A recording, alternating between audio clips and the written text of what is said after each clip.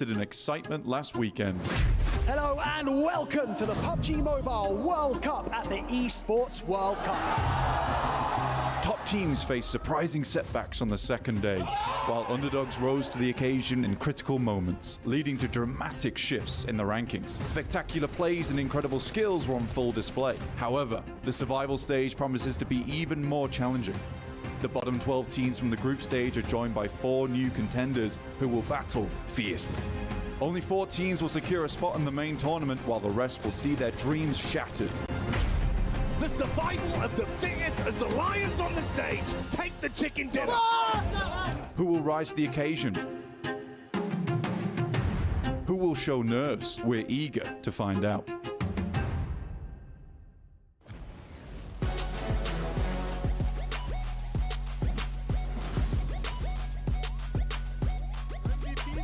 Oh, hello everyone, welcome back to the PUBG World Cup 2024 as we've had our group stage finish off and 12 teams make it through into the main stage. Main event kicking off in just a few days time, but of course before we can even get there, we have to have our survival stage, and 4 teams have been waiting for their chance to try to get top 4 and make it into the main event for themselves. I'm your host Jason Kappen, and like always, I gotta bring in my analyst here, but I'm hearing we actually might have one extra person joining us on stage. He's finally back from the brink of death from his hotel room. They finally have let him out. We've got...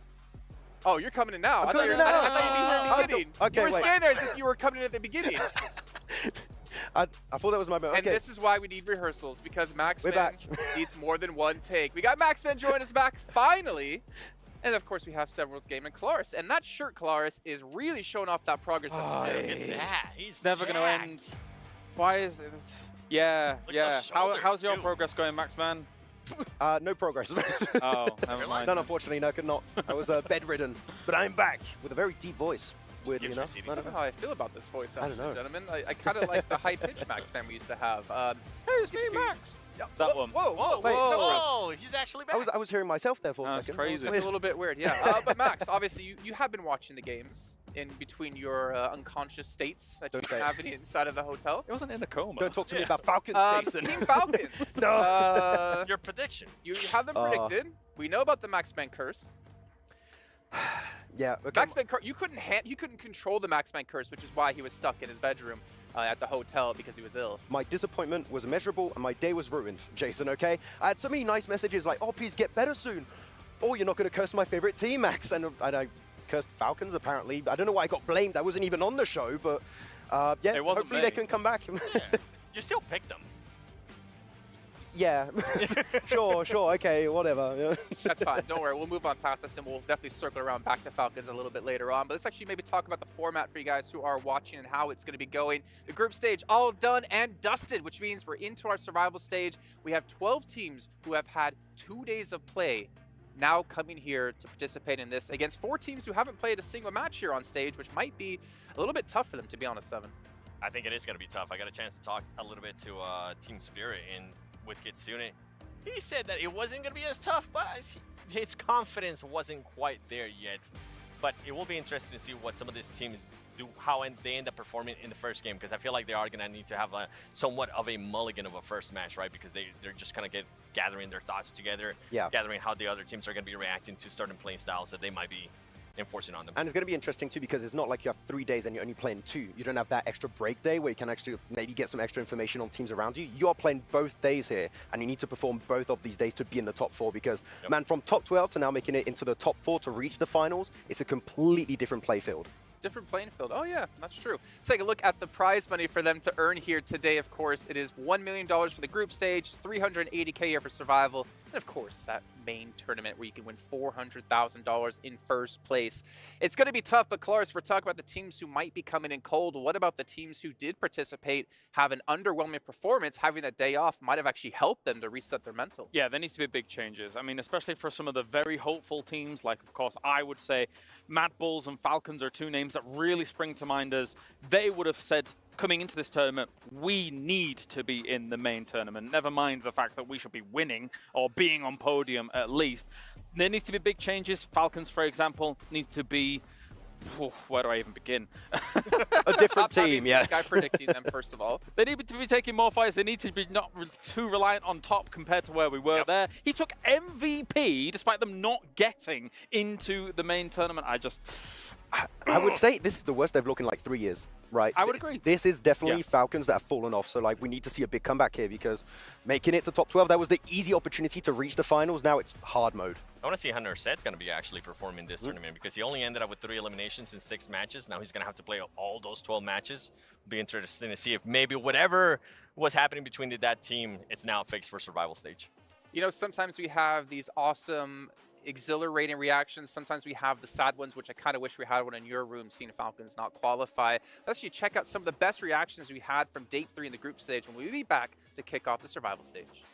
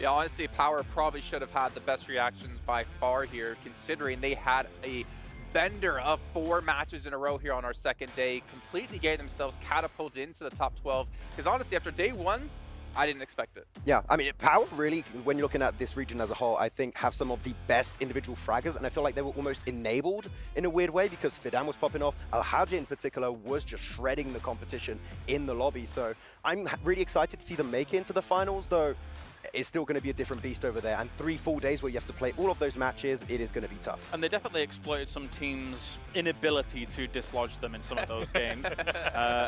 Inco, you didn't do very well in that split. I don't know what you're talking about. So what do you mean? What do you mean? But yeah, I mean, another focus is, of course, Alliance topping out the tables, Jason. Unexpected, hands down. Considering the caliber of teams here, did not expect them to be first place, but credit to them, 3 chicken dinners. Huge. If they continue that kind of pace, we could see them break some records. But also, 7, Alpha 7 coming second to Team Liquid. The little brother finally steps up at an international event with Team Liquid being able to pass them. I thought that was a pretty big deal. I'm pretty sure a lot of people in Brazil thought it was a big deal too. But now we're going to have to wait and see what happens in main stage because, yeah, it is just group stages. Can they actually do that in the main stage, and can they end up being in first place? All right, well, a couple of teams here. Aula, IHC, Max, we got to actually cover them in the PMSO watch parties we're doing for CSA. Yeah. I know Kalaris had them counted out. His hot take was they wouldn't make it into the main event.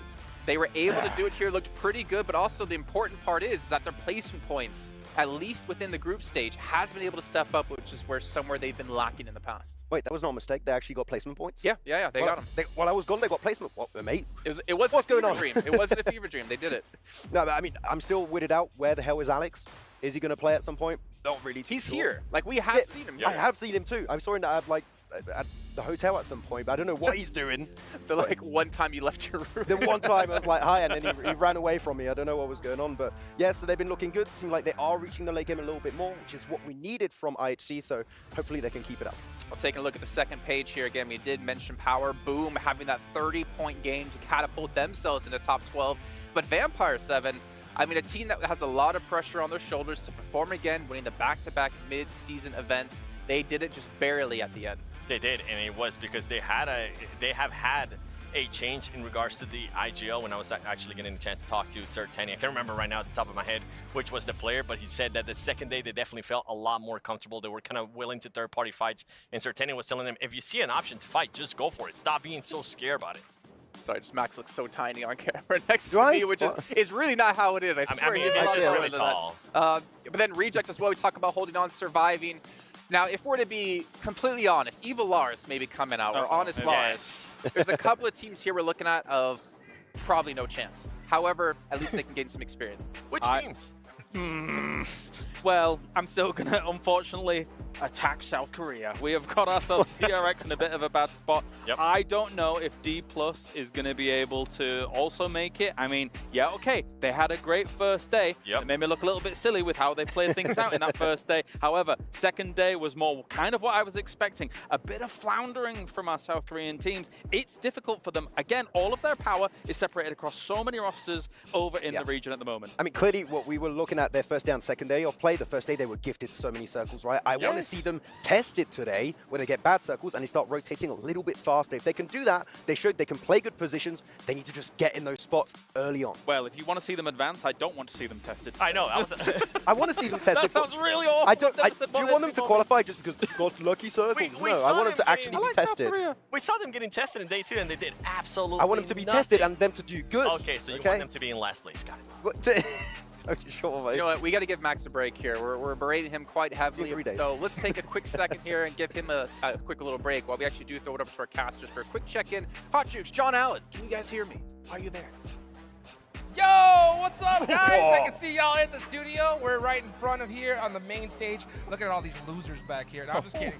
At some point or another, these guys came up short, but it's their last chance to hang in there. Absolutely. I'm super pumped to see Team Spirit back on the battlefields as well. Yes. This is a team that we have long seen as a strong contender for top spots. They didn't quite make it through to the group stages, survival stage. Can they do it? Yeah, and I'm also looking at Twisted Minds. I mean, these guys started at the bottom, all the way from qualifiers. This is their third LAN, so I'm hoping to see them pump it up here in just a few moments. Let's send it back over to the guys in the box.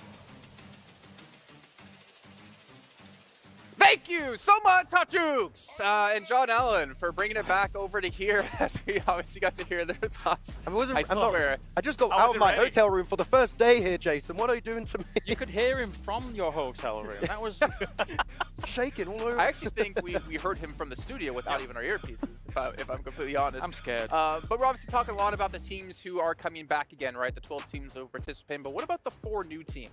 One that's immediately going to stand out that we have to mention is, of course, Team Spirit.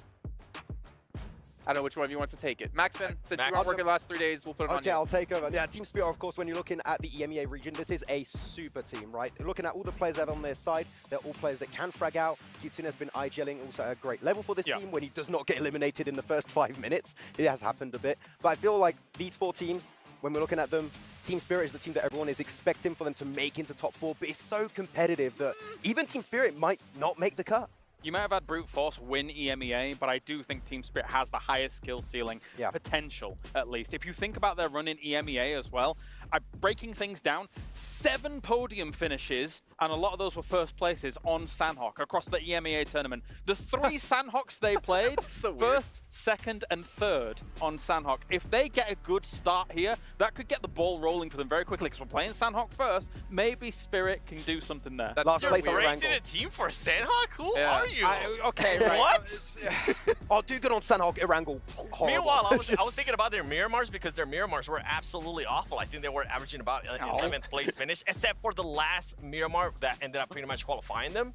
But yeah, they're Sandhawk. Okay. So just Sandhawk. Yeah. Well, one topic I want to bring up with them is Nomi. The fact and the caliber of play he's able to pull off doing those like 1v3s, or not 1v3s, like the 1-3 splits for his team, I don't know how effective that's going to be in a lobby like this. That's the issue. It kind of skirts the line between genius and insanity, right? If you do make it work and it looks good in that moment, then you look great. However, you've got to be absolutely on point to make it work. I bring that up because Alliance have been so strong in their splits and their spreads, and those have been 1-1-1-1s mostly. I don't know if the splits are going to work still for Alliance in the finals, though, so we'll have to see how that's going to go. But also we have to keep in mind when looking at Team Spirit, that they've had this team built up for the spring season. So I'm really wondering how it's going to go for this, because now they've built up that synergy. There's a lot more trust, so I do have a lot of hope for them as to how they might do in the survival stage. Hi, Max. Can you just go back, because these two aren't acting so weird when you weren't here. You guys at home, though, let us hear your predictions. Head over to stcplay.gg. Honestly, I don't really want to make any predictions because it's going to be a tough day. But let's kick off our day and head down to the stage.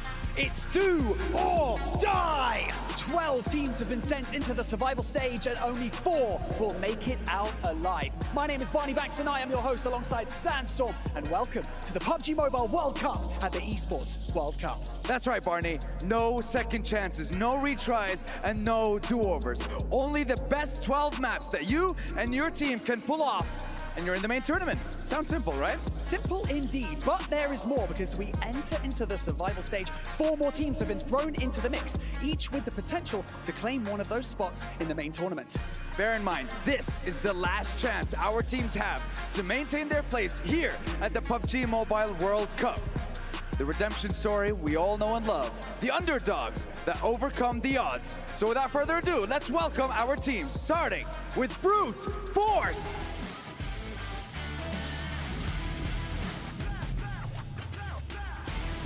D plus Kia.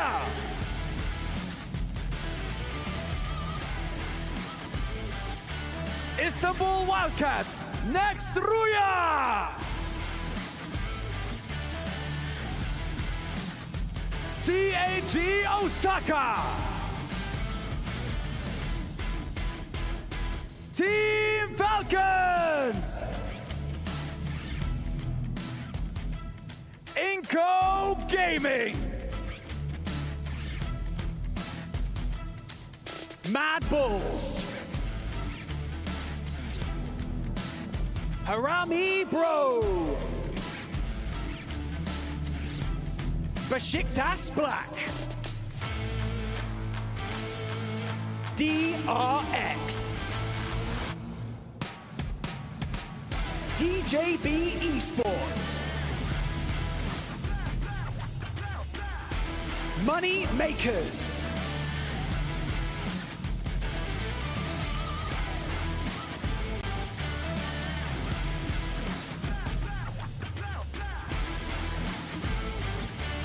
And now, joining them with their only chance at qualifying for the main tournament, with no room for error, no room for mistakes. Do they have what it takes? Let's introduce them, starting with Team Room.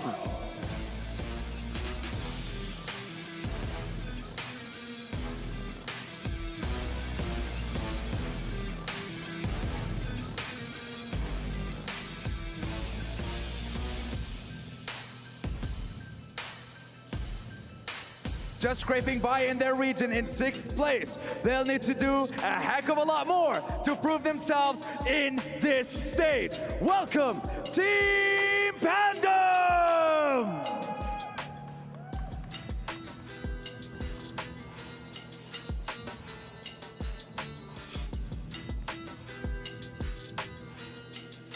Qualifying from PMSL Americas, welcome to the STC Arena, Twisted Minds.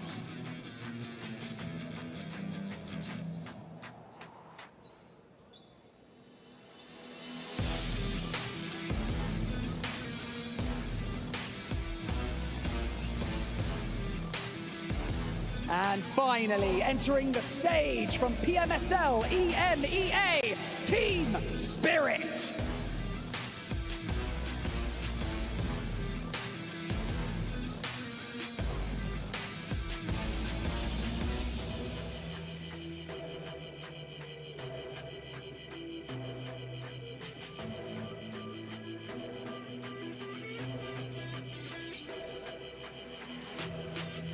Sandstorm, these 4 teams are not the only thing that is new here on the stage, because PUBG Mobile version 3.3 launches its first ever underwater-themed gameplay, Ocean Odyssey.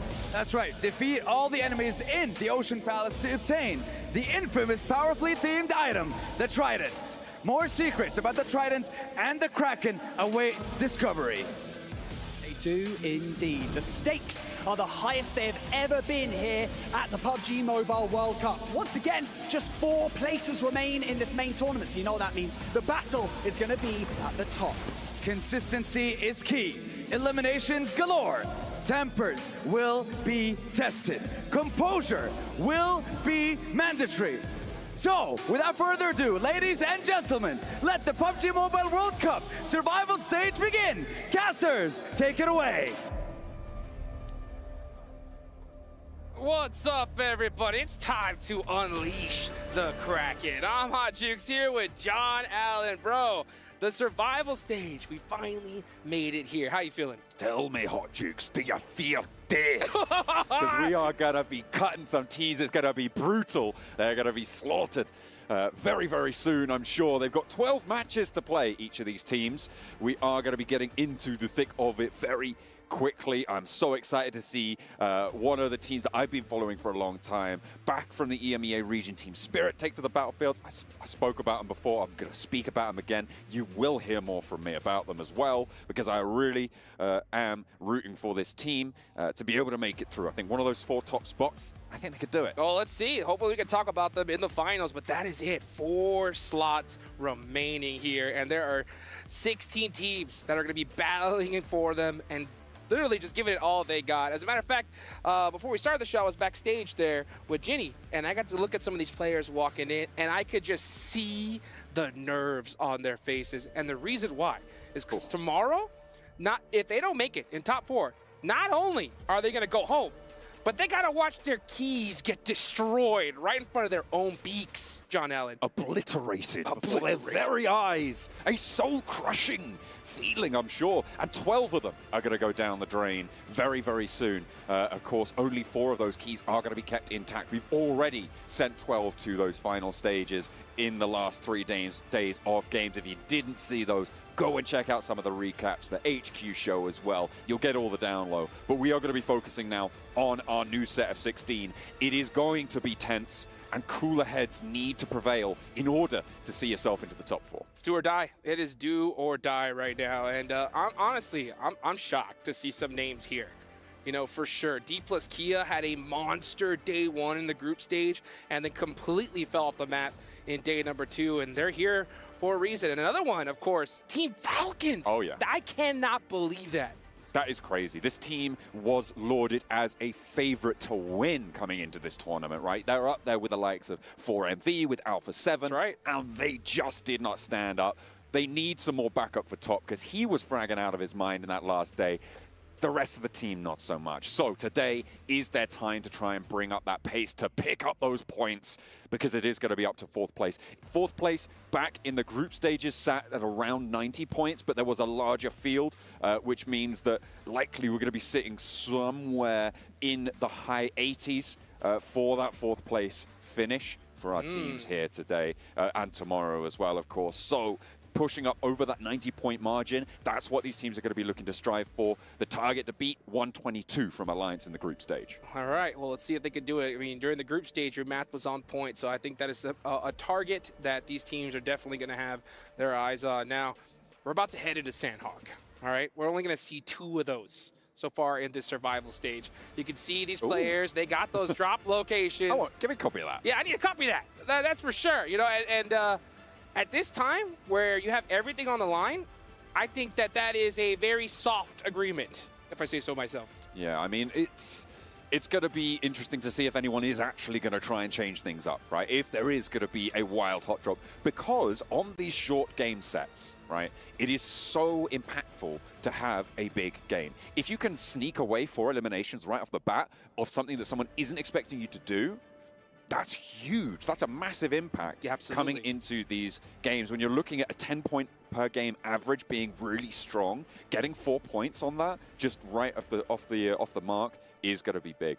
So as we wait for our teams to enter the jungle, we are going to be paying attention very closely to what happens at the start of this next match. I was paying attention to that paper right there, and I saw 2 names dead center of that paper. Okay. I saw Team Falcons, and I saw Team Spirit. Ooh. Are we going to see a hot drop in boot camp off the rip? Well, Team Spirit were a team that were dropping around boot camp. They do sometimes do that trifecta split as well, so they can have that sort of position in the back pocket. But remember, Sandhawk being only 2 of our maps over the next 2 days is going to be a little bit different, right? It's going to change things up just that little bit. So maybe they're more willing to go for some risky drops on this map. Yeah, I mean, that's the way to do it. Honestly, I've said it so many times. If you're going into a tournament like this, especially a 2-day one where every single map is so critical, if you're a confident squad, you have that experience, you know, and Team Falcons should be one of those teams, right? Yeah.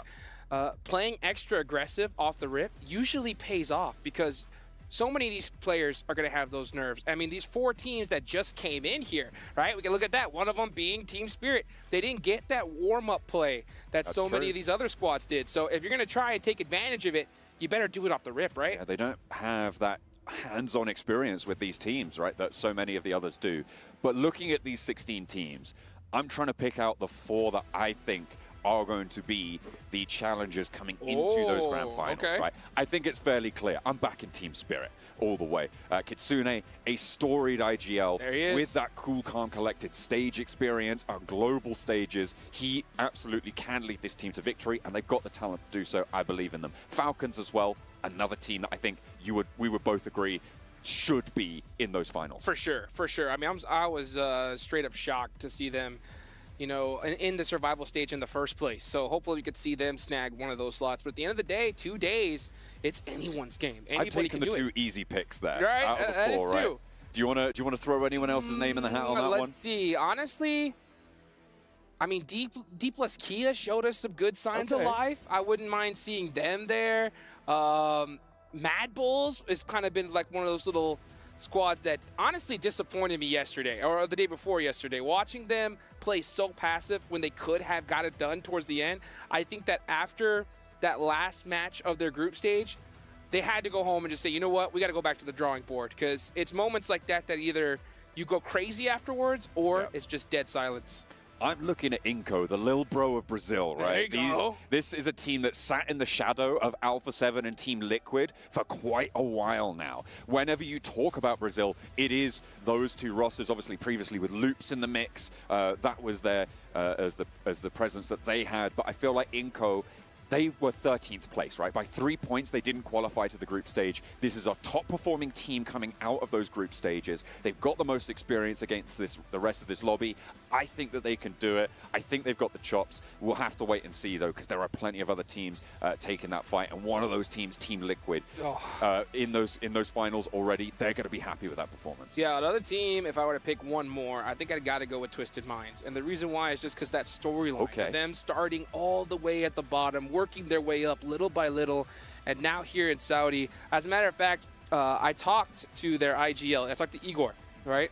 And I asked Igor, I was like, you ready for the survival stage, bro? And he said, oh, I'm ready. I was like, there's only 4 slots available. He looked back in my eye, and he said, nah, there's only 3 slots available, because we're getting one, you know? Whoa. So I was like, all right, I like that confidence. But, you know, at the end of the day, you either got to put up or shut up. Yeah, coming from the PMSL as well. We'll see if they're able to keep up that pace to make sure that they are getting everything done, because that trophy looks sweet. And it is going to be one hell of a task to lift it. It looks pretty lightweight, but I assure you, it is one heavy burden. Oh, man. You know what's going to help make it heavy? All that money. Oh, baby, all that money. $400,000 going to first place in the finals. That is what I'm talking about here. I mean, this prize pool has been insane. $3 million. We already gave $1 million away just the other day, and now we got another $380,000 to give away in the next 2. But it's only 4 slots. Only 4 slots. Yeah, a good chunk of that money is great, but you need to make it to those finals. That's true. 4th place, the results, the reward for 4th place, $26K. 5th place, $25.5K. It's $500, but it is a whole lot of disappointment that's involved in that. And I say $500, like that isn't a lot of money as well, by the way, split between the players. That's a cool new pair of trainers, That's right. Each. But yeah, let's take a look at some more of our teams coming into this one.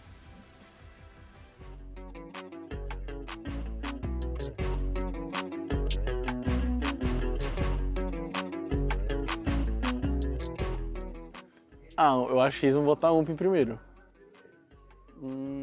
Eu acho que a WM. Em primeiro? É, eu acho que a WM é a mais famosa. Tá. É. Mas pode botar a UMP, né?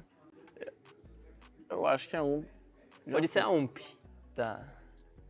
A WM em segundo, né? É, a WM em segundo. A WM.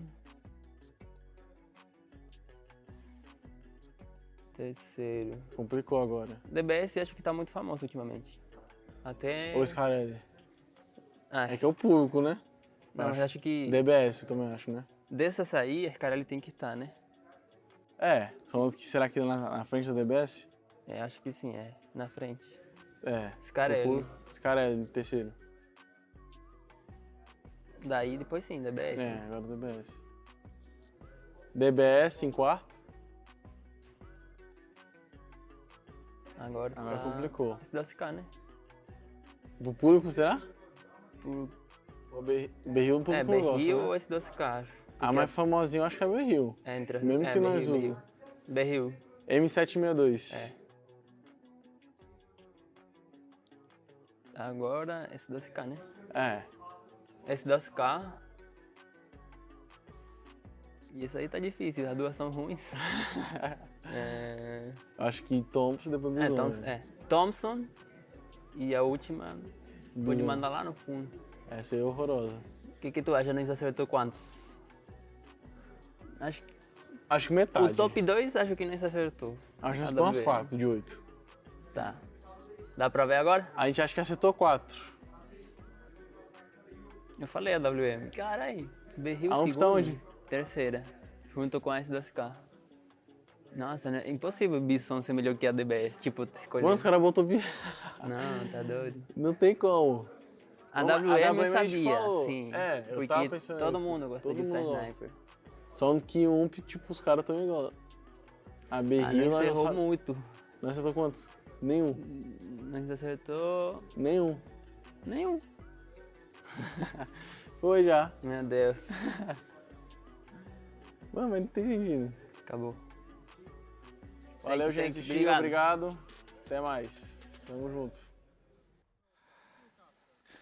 We are heading into our first match of survival stage. That is right. It is just about to kick off with dual gaming chipsets and the 144Hz AMOLED screen. GT20 Pro will equip teams with up to 120 FPS, which is also the first batch of supported devices offering esports level performance and visually stunning experiences. In the 2024 PMWC, the first plane is up.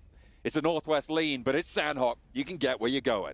Let's get it going here. It all comes down to this. Only a few matches that we're going to be able to see here, and quite a few teams are going home. So those 4 slots, who is going to get them? Right now, my eyes are right dead center of the map. Are we going to get that boot camp hot drop? I am seeing 2 colors right close to each other. And yep, it is Team Spirit going up against the Falcons early. We've got another scrap as well, but we'll hop on board with this. Nurzed with the first knock over towards Team Spirit. But there's the trade. Res just yet can't really find it. And gonna be Res just yet can't really find it. Another knock over towards Team Spirit, and it's a 3 versus 2 on the early scrap for boot camp. Naomi trying to move around Kitsune, going for the rotate around the edge. They're looking to try and put pressure onto Naomi now. He needs to hold his nerve, and it's not there. Team Spirit immediately dispatched, and boot camp a graveyard for this roster. Falcons able to take it home. What a crazy start. Are you kidding me? And a really risky move from Team Spirit. Unfortunately, not paying off at all. Team Falcons are going to get the 4 eliminations off the rip, and they have all 4 up, so it couldn't have gone better for them. What a way to kick things off. Falcons taking out one of their main rivals in Team Spirit for the first match. Still plenty to play, but that is not going to be good news for the roster. Brutal. They didn't even get 1 elimination out of that fight. It is no consolation. And boot camp might just go to the Falcons. I'm going to be interested to see what the Team Spirit team will do to adjust in the next Sandhawk. It's going to be a while before that. Let's look at this circle, right? We've got a southeast shift. We've got Quarry slap bang in the middle of it. IWNRX control a lot of the ground to the north side, but those compounds around that Quarry going to be all important for rotational play. Oh my goodness, this is going to be terrible. I don't know how Team Spirit need to find a way to bounce back after that, because not only did they sit at a group stage, they only played, what, 2 minutes of this map? And they're going to have to wait a good 30 to 40 before they can start playing again. So, oh boy, that is one of their 12 matches they're going to be playing here. Gone just like that. That is out of there. Oof. I'm looking at the zone, so I always look at that northwestern island. We're going to see T-Pandem up there. They're the only squad that actually took that island. So they're going to have to find a way on in. And D plus Kia are actually in a really good position as well. They are all the way down, spreading out through Kampong and Docks. So they have that bottom right side of the map completely locked down. Falcons and Team Spirit was not the only hot drop that happened. Painan also got a little bit spicy, with Harame Bro taking now 3 casualties to the Moneymakers, who have been shunting them out to the south side. That is a really important, again, rotational pass point, right? In Painan, being able to control that ground, really important. But that hill to the northeast is always its Achilles heel, right? You've got that difficult overlook to deal with. If CAG Osaka move into that position, they might be able to spot a moneymaker or 2 and pick up a point for their troubles. Rook coming up proper. Zedwolf just spraying them down. They've got a crossfire. Rook just disappeared. Gone in an instant. Just like that. I mean, we're seeing teams go out like crazy off the rip. And let's look at the replay here, though. Oh, my goodness. Icy coming out from the other angle, finding the M4, how fortunate, and just putting in some work. Team Spirit didn't have a chance. Look how many, you only had like, what, 14 rounds left? That's all you need. You only need 4 shots, right? That's right. I suppose if you can get one through with the appropriate caliber, you only need 3 even, or 2. What a way to start things off. Looks like some teams were kind of thinking alike, because aggression off the rip seems to be the way. And it has paid off for quite a few squads. You got IWNRX with 4, Falcon with 4, and Moneymakers with 3. Harame, bro, that last player is going to have to find a way to scavenge a couple placement points.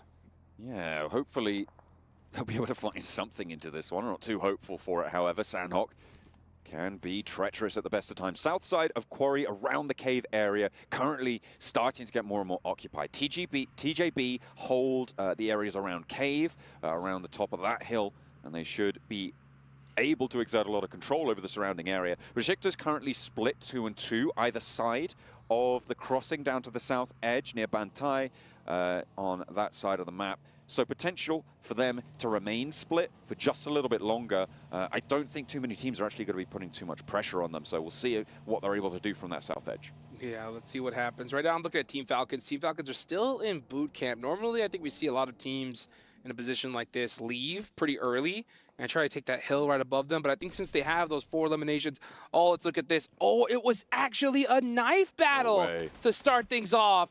N16 coming on out, and you can just see him shaking his head. No, please, no. You're not going to be able to convince him with that. No, not in the survival stage, that's for sure. No, those points are gold dust right now. Inco currently still holding around the bridge. It looks like they want to try and catch someone moving from Camp Alpha, but that's not to be, because currently nobody now remains on the Northwestern Island. They're still vigilant. They still think something's going on, but they're going to have to get on their way fairly soon, because all the crossings are now going to be really treacherous ahead of them, trying to move out to the east. Yeah, this is what I like to see, though. I like to see teams scouted out, just really trying to check every single angle before they start moving. I don't want to see any kind of crazy, third, fourth circle drive-ins to the middle of the map. That just doesn't work. And honestly, I was so shook. I was actually talking to Calaris about this. We were really surprised to see some of these kind of wild rotations from these players during the group stage. So I hope a lot of them took that day off, did their homework, and realized it's a lot better going out with an M4 in your hand than just kind of just driving, silly-willy all in the middle of nowhere. Yeah, absolutely. You know what I've just noticed? Is that the 2 teams have gone out.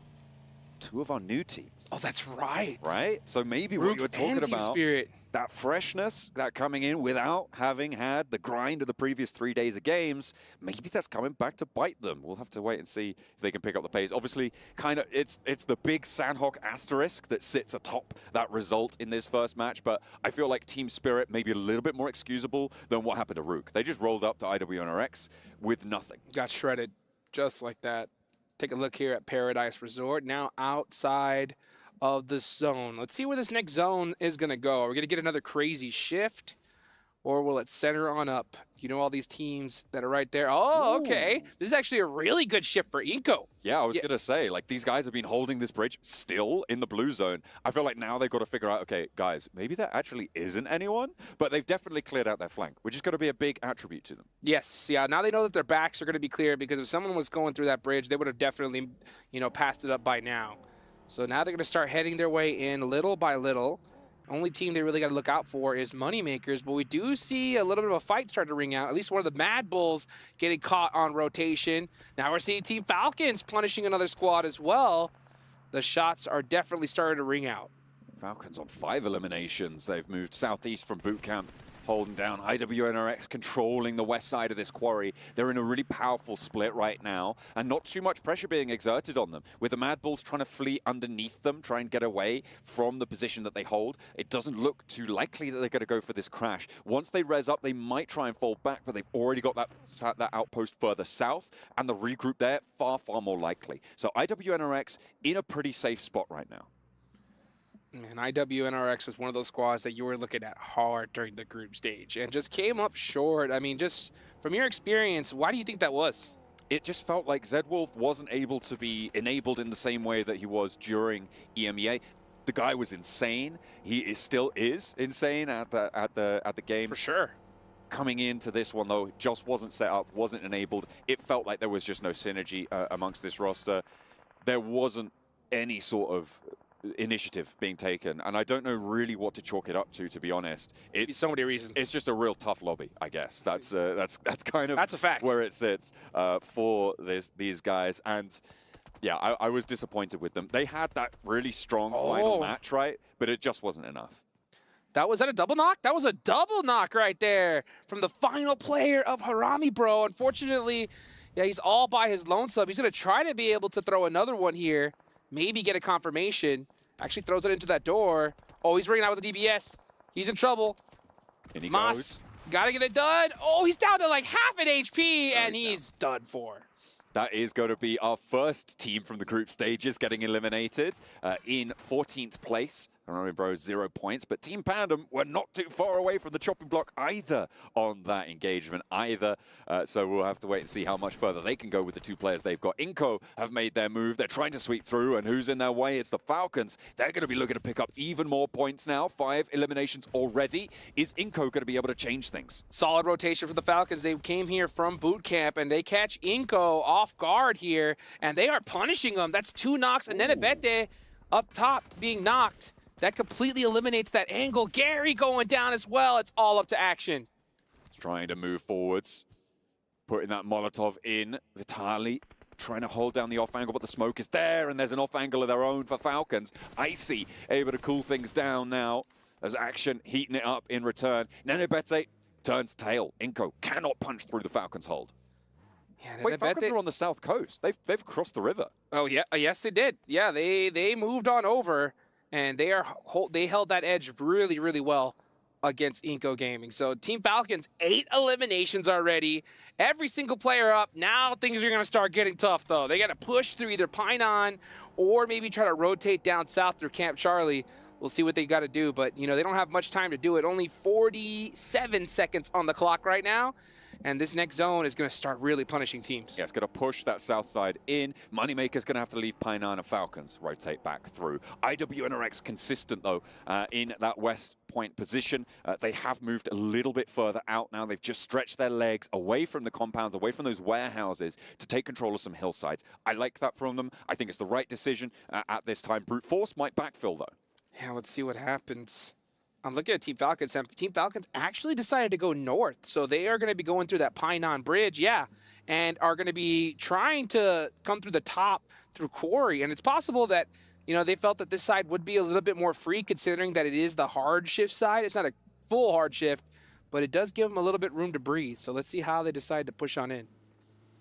They are still marauding around. I believe that's the direction that they rotated from that north shore, because remember they started in boot camp and then went to that south island. I believe that north bridge was where they rotated from, so it was the clearest that they knew to scout and return. But Brute Force now might be a little caltrop on the tracks, but with the shots ringing out now, I think Falcons are going to know. They dip into the blue, actually, to just get even further around this one. They're playing on the east side of Quarry. Might even crash into D+ if they go much further. They're playing it very, very safe right now, but they got to be careful because this is all unknown territory. They have no idea where these other teams are, but let's see how they decide to sneak in. So instead, they fully send it on down into the Quarry, and that is going to be semi-safe for now. Brute Force is going to have some good eyes on them. Oh, they're burning up bad. I'm surprised that they continue to send it on over here, but they do survive. Okay, they managed to get to some cover. The vehicles, though, going to have to be ditched. Playing into Quarry, I mean, it's risky. It's really risky, because especially when you got Brute Force who know where you are, with D+ who now know where you are. D+ Kia got to start to put the punishment down towards action. He's got a nade. He's got to pull the pin up towards that watchtower. That could be good. If it gets through the window, I don't think it quite tagged on in. So it's not going to have the impact that we're looking for. Brute Force took a knock in the meantime. That was such a risky rotation from the Falcons. I mean, they could have just pushed in little by little and used their weapons, but instead, just crazy bold. They're so lucky that UAS even flipped over right on time, and they were able to make it into this next circle. The only thing is that they're completely trapped here. Like, if the zone goes anywhere away from this, they have no means to get there other than their 2 feet right below them. Yeah, those Gams going to need to start to hoof it, plonk their way forwards. It's going to be a tough march, though. Moneymakers onto the hillside. They've left from Painan now, and they're pushing up towards CAG Osaka. Both teams on 4 players alive. 4 eliminations already on the hot drop. And D+ Kia going to find action from Falcons in the meantime in the quarry. The fight on the hilltop now for Moneymakers and CAG Osaka going to rage on as the nades go back and forth, and Koa goes down first. Nades coming back, and Garnet wants to put another one right on the money, but it's not quite going to do the damage to get the flush. Nox not going to be coming through thick and fast. There was a re-knock, by the way, on the Falcons versus D+ Kia fight as the circle shifts out far to the east. That's going to be interesting for them. The nade for Moneymakers, a second knock, and in goes the US. They spray forwards, but there's an answer. Icy Boss at the back will be able to take the first approach down, but it's all up to him. A nade, a smoke, a Molotov's going to push him out wide. The blue zone's going to take him down, and that is all she wrote for the Moneymakers. 4 points on the match, and that's all they'll find. 5 elims, they did get 1 in response. Now let's go ahead and move on over to this fight, TJB versus Mad Bulls. And it looks like one of their players is out of position. Yeah, he's going to get eliminated, so that's down to just 2 remaining squads. And this fight is really going to ring out because this is center of this next circle. GK first, actually, they can wait. They shouldn't mind having to share this compound. But if they're going to make this push, they have to do it right now, because third parties are going to be coming like crazy in just a few seconds. It's a really important compound for TJB to try and hold Twisted Mind's position right now. I'm a big fan of, once Besiktas regroup as well, this south side, I think, is going to be a stronghold in these next phases. The difficulty, of course, is there's a little bit more crunch to that south side. That cave top hill can also be pretty dangerous if a team tries to approach, which is why Besiktas are trying to keep such a wide split right now. They need more control to hold that top spot. I didn't even want to say it, John. I have been begging for a Sandhawk cave circle since like the beginning of time. So I want it so bad. Come on, Zone. Go down south. I want to see a cave finish. One of the best finishes I've ever seen. It wasn't very loud. In fact, it was a 0 elimination chicken dinner that came through. It was De Muerte at the time, and they hid down in the cave, and everybody else couldn't out-heal the blue. They just had more meds with the last player for De Muerte, and they were able to get 0 eliminations and win it out by hiding in cave. Oh, let's see if we can see that. Meanwhile, the Falcons are going to be trying to make it happen here on the north side where Quarry is. D+ Kia throwing some nades, trying to make the rotation even more difficult. Icy is starting to find some angles, though. He is able to make it up the hill. D+ Kia need to start watching their backs here soon. 9 eliminations now for Falcons. They are angry that they did not make it into those group stages. Oh, that nade. Positions, a nade up top nearly finds top K. Going to be taken down a little bit lower. There's a spray from an off angle. Another nade put up towards him, but no knocks found just yet. Top still is alive and kicking, but he needs to get some healing done to avoid another nade. And K, same story for him. The shift out to the west forces them to play around the edge of this quarry even further. RIP K finish. The dream has ended, but you know what? The dream is just beginning for so many of these squads. And Team Falcons are absolutely crushing it. 9 eliminations so far. They're going to have to find a way into this next zone. You can see them starting to hoof it towards that circle. Icy is the one that's stuck out of position here. And with only... Well, actually he has 3 smokes, or those stuns? No, those are stun grenades, so no smokes to his name. He's going to have to do it with the bullets in his M4. Brute Force making their way across the west side of the quarry ridge, and it's not going to be slowed down, but it will be stopped. Actually, Top finds the angle that they were looking for, and they will slow it down, but Top goes down in the meantime. Brute Force move into the bottom of quarry as well. That basin starting to fill up now. And it's so much pressure that the Falcons have been bearing for a while, and I'm surprised that they've made it this far with all 4 players alive. Top is knocked. Let's see if Action's able to make it across. Oh, Brute Force saw it coming. They're applying that pressure to Action and just forcing him out right here. Blue zone is going to start closing in the next few seconds. It's another team down. Oh, let's go.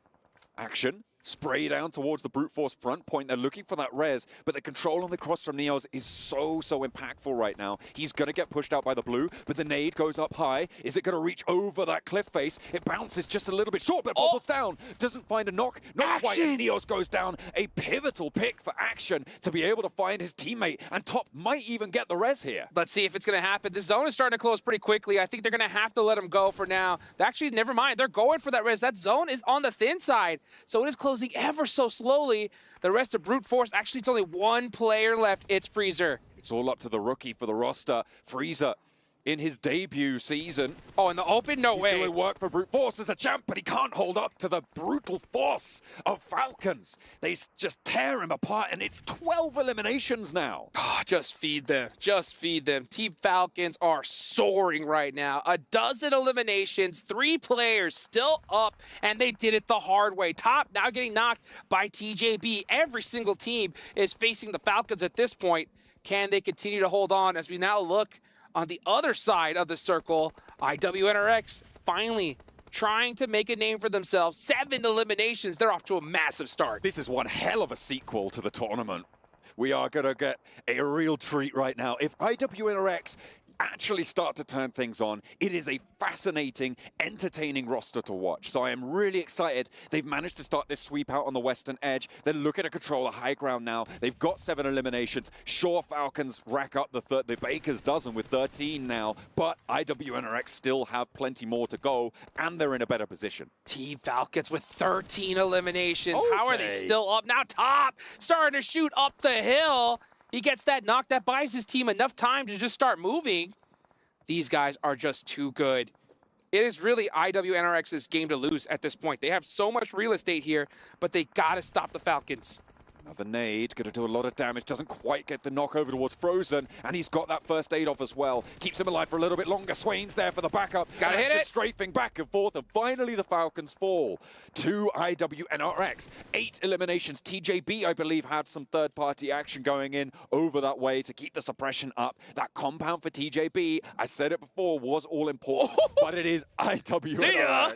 I mean, do you need any more of an indication as to who's going to win this one? You can't predict anybody but IWNRX on this. Hey, you know what? IWNRX just got this game on a silver platter. They should win this 100% of the time. If they lose, it is 100% on them. So let's see what ends up happening. Last few stragglers trying to soak up some points. Good to see Mad Bulls making it here towards the end. But with that blue zone coming, that is all she wrote. TJB holding the north side, the cross attempt from Twisted Minds. They are trying to make it work, but Ratto Boy cannot make his way across. Wasn't able to scurry his way on through, and now TJB have to leave. IWNRX have a shooting gallery, all of those ducks trying to hop out the barrel, and it's just not going to work, Hot Jukes. They better hop out quick because GK first. Oh, we're trying to get a critical knock to make something happen for his squad, but IWNRX, they got that barrel locked down. It is not an easy time. Only longs for TJB, and IWNRX, they channel the force that they were able to exert in their final match of the group stages. They play with a gifted circle towards the end, and that is how you want to close it down. A big statement made for IWNRX, a statement made for Falcons as well, as they open the bidding with a big Sandhog. That is what we've been waiting to see from these squads. IWNRX, they did not let off the gas, right? They didn't go and just sit back and relax and say, you know what, yeah, we got this game. We'll just see whatever happens. No, they took the initiative. They got those double-digit eliminations because they know they can't count on the rest of the maps to make something happen. So they got that opportunity. Very fortunate for them, but they really, really drove it home. I'm really now going to be keeping my eyes on this roster, right? I kind of discounted them. Honestly, I wasn't really considering them for a top spot, but if this is the sort of quality of gameplay they're going to bring, it's going to be good news. But of course, you have to mention that the Circle was a 5th player for them. Yeah, I mean, but that's the way it goes. That's the way this game goes. When you get those zones, you got to take full advantage of it. When you don't get the circles, you still need to put up some points regardless. And one team that did that was the Falcons, right? Absolutely. They were not gifted zones by any means necessary, but they just pushed through every single squad with a just relentless dedication. And they were just taking out team after team after team. They should have been out like 2 zones before that, but they got it done. They took some bold decisions. They went west, they went back east, they made some rotations in order to put themselves in those squad fight situations. They dropped with Team Spirit. I'm pretty sure both of these rosters knew that that was going to happen, right? Oh. There's no way that you come into this tournament oblivious. We saw it on some of the prep. That's right. Coming on in. Teams knew that that was going to happen, so they wanted that fight. Team Spirit did not know what hit them. They were not ready for it. I mean, it was just gone just like that. So I don't know what they're going to do. Team Spirit need to find a way to bounce back because they didn't have the warm-up that Team Falcons did against most of these squads, and they got taken out within just 2 minutes. So they were just cooling off this entire time. Hopefully we can see them heat up here in a bit. Absolutely. Team Spirit, I'm waiting for them to switch it on for this next match. But before we go to that, we're going to go to a quick break. Do not go anywhere because the survival stage will continue in a few. 4,000 years, my wrath has burned in the waters of the deep. This power awakens me. The kingdom will fall once more. The sea will consume all yet again.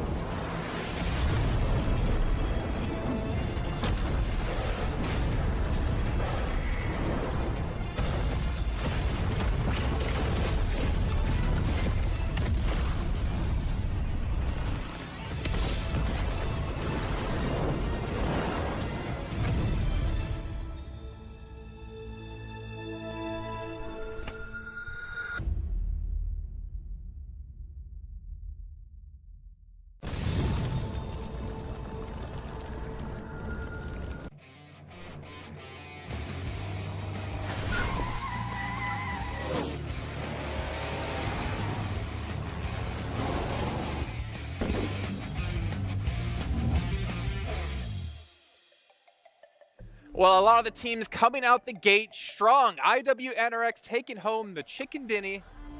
I know how much you love me saying that. But also Team Falcons putting out some good eliminations. Yes. Against teams that really they should not even get eliminations up against from the get-go here, Jason. What the hell was that hot drop, okay, Mr. Talking about Team Spirit, okay? I'm surprised someone didn't rib me straight away for, you remember that time you said Spirit was really good on Sandhog? Why? Look, we assumed maybe that hot drop scenario would have just been resolved. Apparently not. I don't know why you would go and channel Lich Falcons at the beginning of the game, but there you go. That is going to really stunt some growth here, I think, for these 2 days. It's not even the only one, right? You had Moneymakers versus Harame Bro, so you had 2 hot drops happening also in Painan, so those need to be resolved. Of course, it is only Sandhog. If it happens on a Wrangle, it is pretty bad, but, you know, hopefully they can fix it for the second day. Kalaris, did you notice something there on the leaderboard? No. You I did was it? looking at you. Well, I can understand. What was DRX, 8 points. Hooray! That's better than I thought it was going to be. Actually, that's more points than they got in that first day. It is. And that Hooray. kind of gets them into top 4. For now. They could be making it into the main event. It's one game. Let's calm down, okay? It's one game.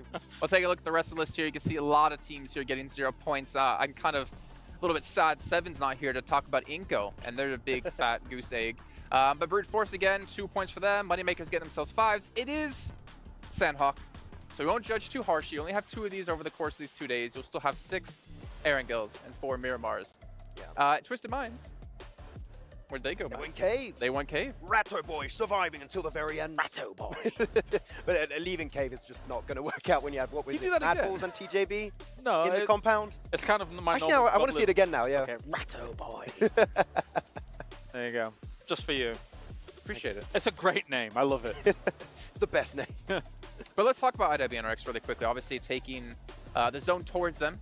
Yeah. But they were insanely quiet, I would say. I'm going to go to you on this one. Insanely quiet during the group stage. And this is a team that I feel like we maybe had better expectations of, because in PMSL EMEA, Z-Wolf was just the MVP. Like, he was hands down great. easily the MVP, but he was so silent the first 2 days. And technically, this roster as a whole, there's a lot of lineage behind this roster when it comes to the Turkish region, how they're going to perform. For this game specifically, obviously, it felt like they had a bit of a delivery towards them, and then all they had to do was really sit towards the middle to be able to greet teams coming towards them. But they did a great job of doing it up on the high ground here, and if the circle's going to come your way, what better way than to just sit back, sit pretty. Yeah, I mean, they had Rook, because they didn't loot too much in this game. They went very quickly to the warehouse, and after that, I just talk with my hands, Jason. Do a lot of this. I do that, a lot of that. But Rook were instantly going for the rotation, and they just got extra loot of 4 players for pretty much free, so they could just stand in that position for the entirety of the match. And the moment the circle moves away, guess what? You go for the high ground position, start obliterating all the teams around you, and get what I would call a pretty free chicken dinner here to kick off the day. What about good old TJB? We criticized them heavily about they were similar to D+ in terms of when playing in compounds, playing with more of a center zone. They did fairly well. They really struggled on their second day. Sure. A good start for them, at least. Well, it was very similar, though, right? Like, they had that compound south towards Cave's position, as we take a look at some of the highlights here from the games. And it seemed very similar to a previous Sandhawk that they were able to do well on, right? Just have the hot compound, hold it down, force teams around you to make some uncomfortable decisions. And you saw us, for example, Twisted Minds having to come out of Cave alongside this. There's not much wiggle room for the teams around them. I kind of liked what TJB were doing too, because they were in the same compound as Mad Balls, but they weren't actively fighting each other. Like, okay, a lot of teams are going to be trying to leave Cave or rotate around Cave. Yeah. Let's work together in a symbiotic relationship and get as many points as possible, then try and leave, which against IWNRX's position is nigh impossible, but you at least survive into the late game and get a few eliminations here. And I get it, because there's too many compounds on Sandhawk where you cannot hold them yourself without taking casualties. On the roads especially, yeah. Yeah, so you need to make sure that you're making mature decisions and just backing off from some of those fights to then live later into the game alongside your newfound friends who are in the Ratto Boy. Not Ratto Boy. He wasn't. Anyway. There is a specific player that I didn't even notice he was actually played until this match. And to be fair, it was his first match, actually. Old Boy. He's in. I thought it was just going to be perma-sub for the team, but he's actually playing today when he didn't get any matches in during the group stage. I don't know what to expect of that, though, because I have not seen him play at this level in a... How long has it been since he's played in, like, these types Well, how much hair did you have when last time you saw him playing?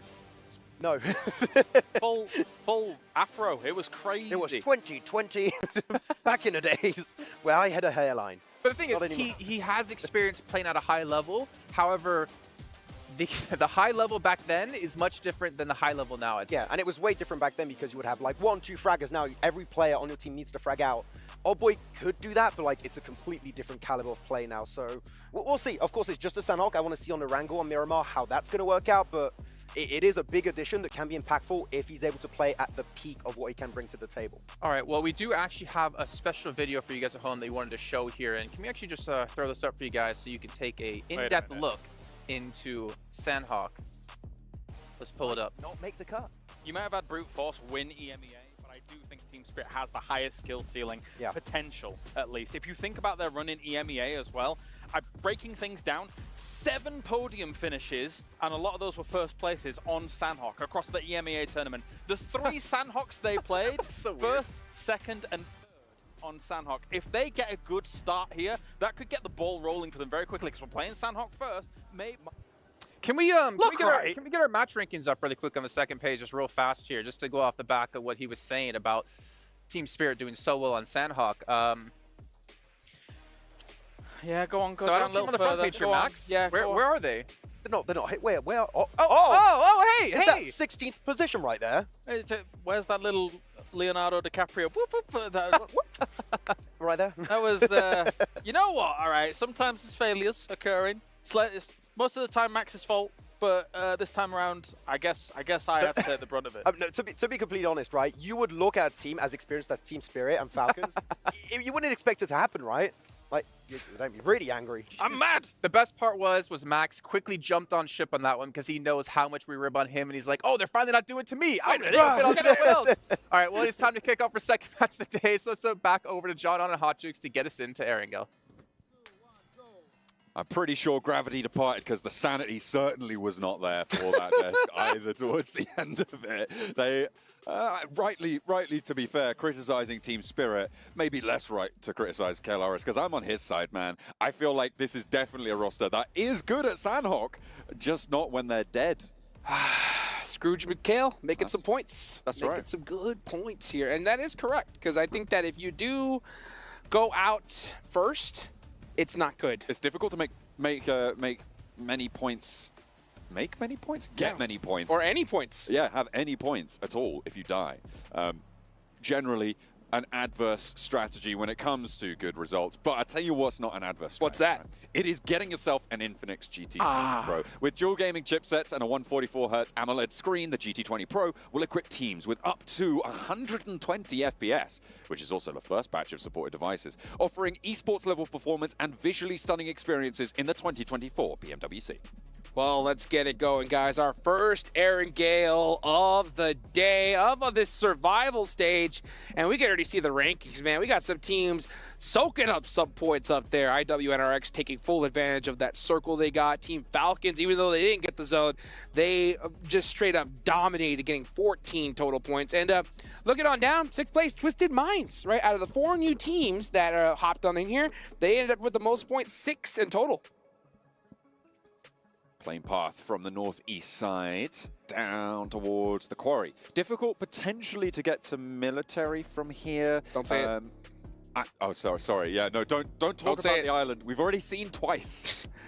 Too many times. The brutality of that sort of a circle on the south shift. And in a survival stage, teams would be very, very reluctant to try and make their way down there.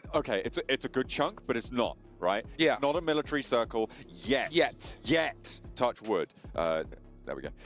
Found some wood. But we are absolutely hoping that they don't have to make that shift south. Yeah, they do not want to do that. No, we got a hot drop! Team Panda! On the outside! The knives! Oh. Team Spirit, what do you got? Are they going to be able to find anything? This is no disaster. Way! Not Team again! Spirit! 2 games in a row! Team Spirit have fallen! What are you doing? You can't do this! This is PMWC! The devastation! Can we get a clip of Kale right now? What's his face doing? Yes, I want to see Kale's face, because... I mean, mine's doing. I think it's covered in tears of EMEA. It's unreal. That is unreal. 2 hot drops off the rip, not able to find a weapon, and you go down like that. That's honestly unbelievably difficult to bounce back from. That is unequivocally a bad play now for Team Spirit. No excuse for doing this twice in a row. I don't know what they're going to do. I mean, maybe it could have been that plane path. They didn't have a solid secondary drop location, and they just got punished right there. So if you're even trying to make top 4, 2 bad games is pretty much max what you can afford. So they need to go crazy every single game after this. Otherwise, they're going home. Let's be honest. It might have just been done and dusted off that. I mean, if nothing else, that's a huge morale buster of a start to the day, right? 2 matches where you're out of the game in 30 seconds. It's not cool, right? It's not cool. It's going to be a real rubbish feeling to be sat there in that team spirit booth thinking, what have we done? What have we just done? We are throwing this away. Let's see what Twisted Mind can do. TJB making a party up over here by Crates. Nice support fire there from the other teammate. Guizao is trying to find a better angle here. He's actually going to be popping him through the back. That's a bold play. I'm so shocked he even did that. He should have found a way towards the squad. Now he's completely trapped, and he goes down. Yeah, it's the GK first, able to hop out with backup as well. Twisted Minds not in the position to support it. That's a good nade. Might go for a third party. You're right, that was a pretty solid nade. Pushed him back and into the sightlines of his teammates, playing off one another.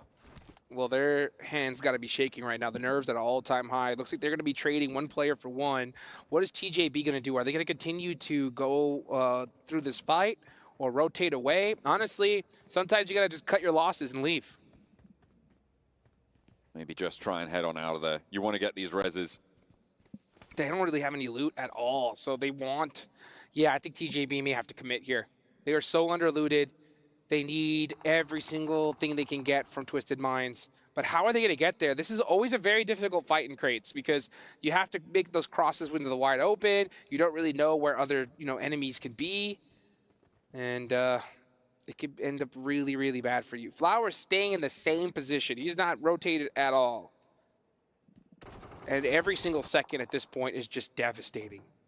It's really going to eat into your point scoring potential every single moment that you keep presence in these crates. But they got Overwatch now.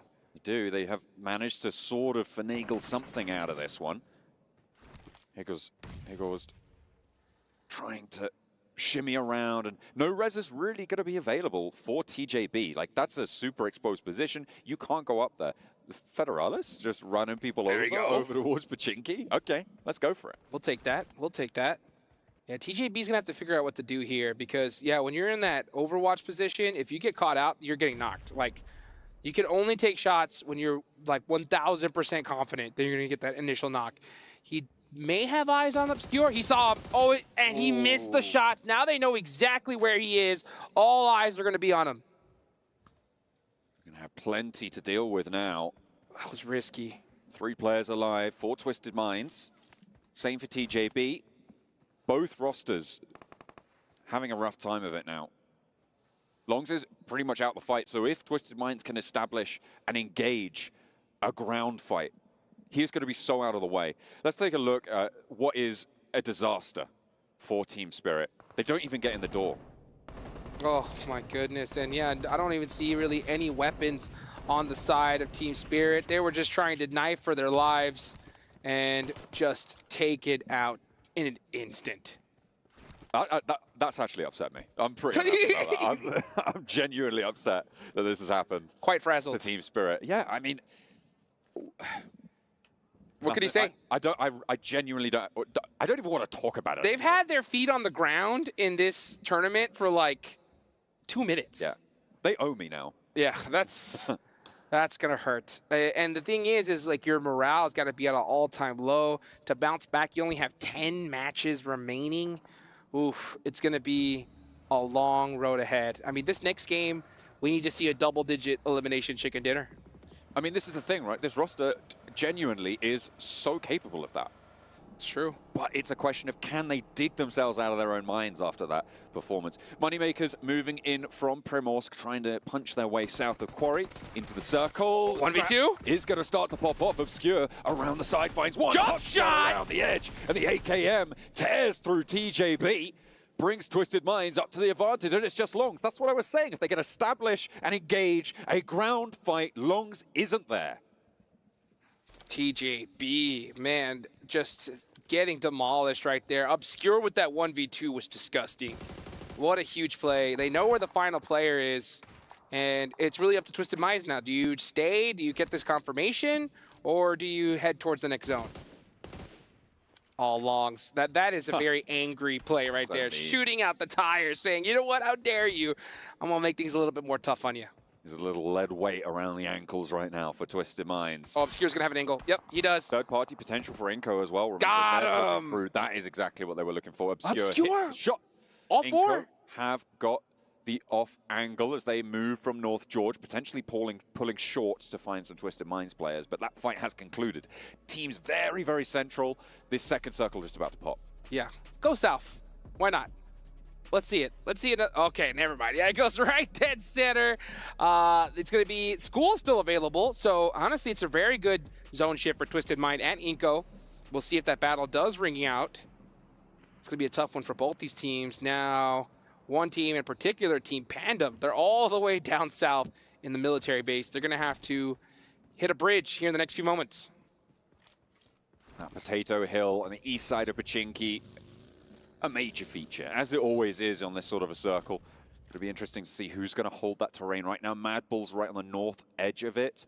You got Rook marauding around on the east side, potentially clashing with COG Osaka as well. There's a couple of other teams trying to push their way in. Besiktas getting close towards the top there. And I think having some runs across the Pachinki fields as well to bring up the rear as things start to get messy around the middle. Inco do finally find 1-2 from Twisted Minds, and they're looking for that flush as well. They will extract the value. Twisted Minds down to just one player alive. One player alive, just like that. They did get some points on the board, though, so that's fortunate. But at the same time, it's going to hurt pretty bad. You could see Inco, they were waiting for this. They heard those shots ring out, and that's why teams really need to try to avoid any engagement early on. It's because, yeah, you get those 4 points, great, but it's very, very rare at this level of competition you leave unscathed, right? You either have a couple players go down in that fight, or you have a team completely gatekeep you. Now we're going to watch the two top squads so far in the lobby, IWNRX and Team Falcons, start to poke some shots at each other. This is where I think IWNRX are going to have to prove themselves a little bit more. They're on that south side of the circle in general. They're not given a center circle position. Their sweeping needs to be strong now. That's kind of how they finished out the last game, and what they're going to need to do this game, sort of going to echo that. Obviously, it's only circle 2. They don't have to move yet. They'll be able to bide their time for just a moment longer, but fighting off against Falcons, that's another way to prove yourself. Team Falcons. Action is knocked. They should be able to get the res onto him. Actually, no. He's really low. Getting picked apart. He should have cover now. Let's see if they are going to be able to pick him up. Top, it's really up to him to just apply some shots, some pressure to be able to get their teammate up. Let's really look at this replay here. Obscure with this 1v2. Beautiful pre-fire shot. Have to win this against a DBS. AK, bop, headshot. That's all it takes. That is exactly what you need from Obscure, so Twisted Minds happy. That was a 1v4. To have him on the roster.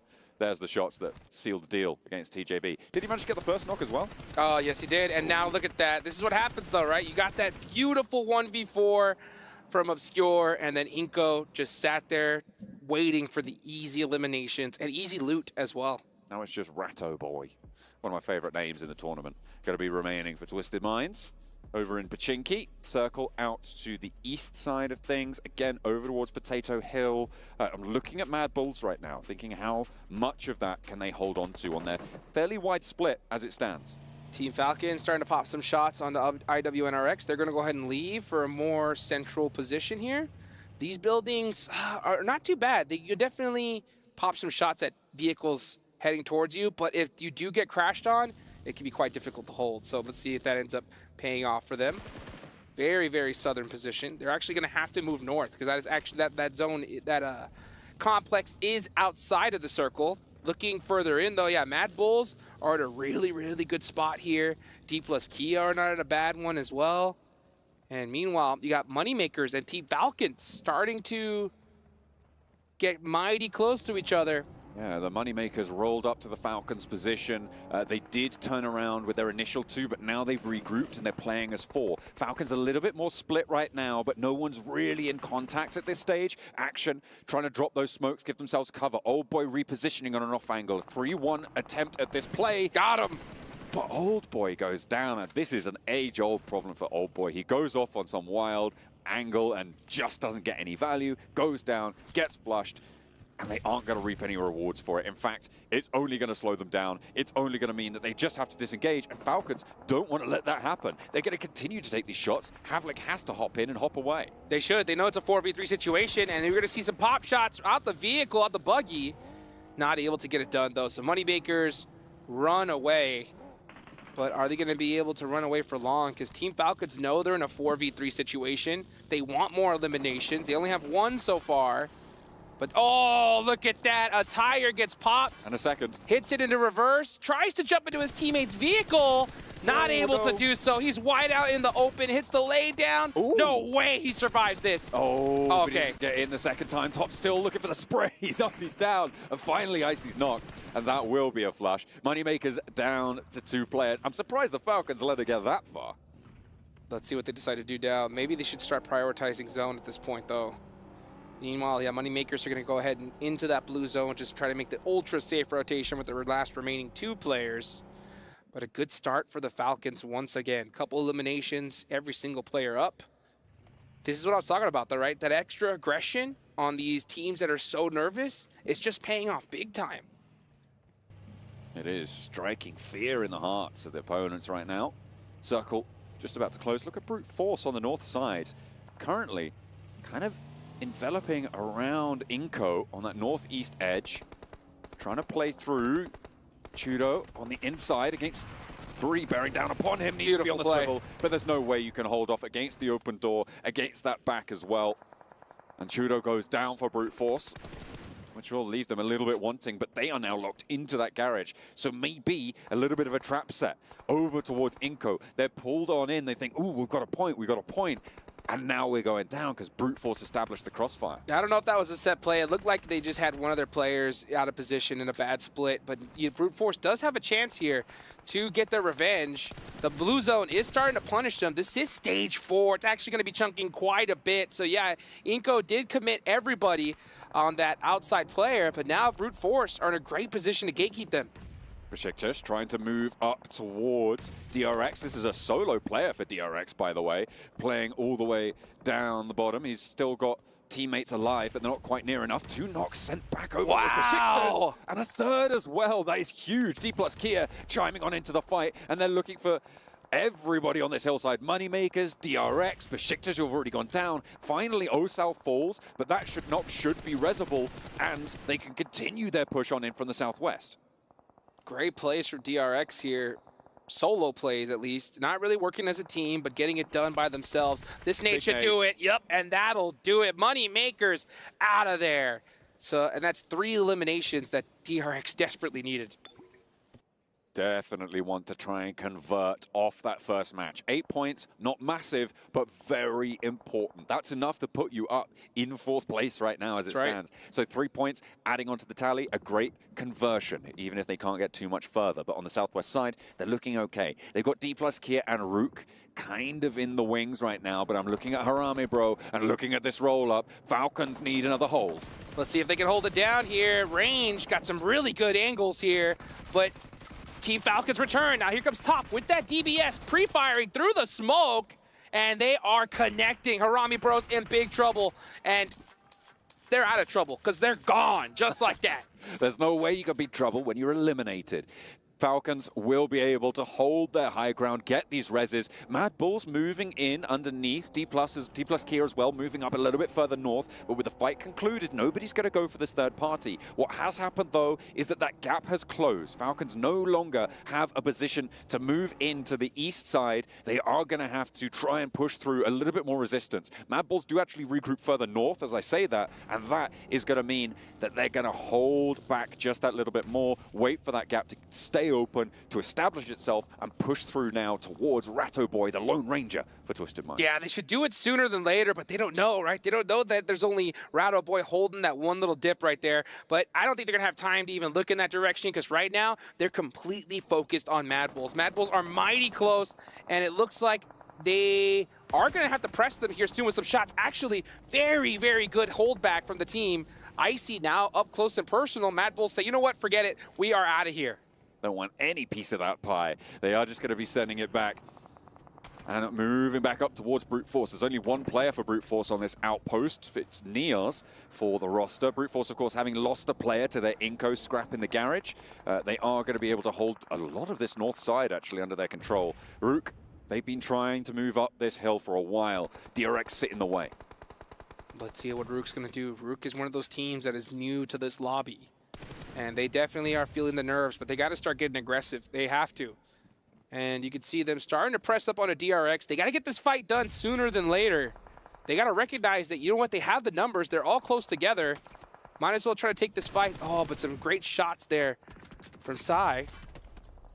Up top. And that's actually from multiple different angles. Now we see Rook starting to press the pressure onto DRX. Is he going to get that knock? No, barely misses. Not quite able to connect for Where's the rest of the team, there. though? They are quite split around this fight, and they're not really trying to capitalize on this just yet. Finally, Inco goes down.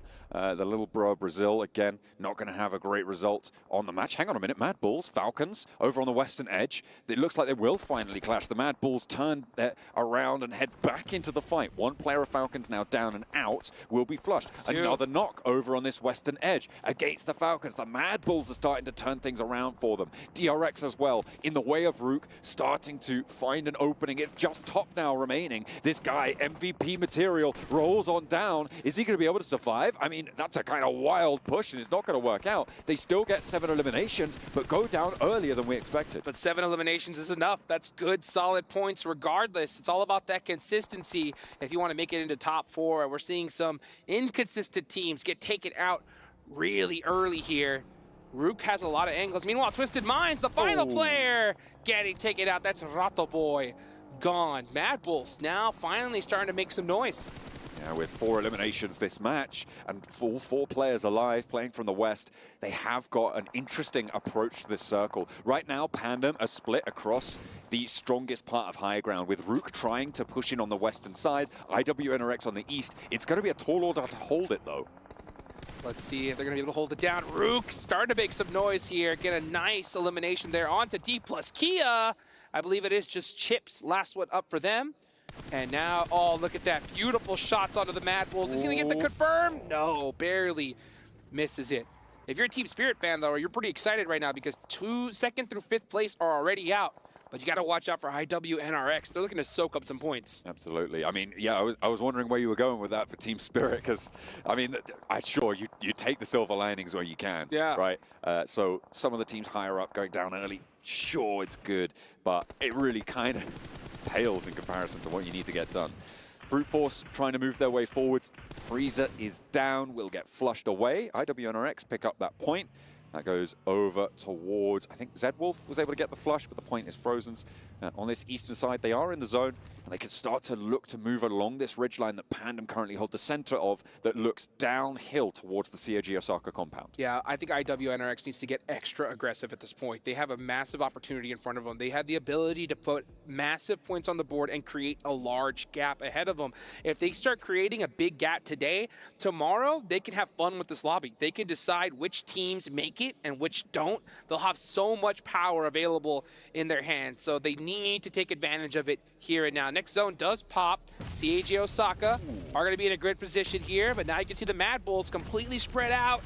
Starting to get punished here by Rook. Rook are doing bits right now over on the western side, but again, they're going to have to move forwards. It is 3 players now alive, with Zerich going down for the Mad Bulls, but Rook are taking damage, and that is Pandem. This is the strong high ground I was talking about. They are looking out to that west. It's a little bit higher ground over there, but there's this saddle that sits in the middle, and you need to push past it. That's what Rook are going to look to do now. Pandem need to hold, but they've lost one bit on that outpost. Down the hill they go, and they're exposing themselves to some pretty disastrous angles here. One player falling, and it looks like they might just find some more hold on that western edge. Yeah, I think Team Rook is doing too much here. They're focusing on too many separate fights. They need to just group up together, focus on one team at a time. Right now, your eyes have to be on Mad Bulls. You want to be able to secure this location and then move up little by little after that. Let's see what they end up deciding to do. It looks like they did finally group up, and they could look to pass up the Mad Bulls. That's a very, very risky play, and might just take it to CAG Osaka. Nope, instead they do send it on the Mad Bulls, and they are on the run. They're going to get that flush. They're going to turn around, make sure they secure the point. A 9th elimination on the cards for Rook. They are on the war path, and all 4 of their players are alive, pushing into the circle. Still not easy, but with Pandem on 3, it's a little bit easier. CAG Osaka flexing out now and actually rotating south to put pressure on. Yes, they are. CAG Osaka have been pretty quiet, though. Only 1 elimination so far. Well, let's see what they do. Actually, no, I'm sorry. No eliminations just yet. So they have not been able to pull 1.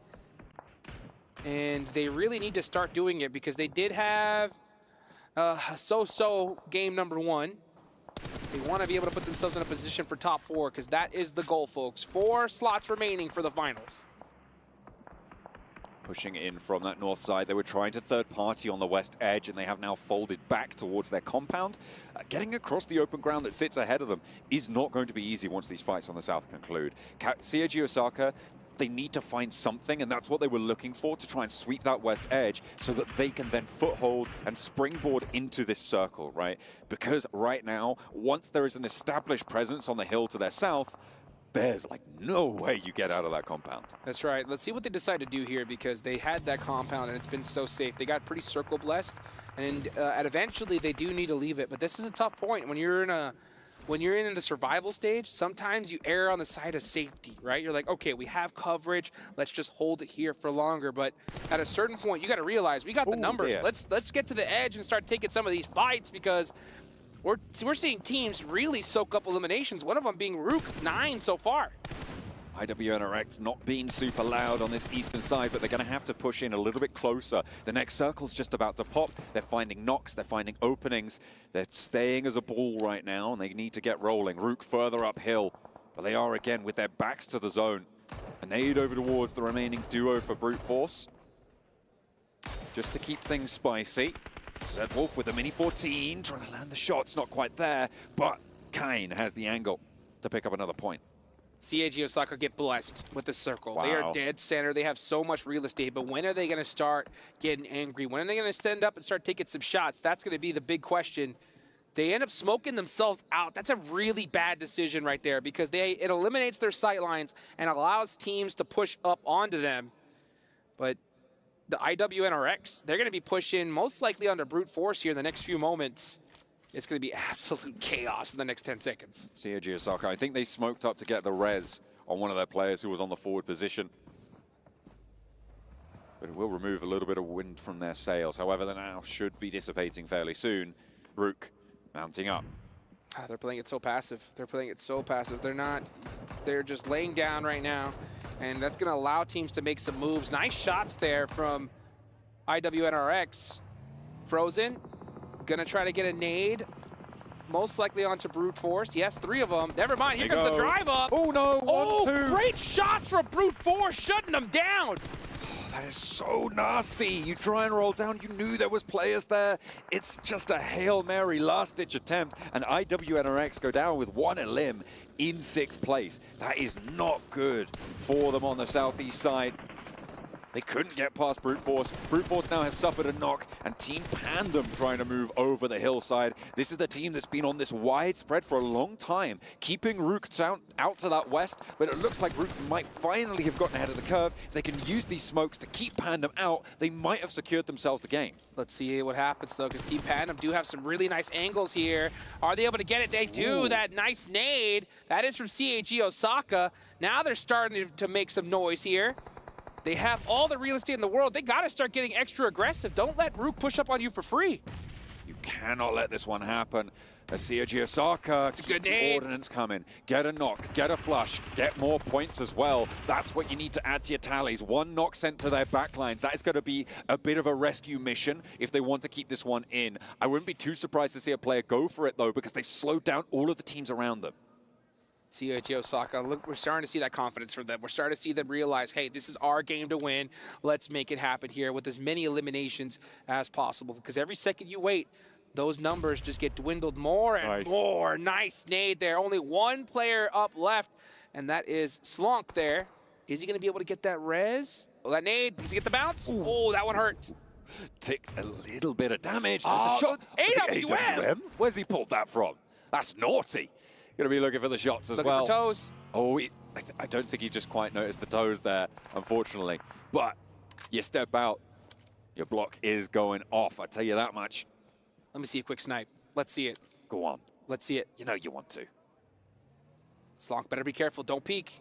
Don't you even move a muscle. Just have go out to. to blue zone. You look out, you are gone. I'm surprised that there's not an aid coming through from Panda. Yep.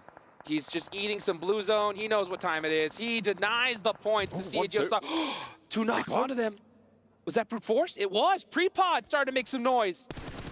That is huge pickup for brute force. On the eastern side, they now have an excellent crossfire to push across this open slope to play against COG Osaka. That's completely changed the cadence of this circle. With Neos going down, though, it is all up to Prepod. He can't push down this hill. He cannot get this res. With the AWM in hand as well. But he's challenging it? You kidding? He's going to have heard that one. That should back him off. Let's see what happens. Pandem, sneaky, sneaky, sneaky. Starting to snake their way on in. Let's see if they were to get sightlines. Oh, Apollo actually gets beat up quite a bit there. I'm not sure if he wants to peek that one again. But now they know where he is, so let's see if this nade is able to connect. I think this is his last one. Yep, that was the last nade he had. And it is gone, not able to connect. It is anyone's game here. Team Panda been so quiet, just picking up every elimination they can. Neo's making that death crawl right now, trying to get back to Prepod to get the res. This is the 9th circle, folks. It's about to go to nothing, and that is that player from Brute Force gone. Only one remaining player, and it's the IGL. Prepod, what can you do? I mean, he already had that impact, taking half of CAG Osaka down. He sees him. He sees him. He's going to step up. Looks for the spray. That's one.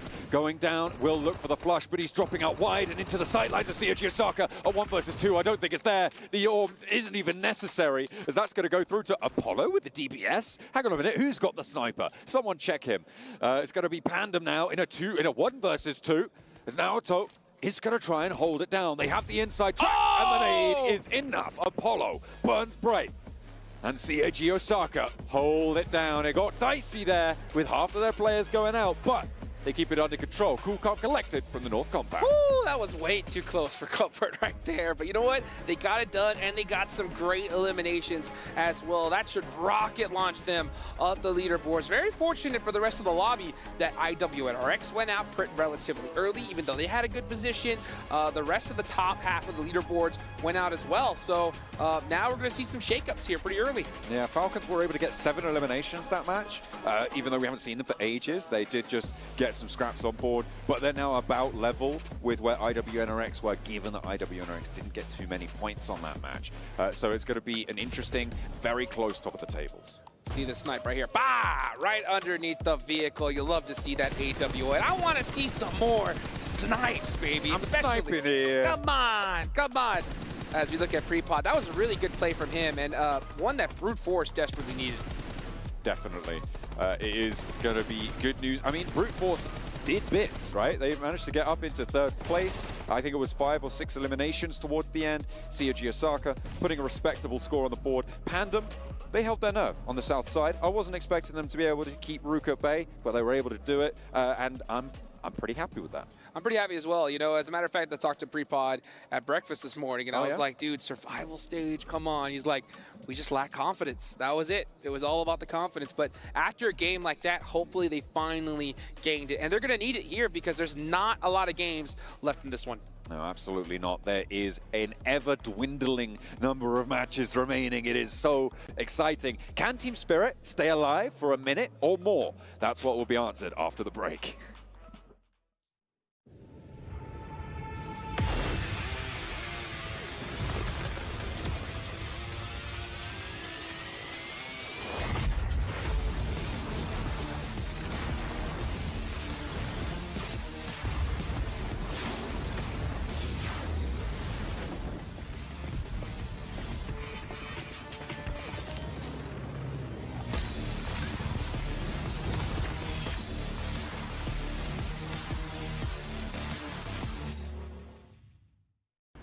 لحظات البداية عاشت معنا. كنا نحسبها وقت للتسلية بس. نحسبها بس ذكريات. عبود لك اليد يا ولد. ابتكرنا فيها ابتكارات، وإذا بغينا قلبناها خرافات. كنا نحسبها بس لمة وصحبة وسهرات. انتبه نوب ترى نوب. لكن كنا نشوف عالم ما حد يشوفه. ليت يشغل وقته بشيء يفيده. الله عليك على اليد سود. عالم كبر وعاش فينا، عالم الحماس فيه يوصلك كل مرة لحلم أصعب، بس ما يصعب عليك. بارت معك وين ما تروح.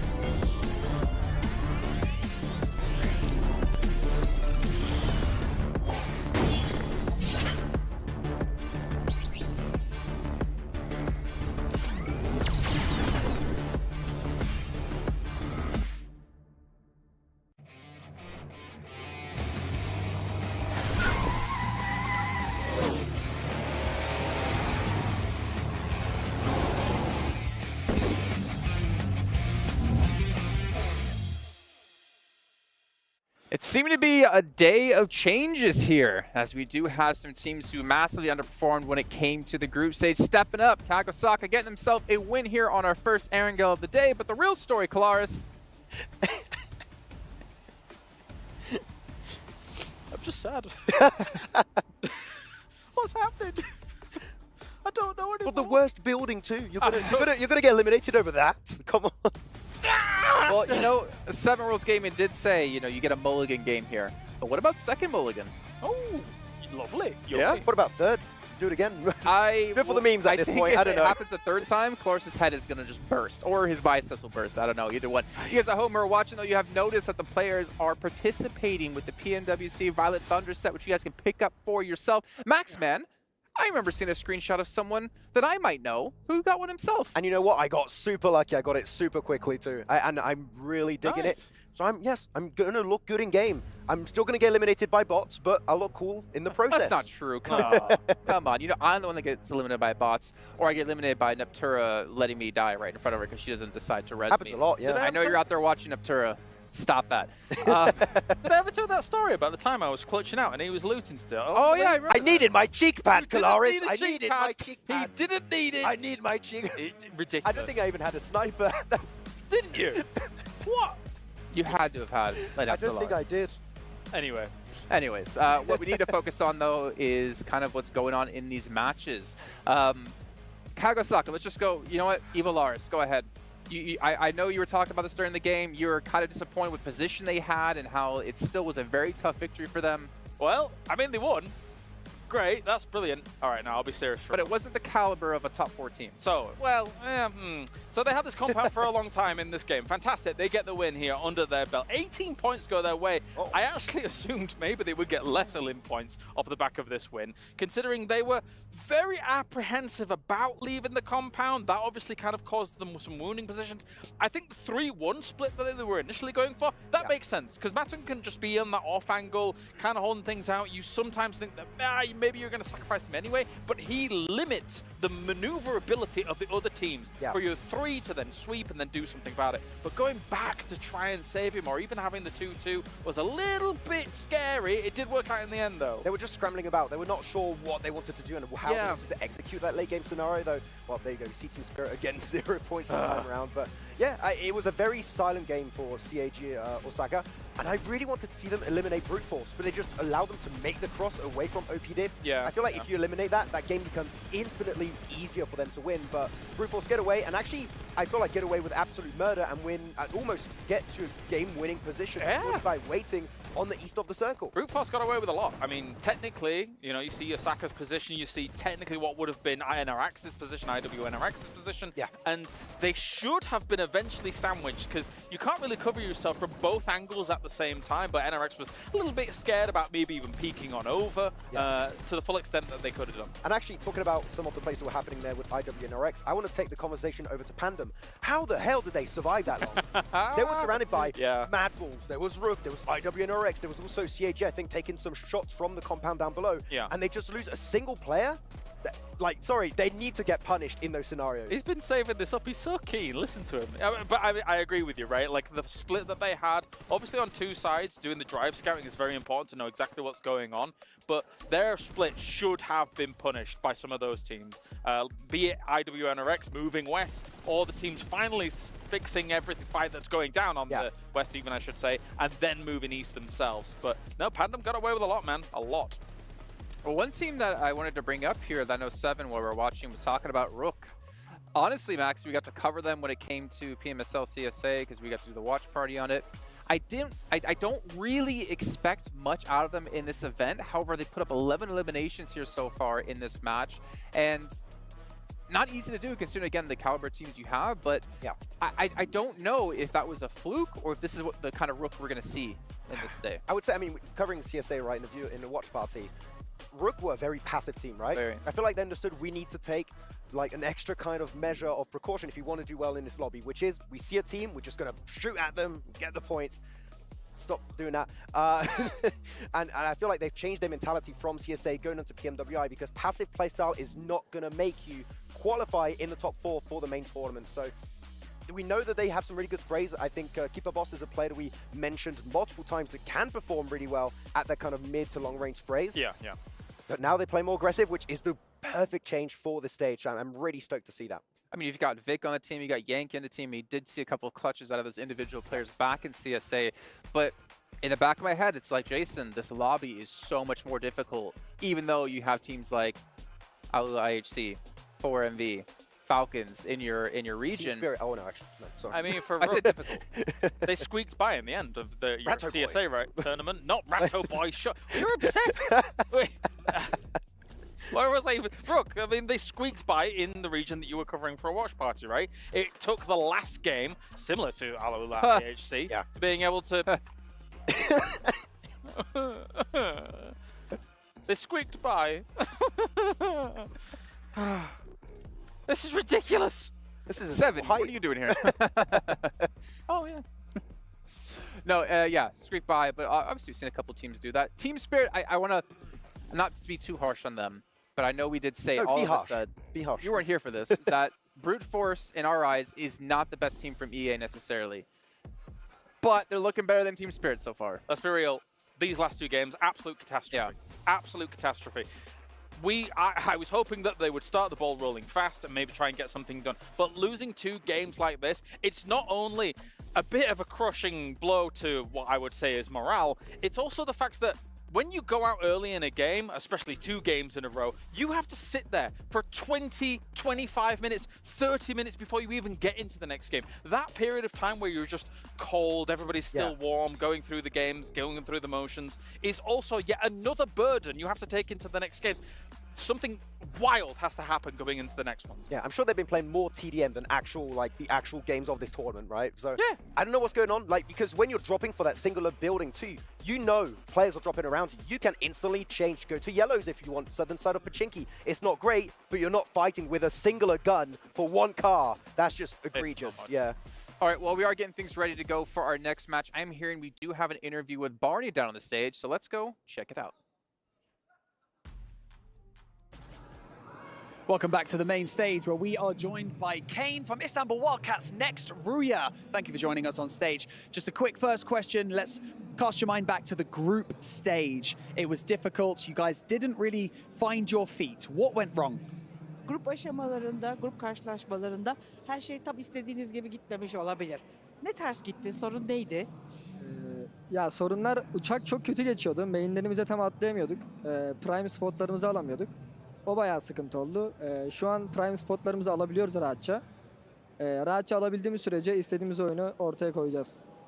Usually it wasn't possible for us to get our main spots that easily. Now it's possible. That's why it's getting much better. Okay, so that's the reason. That was my next question. Survival stage kicked off really well. You've managed to secure the first winner chicken dinner. Is that kind of what you're going to continue to do, or what are you working on right now? Tam da onu soracaktım ben. Bu grup karşılaşmalarında, o aşamalarda bunların ters gittiğini anlayınca neyi değiştirmeye karar verdiniz? Chicken dinner'da aldınız. Bir sonraki aşamada yapmak istediğiniz şey ne ve neyi değiştirirsiniz? Aslında çalıştığımız şey de eğer prime spotlarımızı alamazsak nasıl oynayabileceğiz, nasıl oyunumuza devam ettireceğiz. Daha çok bunların üzerine çalıştık. Bu hatalarımızı kapatmaya çalıştık. Biraz olsun da kapattığımızı düşünüyorum. Bence bu grup aşaması bizim için iyi geçecek. Öyle. So we usually decided thinking and focusing on more on what to do to cover up the loss that we may ever have in the group stages, like we did in the group stages. So, and I believe that we will just capture the same momentum and it will be much better. Okay, finally, I have to ask you, Kane, what happened in map 2, man? On Erengel, what happened? What was that push? Who called it? What went wrong? Sormam lazım bu soruyu. Erengel'de ne oldu? Hani kimin fikriydi? Niye girdiniz oraya? Nasıl oldu o olanlar? Ya aslında biraz sıkışmıştık. Sağ altımızı vurursak win hamlesi olduğunu biliyorduk. Gittik vuramadık. NT. Eğer vursaydık win alırdık yani. Yapacak bir şey yok. NT diyelim, geçelim. Actually, we knew that it's going to be a big hit home rid, and I would say it would have been an NT, but it didn't work like that. But still, I would say NT at the end. Well, you know what? You miss 100% of the chances you don't take. So I'm glad you guys are actually taking those chances. Best of luck with the rest of day 1 of the survival stage. But for now, we're going to head back to the studio to continue day 1. We have got more matches yet to come. That is right. We are going to once again see how long Team Spirit can survive. Let's go! I'm going to keep talking smack about them until they do something good. Let's see if they can hit a record here in this game. A record? I want to see a record. Phase 2? Phase 2? You kidding? That would be a double of what they've done so far. Actually, probably more than double. That's so true. Yeah. It's crazy to watch. I can't believe it. I really can't. But you know what? They're going into the second Erengel match, and don't fix what's not broken. You know what I'm saying? Just go to the same place. Go. You know what I'm saying? It's all about consistency, but maybe they don't understand that, you know what? Consistent points is what they need. That is true. They are being consistent. But let's take a look if they can increase that points floor. They are going to be looking to do so, of course, with the Infinix GT20 Pros. With dual gaming chipsets and 144Hz AMOLED screens, the GT20 Pro will equip teams with up to 120 FPS, which is also the first batch of supported devices, offering esports level performance and visually stunning experiences in the 2024 PMWC. The plane path is here for our second of 3 Erengels, and we are going to be going from Mill to Power over to George Pole. Alrighty, well, I'm looking at this play right now. I'm seeing where's Team Spirit gonna take off from, because they need a monster game right here and now, because you can't hope that the top teams are gonna do bad once again, because at this point, we're already starting to see a little disparity at the top, and there's only been 2 matches so far.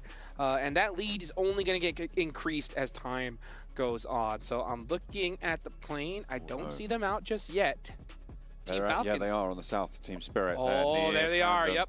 Are they going again? Are they going for the repeat? I feel like they're a little bit split away right now. Okay, breathe a second. Team Spirit haven't hot dropped. Oh my God. Oh, okay, that's good. We're starting off strong. We're starting off strong, mixing things up here. 3rd time is the charm, and you know, at the same time, they're so cold going into this match. You know, so cold. They're gonna have to make something happen here. The zone does go on up, and it's gonna be a tough one. It's pretty tricky. Keeps that central river in play. That's right. Keeps a lot of decisions still to be made, because it splits the circle almost directly in half, right? You've got all of that water that you need to cross, and I mean, sure, you can go all the way around to the east, but if you have to make that call early, which side do you go for? Right now, technically, I think it's a fairly even split when you include the water that's all the way on the north side. The probability of ending up either north or south of this river, I mean, maybe I'd still give it just to the north. Yeah, I mean, that's the problem, is when you have a zone like this, that river going right in between it, you have to kind of take a gamble, right? Do we go to the north side or the south side?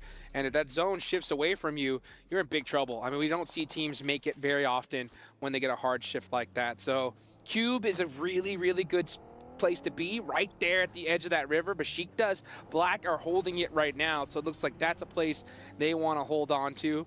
But you got teams like Team Falcons all the way down in Novo. They're going to have to make a big trip up north.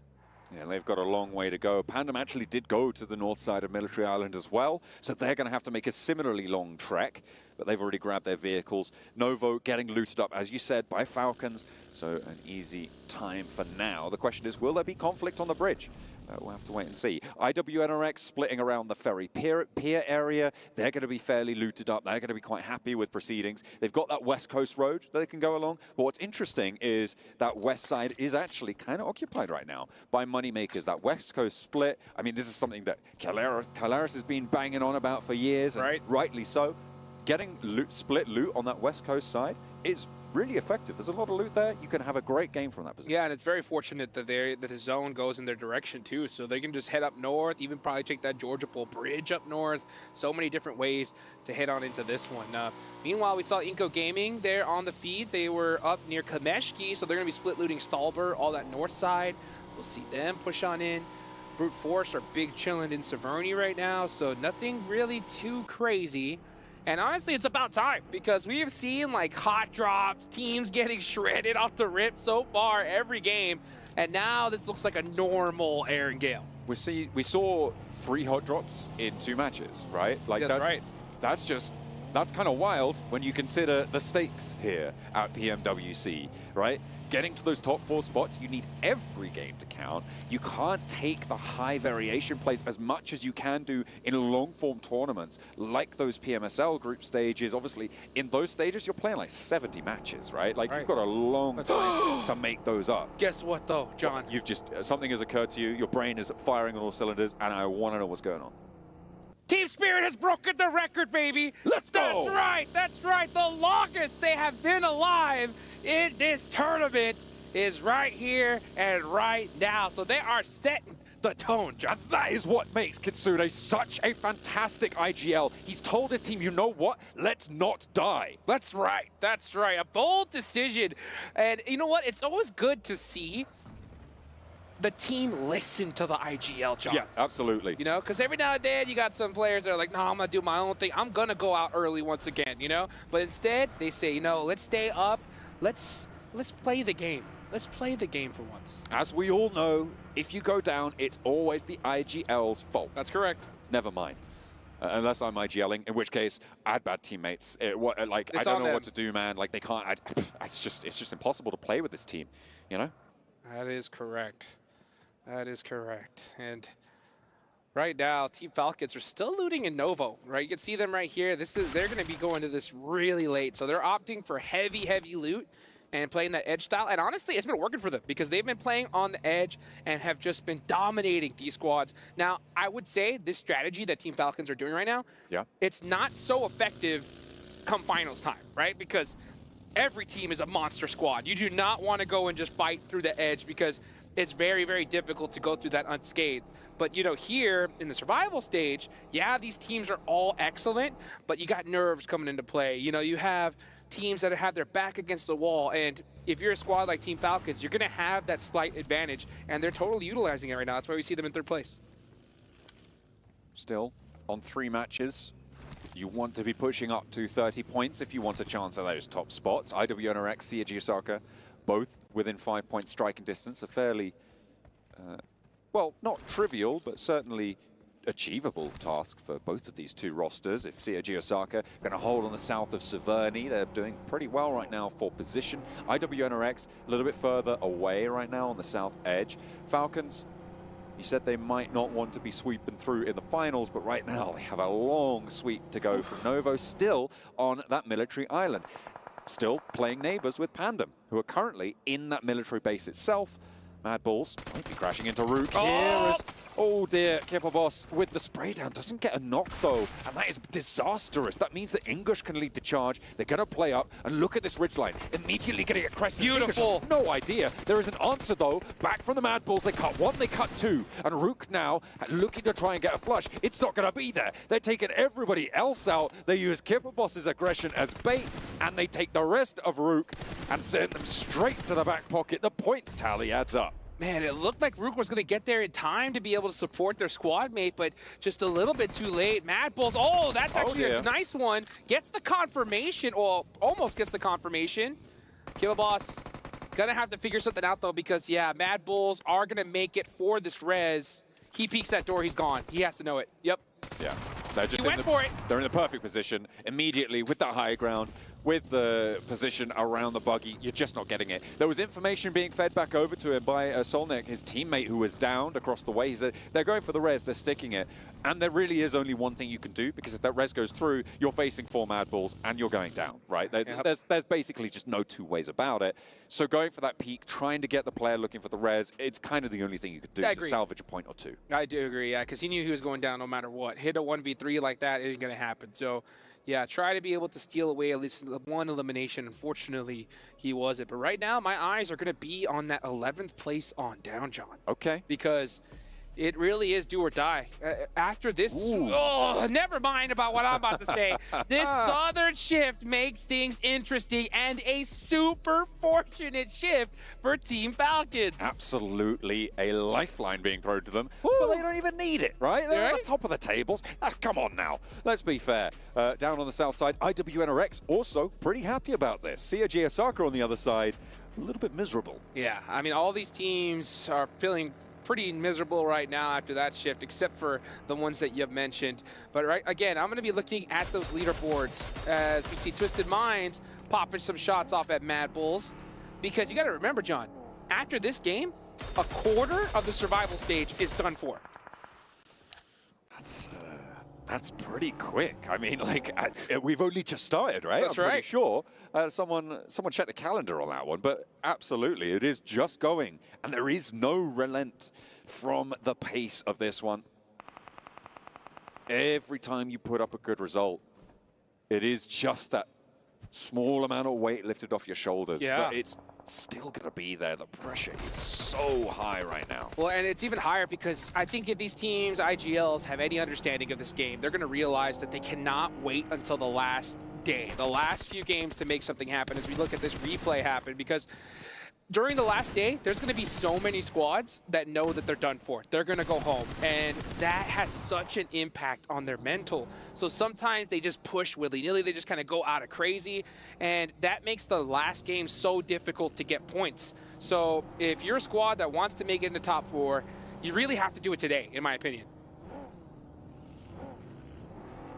Teams starting to get closer together, shoulder to shoulder. Only Rook down so far. Besiktas have lost a player. That went over towards IWNRX in their previous scrap, but Nothing more than that.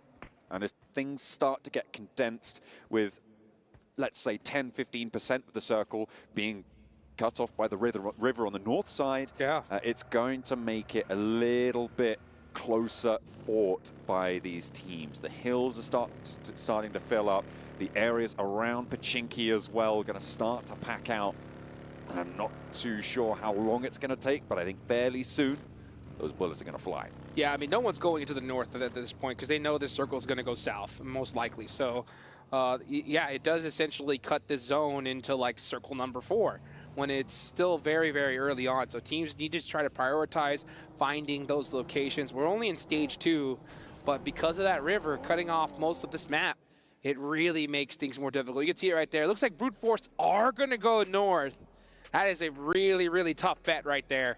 They're still sort of milling about, though. I mean, they've got control of a crossing, so they wait for this shift and then commit. I mean, sure. And this is great now because they can flow down on that western side, move in towards ruins, because the high ground around that area still available. And if they've been scouting that with Chudo, they should know that they can make this rotation. The teams out to the east, they're going to have to fight off against one another. They can bide their time on the west for Brute Force and could have a pretty successful game here. Well, it's going to be a party in Watertown, that's for sure. Yeah, you saw Brute Force trying to hedge their bets just in the off chance it did go north, but it did not. So it's going to be a party down near ruins. Pachinki, School, Edge of Roz is still going to be in play. You see Mad Bulls taking Rozhawk Hill right now.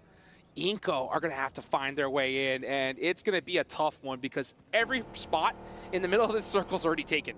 CAG Osaka, they've moved down from the north side, but they have a team to worry about. Now, it's Team Spirit, who, frankly, at this stage, completely untested in these finals, right? Given that they've just been wiped out on hot drops, it's kind of not really indicative of what they're going to be bringing on a macro scale, right? They're just getting L's handed to them time and time again. I was about to say. And not really able to do anything other than just try and win the gunfight when you're put in that situation. I was about to say, they've been tested. They failed the first 2 matches. Oh, that's for sure. Sure. Yeah, okay, but you know what? Now they're in the game. They're in the game. Let's see what can happen. But Twisted Minds are starting to press IWNRX. IWNRX currently on top of the leaderboards. They need to win this fight here. They want to put a big gap on the rest of this lobby. Twisted Minds going down the beautiful shots there from Z-Wolf across the way, threading the needle through the window, and now giving them a big advantage. A second knock as well on the south point of Sunken is not going to do wonders at all. It's going to be scrappy, it's going to be brutal, but IWNRX are not giving an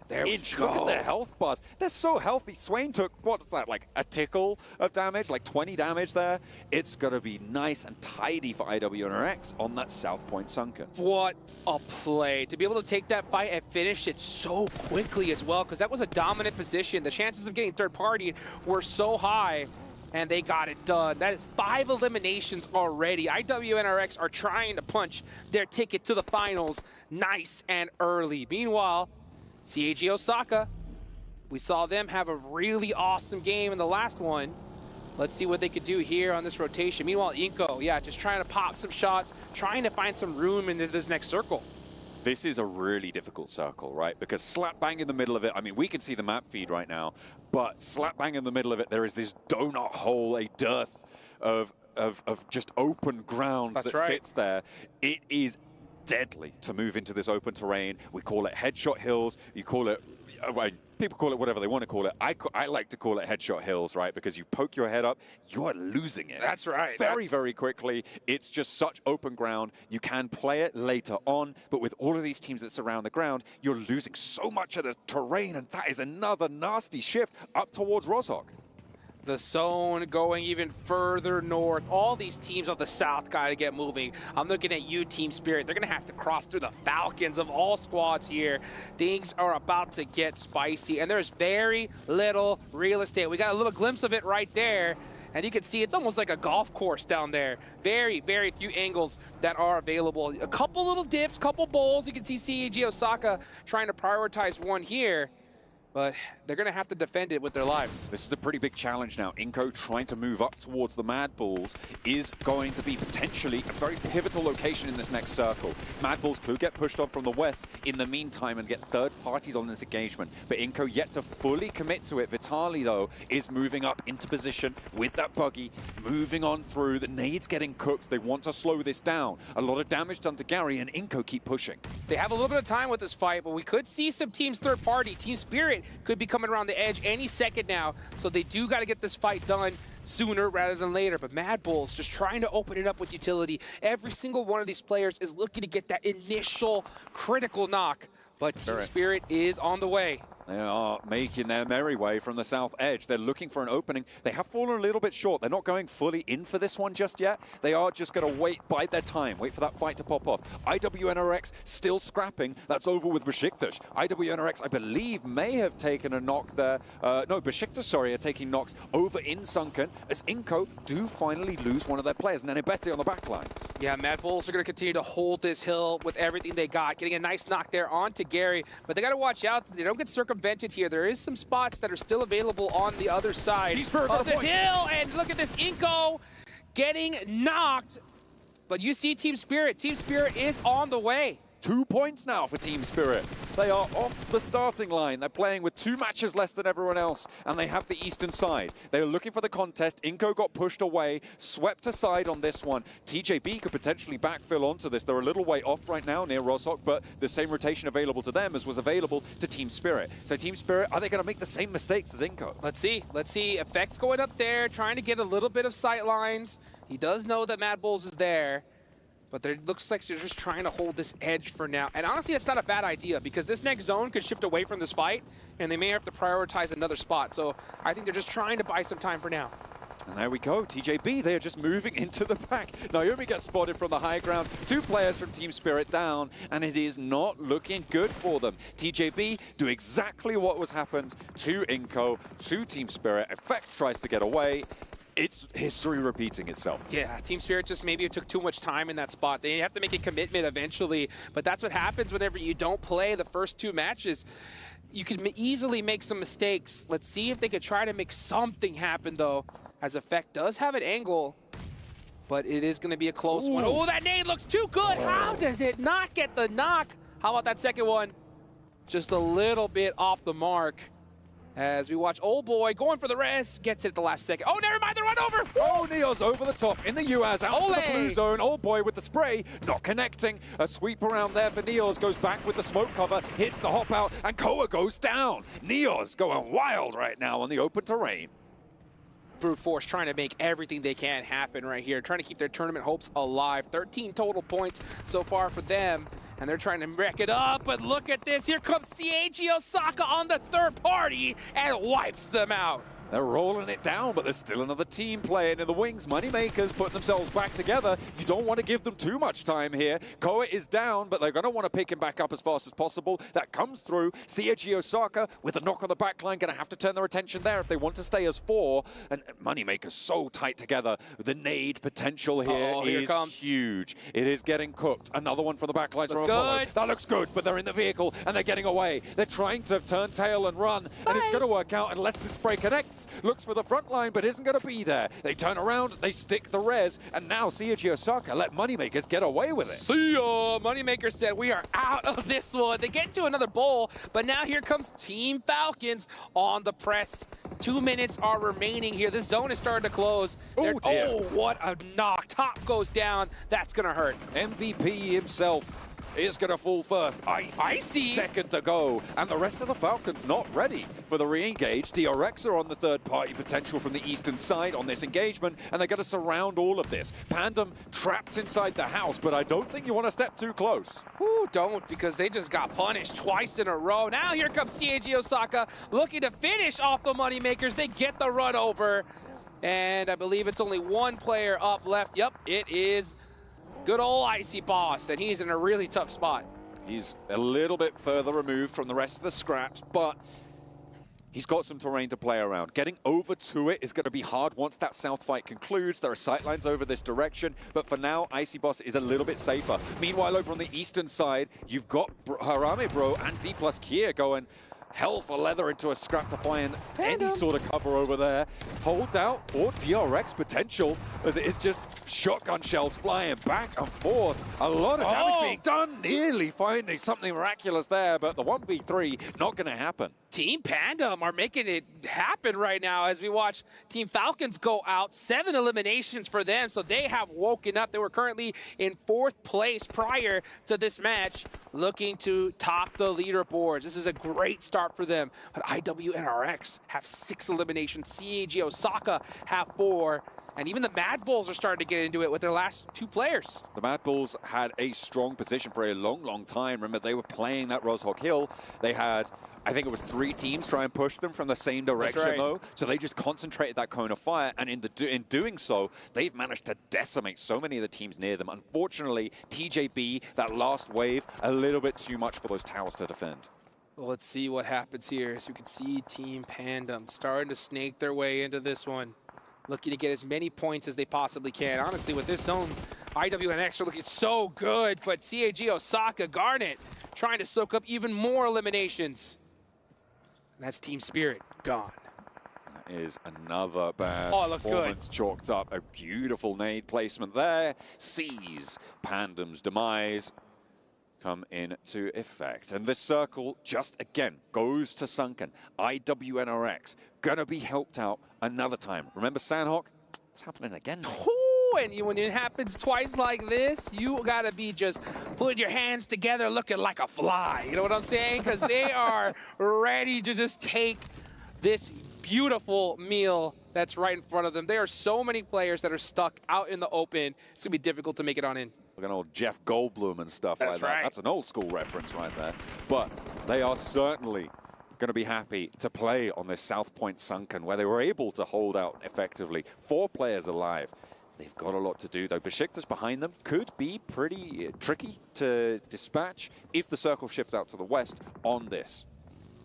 Look at this, Harami Pro are wide in the open. There's only this little hill of coverage. They're gonna have to drive. Right? Yeah, you can see them. They got their vehicles ready. They didn't throw out any smokes at all. Actually, no, yeah, they did throw one, and now they are on the move. But CAG Osaka is gonna have a wide open shot at them. Not able to take him out of a vehicle just yet. He goes for the quick reload. Is he gonna be able to catch this last straggler? He does. Beautiful spray down to get the back line and immediately goes for the flush. 8 eliminations for CAG Osaka. That's good. A potential surprise entry at the top of the tables right now. I don't think too many people would have put them there in their top 4. On the southeast side, though, they've still got to push in a little bit further, and Harame Bro managed to get 3 through. Take it to the bank. Sometimes you got to make a player sacrifice. That's exactly what they did. But they do have CAG Osaka on their backs with some beautiful angles against them. Those smokes are going to go away eventually. Let's see what IWNRX is going to do. Are they going to prioritize shooting this remaining player on the hill, or are they going to let him take out Bro first? It's an interesting quandary, right? You don't want CAG Osaka to be able to push through, but at the same time, you got more to worry about. Maybe take them both out at the same time. That'll work. That would be the best result, right? TJB, by the way, the last team to make that east side rotate, that wide swing towards the South Rozhok high ground, has started to gain momentum now. 7 eliminations on the side. They're playing on the east. They can get this res. However, their next move is their most difficult rotation of this match. If they can get into a stronghold position from here, I would be very surprised, given how clumped up and open their next set is. Yeah, they're completely stuck right there. I don't think they have any vehicles as well, but CAG Osaka run out into the open, get a couple knocks onto Harami Bro, but that is going to be it. 9 eliminations for them. Great game regardless. Harami Bro down in 13th place. Just you could see them fighting for their lives right now. Their tournament life, as a matter of fact. TJB, got to worry about Inko. Nunez is right here. He can get all these players. Oh, no. He gets 2. Goes for the 3rd. Oh, gets him down to 1 HP, but gets caught by Mashita's Black. Oh, the off angle with the PPB zone gonna take them down, and TJB can put themselves back together here. With all of the teams on the eastern side dispatched now, they have open ground to try and cover. Smokes are there, they need to look for something, but where can they go? It is so terrifying to make this move. They can go to the lobby. That's where they're going right now. I'll tell you that right now, because good luck. That is a terrible spot, but you know what? Sometimes you just gotta deal with what you get. And they are out of this next circle. If anybody's even looking in the direction, they are done for. Harame, bro. Oh, and look at that. On the south side. It's just so open sightlines from this building, and IWNRX haven't had to move a muscle in so long on this one. They've already got 7 eliminations. With the Sandhawk, with this game as well, they are staring downhill at the rest of the teams in this lobby at this stage. Yeah, they have just been circle blessed once again. They got it in Sandhawk. They crushed it. TJB with the smoke walls right here, inching closer and closer and closer. They've got the terrain. They might even make it into this next zone right here. So it ends up working out for them. I'm surprised that IWNRX wasn't keeping a closer eye on that smoke wall. You know Z-Wolf saw him, but instead deciding to group up closer and closer. It looks like they're going to leave it to their gun skill towards the end. In they go. They're looking for a little peek around towards Harame Bro, but I don't think Harame Bro want the Thunder. It is going to try and keep that one in the bottle for the time being. One nade on their side, but look at the amount of nades for TJB. They've been able to roll through, remember, about 4 squads worth of supplies, so they should be pretty kitted up. Another nade over the top towards Bro. That's the Long's last nade. Flower. That's one of his own. They keep the ordnance going. They're burning off that ridge line. I think that was supposed to go a little bit longer with the Molotov. Unlikely that you get someone peeking from that angle. If you did, IWNRX would take him down. TJB saying, how much you want to bet I can throw a nade over those mountains right there? And coming up short. Meanwhile, there we go. Here comes Wolf trying to get another knock on the TJB. The nades are starting to ring out. One player up left for Harame Bro. Nade? Ooh, nades going back and forth. Not prioritizing the res at all.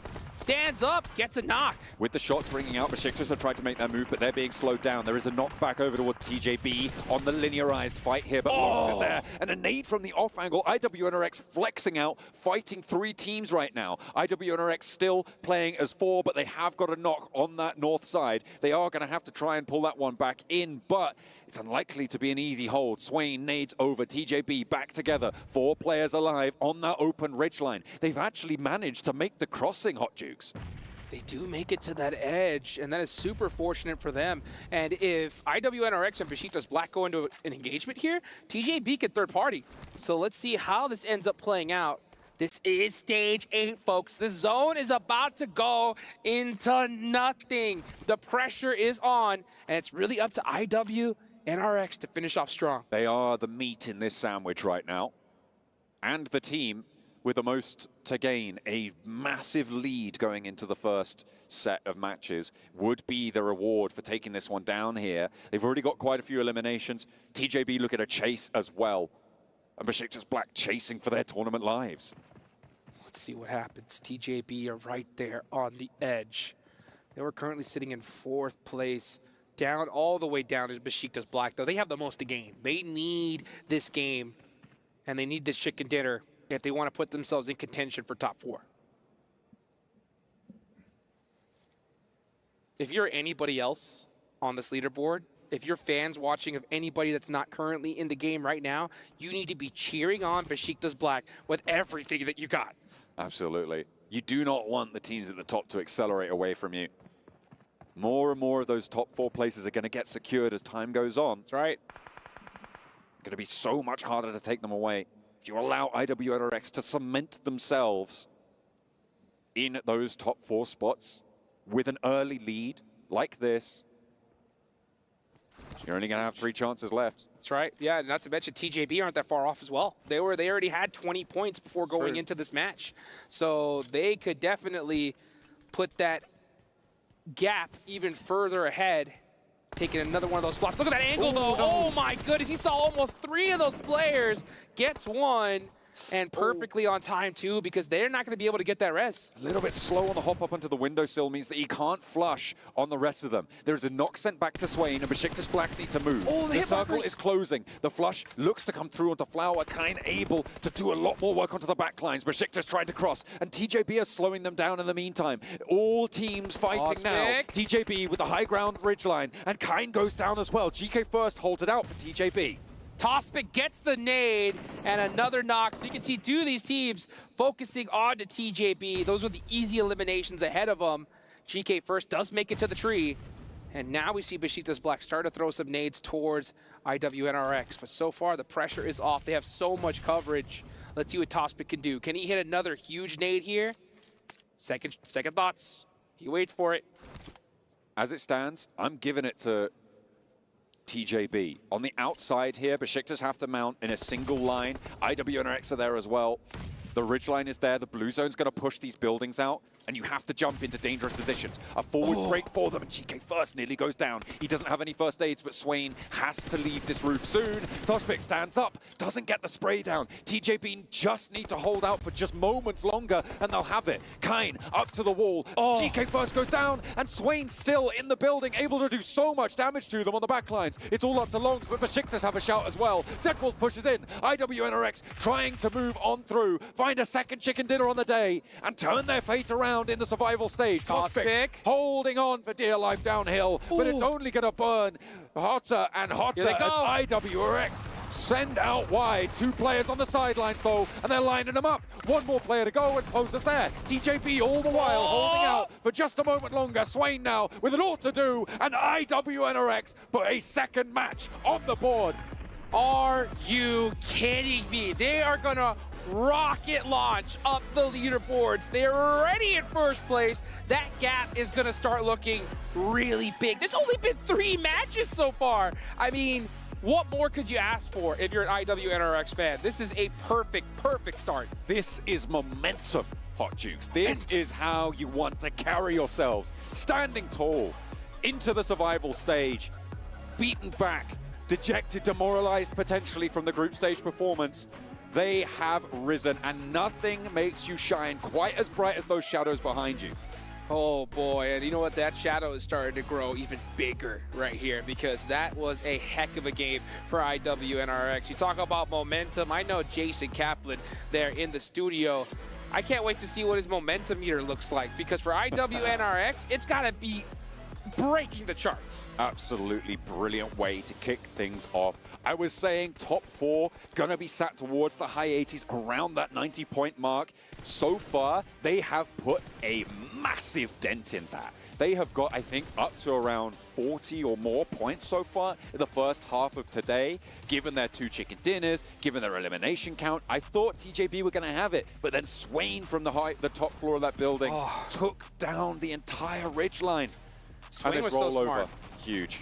Swain was so smart because he could have taken that roof. I think a lot of players would have, but he knew that, you know what, nades are going to be ringing out onto this position. I can't afford it, even though the sightlines are great. Let's look at the reactions here. Oh, so excited. They are ready for this one, and so am I. I mean, I was so disappointed with their group stage, because this is a roster that took our breath away back in EMEA. Yeah. They had so much power. It was all the Zedwolf show, but right there, I think that was Swain's game. I think so. I mean, that angle there was absolutely critical to the rest of that match. He was able to get beautiful sightlines on everybody down there and was just making it happen. So IWNRX, we know they're going to be in first place, but just by how much? That's the question. That is the question, indeed. CAG Osaka, they got a little bit done in that match as well. A lot of points being accrued, but we've got to march on with the matches. That's going to be it from us today, but there's more games for you guys to watch. We're going to be handing it over to Blank and Jackie on the caster desk, but first, we've got to go to the analyst box. Welcome back to the PUBG Mobile World Cup at the Esports World Cup. My name is the 7WG, and I'm joined by Kitsune from Team Spirit. Kitsune, what happened in these first 2 matches? Basically, we had a contest on Sanhok, and it is what it is. We just had like really bad fight for us. We got the first knock, and then they just pushed like as a 4, so it was a tough one. But it didn't honestly matter. We knew that, so we can either get like 4 kills or we just die fast. So, you know, it happens. It happens. It's just normal. You have to keep the mentality and focus on the next games. But then there's the wrangler happened. We fought for the garage, and it's just unlucky. There are like just few guns, and they dropped like a little bit faster, so they got the guns, and we had basically no chance there. I mean, just a tough 2 games, you know. We still understand that we just need to get to the top 4, like first place, second place, third place, doesn't matter. Honestly, only top 4 means for us a lot. So it's just like a challenge at this point for us, you know, get like top 4 in 10 games. So it is what it is. Right on, man. Well, hey, I appreciate your time, and best of luck on the next matches. Thank you, man. Back to you guys.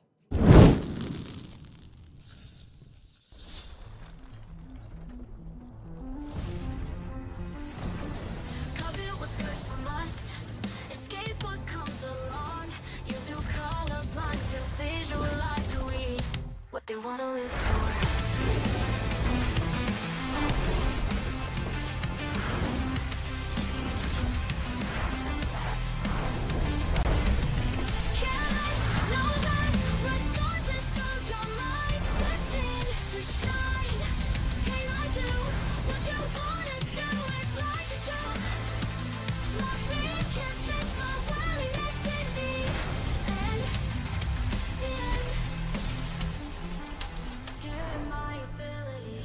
Curiosity, I know.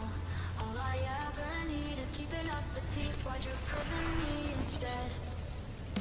Covet what's good from us. Escape what comes along. You're too colorblind to visualize who we are. Light, careless, no less. Regardless of your mind, destined to shine. Can I do what you wanna do? It's like to choke. My fear can't change my worriness in the end. The end. In the end.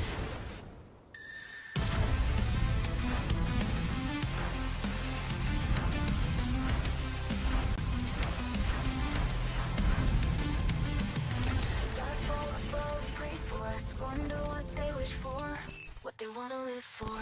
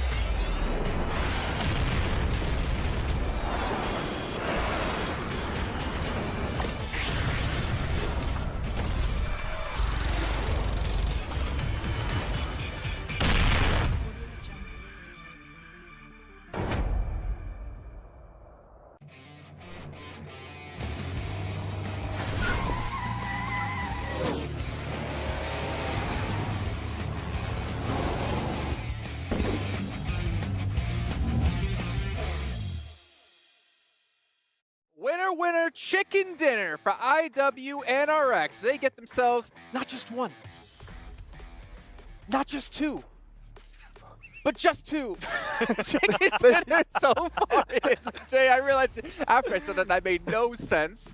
But a big showing by this team coming from Turkey to really show what they've got and obviously try to get themselves through into the main event. For you guys who are watching at home, while you're watching, make sure you guys are checking out that PUBG Mobile has been nominated for the Mobile Esports Game of the Year. You can actually see a QR code appear down below me where you guys can actually go vote. And while you're voting for that, you can also vote for the Esports Analyst of the Year, which if I'm not mistaken, Seven, you might be on the list for that. I am. I'm currently a finalist. Surprise. I don't know how that happened. How does that make you feel, Maxman, that he got put in except I suck, I know, I get it. No, I'm Well, really, better really bad. He's just better, okay? He's built different. There's a requirement to the amount of shows you have to be on and not be sick on to be nominated, unfortunately. But while you guys are watching as well, make sure you guys follow PUBG Mobile Esports over on TikTok and also post a video of you doing your favorite victory dance, either in-game or out-of-game with the hashtag PMWC victory dance. Get the camera on them. What is this? And you can be entered to win a chance of $3,000 virtual gift cards. Max, favorite victory dance, let's go. Oh, hey, you were gone 3 days, man. We got to put it all on you. Because I'm sweeping the floor with my enemies, yes.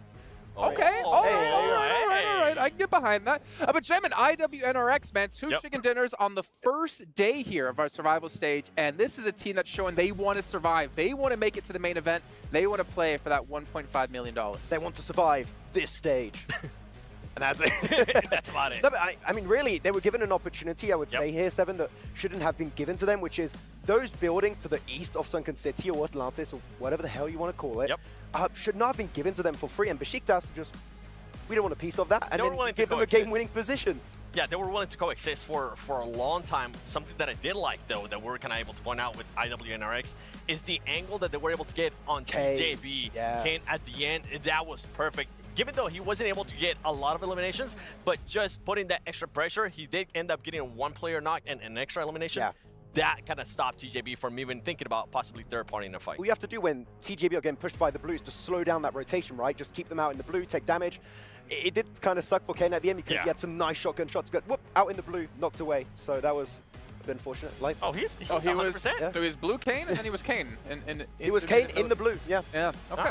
But we are seeing like Falcons there on the second page, Team Spirit the second page with just 3 points, Inco as well there. It's getting tough for some of these teams. I mean, I know you can say they can have a bad match or two, but if you the thing is, it's not top 12 anymore. That's the point I'm trying to nail home here. It's top 4, which is insanely hard getting that alone, but getting it into a lobby of this caliber is even more difficult. What's up? Especially with the way some of the other teams are playing now that are currently towards the top, right? Now, this is the second win out of NRX with the way that they're currently performing. If they, for some reason, today end up getting another chicken dinner, or if they end up getting some good placement points and some good elimination points, it's going to be hard for teams to pass them tomorrow. So that could be one team already qualified, right? So for teams like Inco, for some of the other teams like Team Spirit, when by the way, when Kitsune told me that he just wanted to keep on hot dropping, I was like, what, but why? No! Doesn't make any sense. Well, we're talking about, you did mention before about the Sheiktas here sitting in Watertown, IWNRX there as well. The Sheiktas, though, I feel like we did see them just playing very passive when it came to the group stage, and we're kind of seeing that passiveness show yet again. Passiveness is not going to qualify you in top 4. That's the issue. It's not going to be enough, right? You need to get elimination, just placement points. No, it's not going to cut it at all. You need to get any strong positions like where IWNRX were, and you like Kane, as you mentioned, his angle was so impressive. You want to see them get involved in the fights, get every single one of these opportunities, because otherwise you're just not going to make it to the finals here. So we need to see a big change of pace for them, because teams that are opportunistic like IWNRX, if you do one mistake, they're going to snatch that position away. A team that was quite a surprise for me, especially with the way that they have performed so far in this survival stage, is, and I can't believe I'm currently going to say their name, Kagosaka. I mean, the way this team has been able to play, especially this last match, they were able to kind of wait for the right time, find a location straight down the middle of the circle, and actually defend it against some of the other teams. Yeah, it was a big surprise, because this team, if you would have told me that Kagosaka was going to be doing that after what I saw at group stages, I would have been like, no, you're crazy. But for some reason, it's a completely different Kagosaka. But you could say the exact same thing about IWNRX too, right? They were at the pretty much bottom of the leaderboards. Maybe is that they're feeling a little bit more confident, right? I mean, we even saw it early on with Team Falcons with the way that they were able to perform. They just didn't really care. They were just hunting people down. Get out of here. I'm trying to make room for our lovely commentators. We got Jackie, we got Blank, looking fantastic today, gentlemen. What's your take on the first half of your survival stage? Oh, Jason, it's been spicy, man. We were sat there looking on the phone in the shuttle, getting to the green room, eyes honed into the screen. It's been non-stop. And honestly, the fact that we get the last 3 games, I can't wait, Blank. Look, our backs are straight here, posture's good, but honestly, it's IWNRX who's flying straight at the moment. They are going straight for gold right now in first place. I'm happy to see it. I'm really happy to see it, but they're a bully team. Oh, yeah. And they're bullying. Will they keep bullying? Well, just like your shirt, Blank, I think IWNRX are all smiles considering the performance they've had so far today. But the thing for them is they got to maintain it. They don't have to play at that kind of level of getting chicken dinners, but as long as they keep this stride in, right? As long as they just keep getting... I don't want them closer to me. Get them out of here. As long as they just keep getting points now, like the position they put themselves in with 2 wins, they don't need to win another game. Just consistently get points, and you're going to be able to glide into the finals. Don't do a D+ Kia. Avoid that, okay? And he just cursed them. Bro, 3 matches, 51 points. Like, that is ridiculous. That is ridiculous. And I mean, Kagosaka, too, with what I was talking about, that team. 24 eliminations, for them to have that many eliminations, that's a massive surprise for me. Team Falcons, I mean, obviously, this last match didn't end up working out for them. But yeah, it's not great. But actually, we saw TJB then in 3rd place. Yes. We wanted to talk a little bit about their game. Their early rotations that you wanted to bring up was actually on point. It was so good because they were in the south and then decided to rotate all the way to the east, evading a lot of fights, waiting for the right moment, and actually getting into the circle, and then just kind of waiting it out, right? Unluckily for them, what happened at the end, Max. I actually really like their push, because once they eliminated Mad Balls on Rozhok Hill, they start playing that big stretch of, like, there's a little bit of a dirt hill they can play that keeps them safe from IWNRX, keeps them safe from also Besiktas Black, and then the circle pushes them over that, which they can't quite survive, but it was a really good late game transition to come in for TJB. Do you notice something here on this front page? a lot of stuff. Which one? Okay, so look at Falcons. 1 placement point, 20 eliminations. Yeah. 4th place. Wait. What? You're just talking about TJB, I'm talking about Falcons. I just talked about them before, yeah. Hey guys, it's our fine. MVP's here. It's IC 2.0. It's fine. It's what they do over in Mongolia. I don't know. I don't know what's going on with that. Okay, a little bit scary for me. Wait, hold on. What? Okay, Moneymakers. We saw a big change, right, in regards to the roster with them. Old Boy was going to be coming in. Yep. I was wondering how that was going to be able to affect them. Now we're kind of halfway through the day. We really haven't seen much out of Moneymakers. That Sanhok, they had like some good entry points, but they had that hot drop, of course, happening in Painan.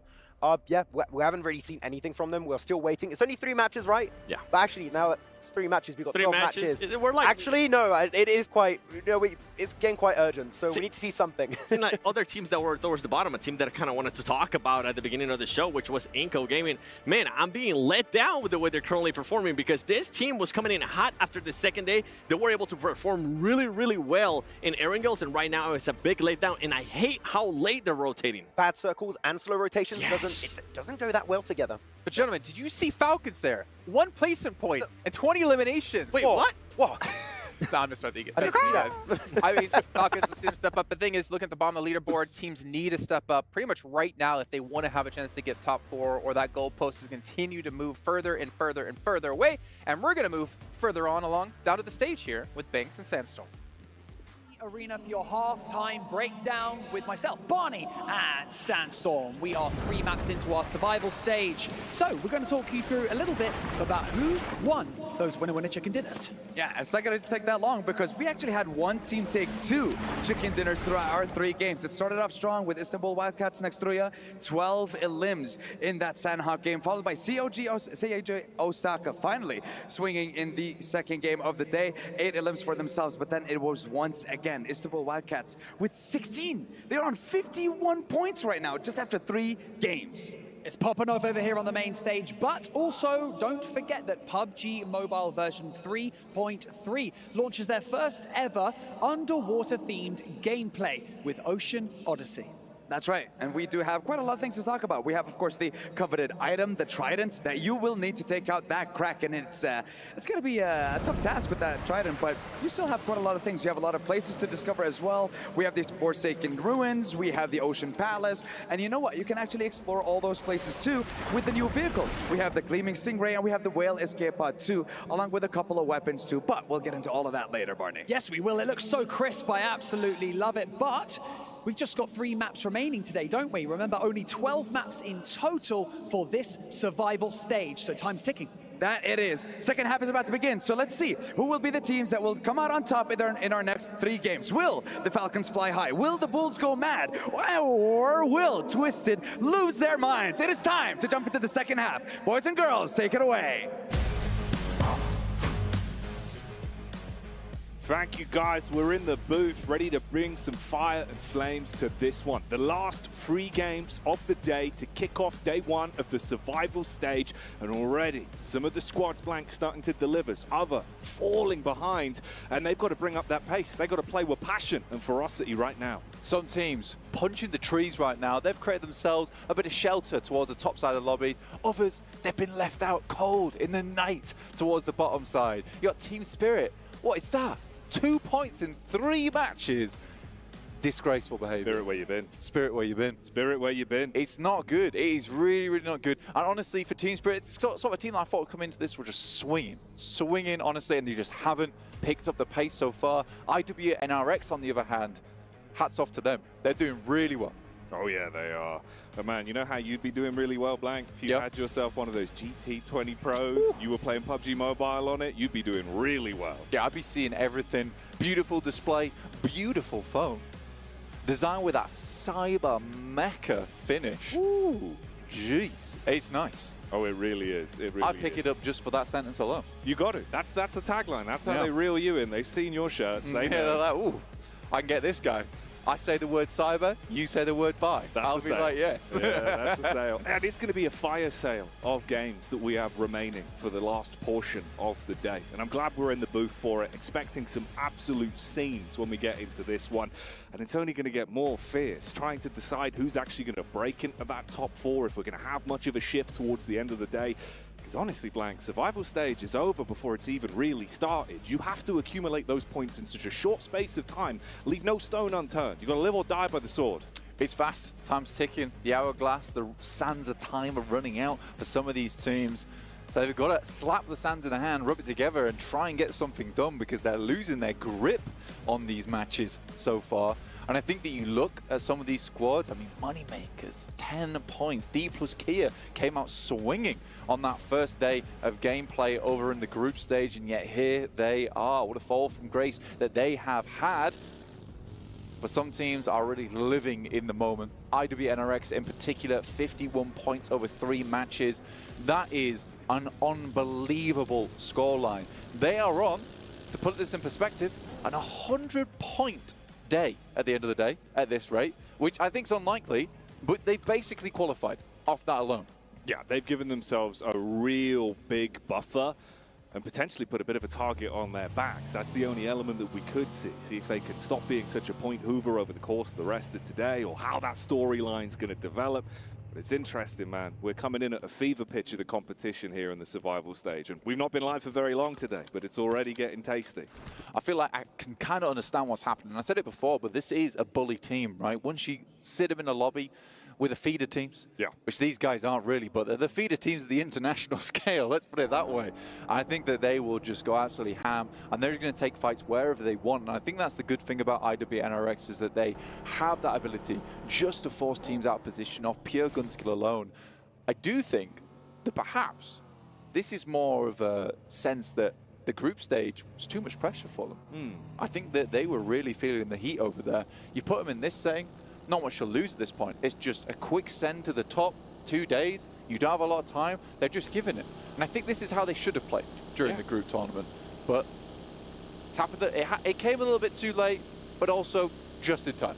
Oh, yeah, exactly. And I think, again, as well, you get a little bit more time to acclimate to the grand stage. You know, it's huge down there. I mean, even in real life outside of camera, like, you see just how intense that stage is. Everyone stacked on top of one another, all the eyes on you, the crowd that's in the STC arena as well. Like, there is quite a lot of energy. So trying to fix those mistakes as the day's going on, where you don't have much time in between days, it's rough for you, bud. But at least that 1 day break, open the bag a little bit, reset mentally, come in here and try and put your best foot forward. They're doing that. Yeah, I've seen IWNRX. I've been chilling. I think that more than anything, these guys have been raring to go. I think they would have rather played yesterday because they realized they had that full reset in their hands. But this is the team that I don't think wants to go quietly into that night. They would love to get themselves into the main tournament, show their fans what they can do, because they can certainly hit some big numbers, some big shots. DRX currently on our screens. Bit of a change of pace for them today. They were looking a little bit better towards the start of things, and then once again have fallen off. It has been a rough tournament so far for DRX. Coming off the back of, you know, quite some decent games over in their own region, into this, it's just pretty bad. Yeah. We can leave it there at pretty bad. And we've moved on to Harami Bro, who were equally suffering in that group tournament. I don't think there was too many teams that were suffering that badly, but between DRX and Harami Bro, things were just not working, and it looks like the car is still broke for both these teams. Meanwhile, Team Spirit on your screens as well. Their average survival time today hasn't been great for them. They've been struggling in the open moments. About 30 seconds. Yeah, bro, like a few seconds at least. I mean, maybe they've glimpsed them up a bit, but it's going to be really hard for them, man. It feels quite sad. You know, you've come in, been already deflated over the course of the first 3. How'd you get that steam back? Yeah, possibly even defeated at this point in time, because I don't know how you get that steam back rolling. They're going to have to be over by the engine, shoveling the coal in, because that's all they can really do at this point in time, and just try and hype each other up at this midpoint of the day. You've got 9 more games. IWNRX has sort of just sent it, right? Which effectively, if IWNRX doesn't continue to do silly things, right, throughout the rest of the day, there is 3 spots available.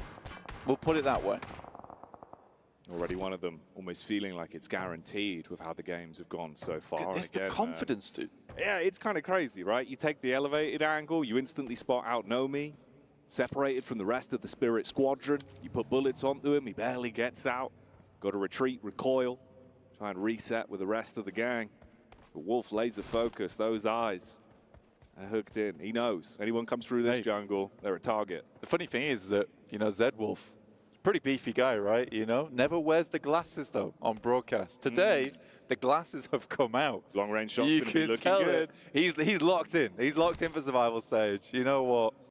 I've got to bring out the rims. It's required. It's required here in this prestigious tournament. Nate goes to the top side there. We've got Brute Force, Chudo, taking shots over towards Pandem.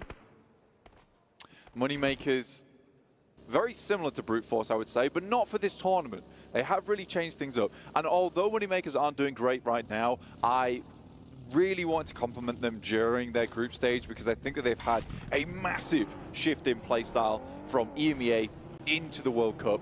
And I think for PMWC, this is a very, very tough tournament. And to shift your playstyle around that much in such a short order, very, very impressive. So although Moneymakers, they might not make it into that top 4, I think that they could be very proud of themselves, what they've been able to achieve here. And I think that when they go back through to EMEA for the next Super League, they'll be doing very well off the back of it.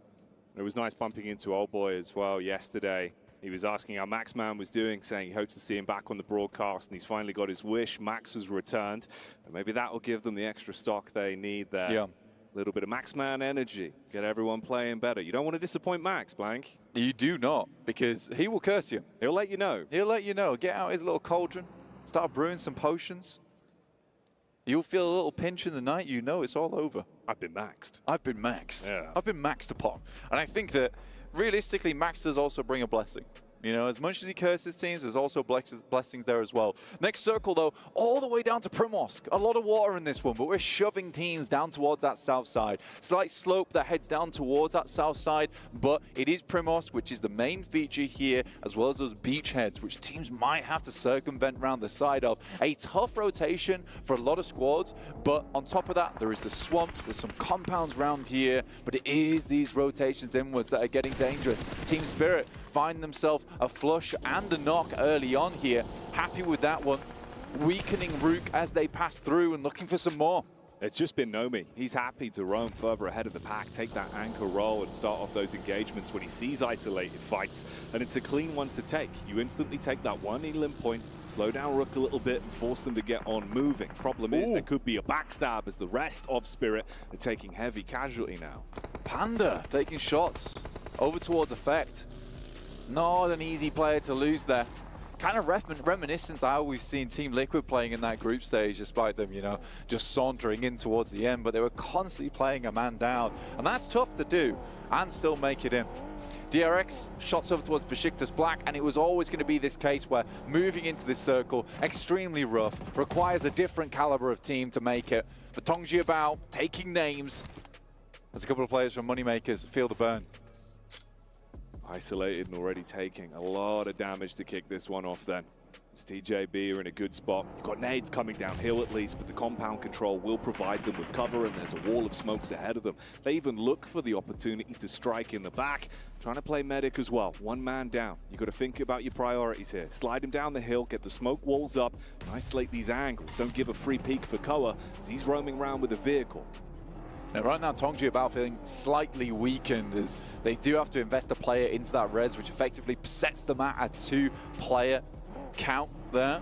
The Moneymakers, they sort of wanted to try and take advantage of that as much as they can. Brute Force look to have made a little bit of a boat rotation down towards that south side to get into Primorsk. Pretty big gamble, I would say, though. The circle not quite closed in as heavily as some others so far. So I think for Brute Force going down here, yeah, big gamble into Primorsk. Let's see if it pays off. Yeah, it could be some big angles that other teams fight against them. You know, you never know, but could make it a little bit awkward.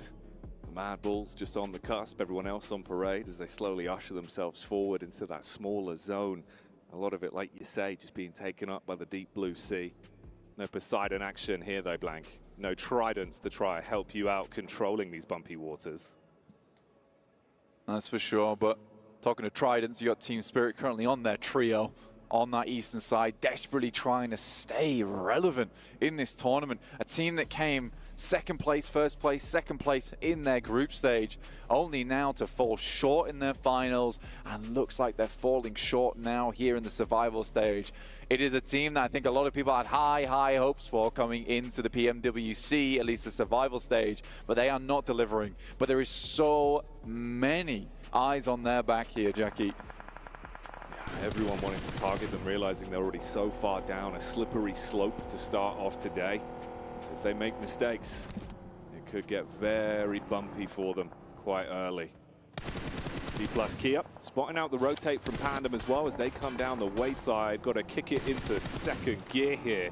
Try and get out of the angle. Avoid being tagged up by those bullets. A little bit of chip damage onto a few of them. One takes a heavy hit in the back as well. Yeah, it's a tough rotation for a lot of teams here, Jackie, honestly. I think that right now, I would say Moneymakers have actually played this quite cleanly despite losing a player, which is difficult, but getting down this coast on the western side has a decent ridgeline to play off the back of. The difficulty is going to be now, Jackie, is playing up towards that northern edge where you've got three teams sat and waiting with CAG, Osaka, Tongjiabao, as well as Inco, who have been really wanting some points here. Inco.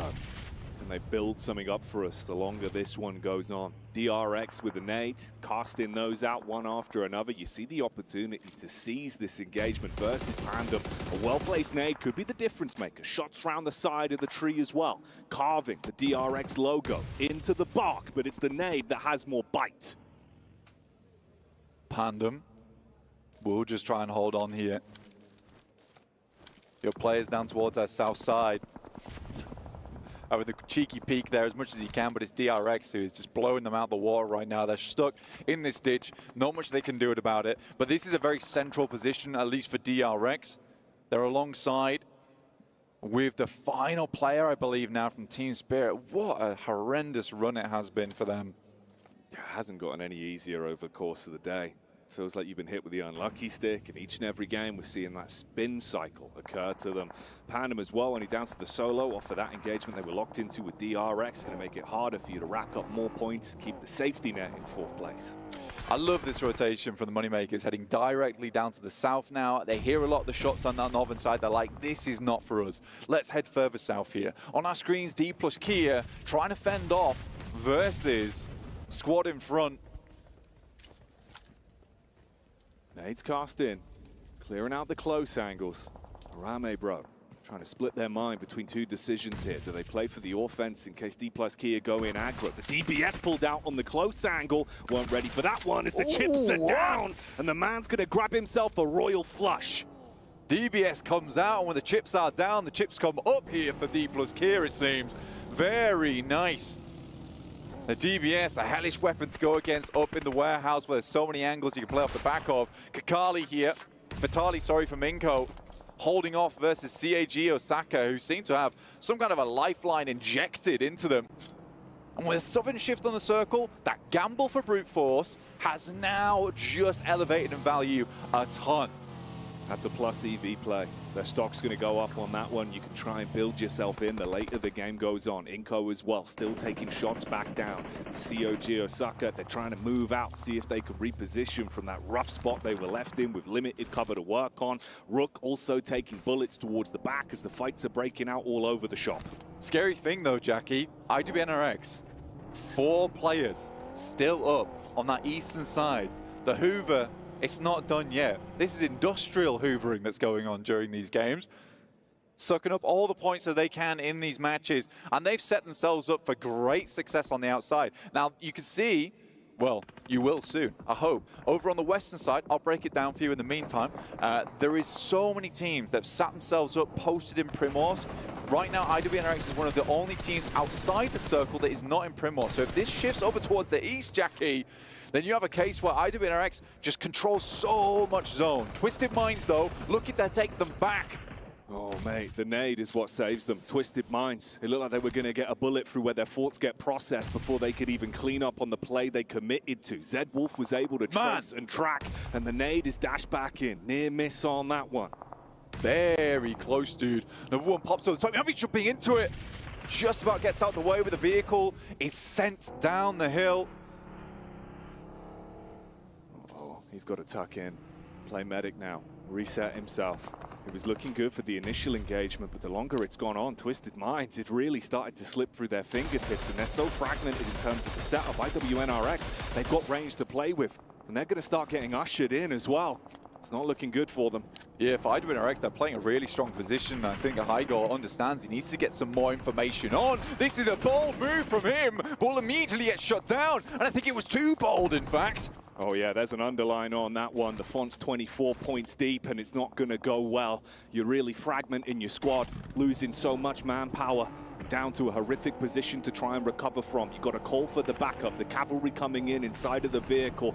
But IWNRX, they've been handling these fights. If they can catch them on the getaway as well, some bullets in the back, it could really ruin their time here. Yeah, they've got to switch this into italics now, Jackie, because Obscure's only got Ratto Boy to lean on now, as they head themselves into Primos, which seems to be the general idea for most teams in the lobby. Falcons up towards that north side, another team that a lot of people thought would just head straight through to the group, the main tournament. And here they are in the survival stage, not doing too badly, currently in 4th place as they lose a player. Tongjiabao, an awkward fight for them. Constant nades barraging in, no easy getaway. You have to sit there and take the splash damage, and the shrapnel ruins their chances. So they're gone, removed from the equation. Here we go though, Falcons up on the hill. We've been talking about if they can spread their wings and start to cause some issues in a matchup like this. They got nades for it. Downhill battle, you should be in a good spot. Low HP as well, just got to get him on target, and Chips is going to buckle on that one. Not as clean as it was previously for him. D plus Kia, they've whittled themselves down to just one man, a solo that's forced to try and think about the bigger picture. You know the fight's gone. Falcons do look to be spreading the wings and flapping them, enveloping D plus Kia and a gale from upside the hill here, and they will be sent back via that tornado. Great play there from Falcon so far. I'm enjoying the position they're taking. They're taking control of this high ground on the northern side. They've had a similar idea to IWNRX, which they think that, look, man, a lot of people are putting too much stock in Primorsk right now. So many players are going to have to try and escape this one as the circle heads further towards that north side. There is so much ground which is just free and open for CAG Osaka as well as Falcons just to manipulate. IWNRX now even shifting up on that eastern side. Man, the teams with all the points only seem to be getting more as Nobu is sent back to the lobby there with a nade that just bounces over the top. Falcons do not want to let a position like that go unpunished. They want to keep themselves building, climbing up the rankings and guaranteeing themselves a good finish towards the end of the day. 3 Elim points in the pocket. If they can keep this going, there might be something to be said about Falcons' resurgence here in the survival stage. A lot of squads nearby, though. They at least first onto the last man there and clean house on the engagement that kicked off a little while back. You can see it from the map screen, the spread that we've got here. CAG Osaka as well down towards the bottom side, with Moneymakers starting to move their way up. At one point in this game for Moneymakers, it felt like it was already pretty over. The fact they've still got 3 players to work with, maybe there's some longevity to it. Yeah, it's a smart rotation, and one that they could only have made in that moment. So many teams had already bottled their way into Primorsk, and they decide, look, there's some really good high ground we can play on that side. They've already pre-scouted a lot of this rotation back on the beachhead up towards the north, so they can potentially play off the back of CAG Osaka. It's a bit of a difficult one to go for, but I do like the way the Moneymakers are playing. And having Old Boy back in the roster, playing with the team, most likely, is the beautiful thing here. I think that's the main thing that I like to see, is that, you know, he's been on the bench for a while, but it feels like he's learned his lesson. Yeah, going off the leash a bit too much, potentially the aggression, the overconfidence in some fights got the better of him. If he can shape up, fly right, help out the rest of the team, we know his gun skill can reign supreme in a lot of those fights. This is when we said goodbye to TJB. That was the nade that absolutely ruined their dreams. Yeah, and that cleared out a lot of space for Osaka on that western side, which was much needed. I like this play from Falcons. They understand that this is a large amount of high ground that they've got to control on this northern side, so they leave Nerzet on his own, playing a pretty defensive position on the western side, but the rest of Falcons, they're trying to deal with the slow encroaching push that's coming through from IWNRX, who have already sent one of their players up towards that northern side in Swain. He's just getting some scouting done, but I like that from Falcons. They're understanding they need to control both of these sides here. They cannot let players get up to that compound on the east. This is very well done. The circle, however, centers up. Now, this is a really horrible crossing towards this road that you can see on your screens. A lot of barricades in that location, the ticket boxes. It's going to be an awfully weird endgame. For some of the teams on the south side, they're lucky in the fact they've still got buildings to play with from Primorsk, but they'll have to fend off from the amount of teams that are going to be bounding, leaping, jumping from window to window from that south side, trying to claim some kind of position. It's where that movement, that game sense, the understanding of how to weave your way around encounters and when to kick off a fight is going to do so much for you. A lot of these squads going to be crouching low, waiting like an animal to pounce in beast mode, and just biding their time. You can see it with a fragmented duo of Twisted Minds as well. They got to keep their bellies down to the ground. Only get stuck into an engagement if there is a confirmed way they can steal some points. Falcons on the move up, take some damage back on the top as well, and get in position. IWNRX are their challengers for this one, and they've got a nade to throw straight down onto them. They want to isolate and remove the fights from Falcons here.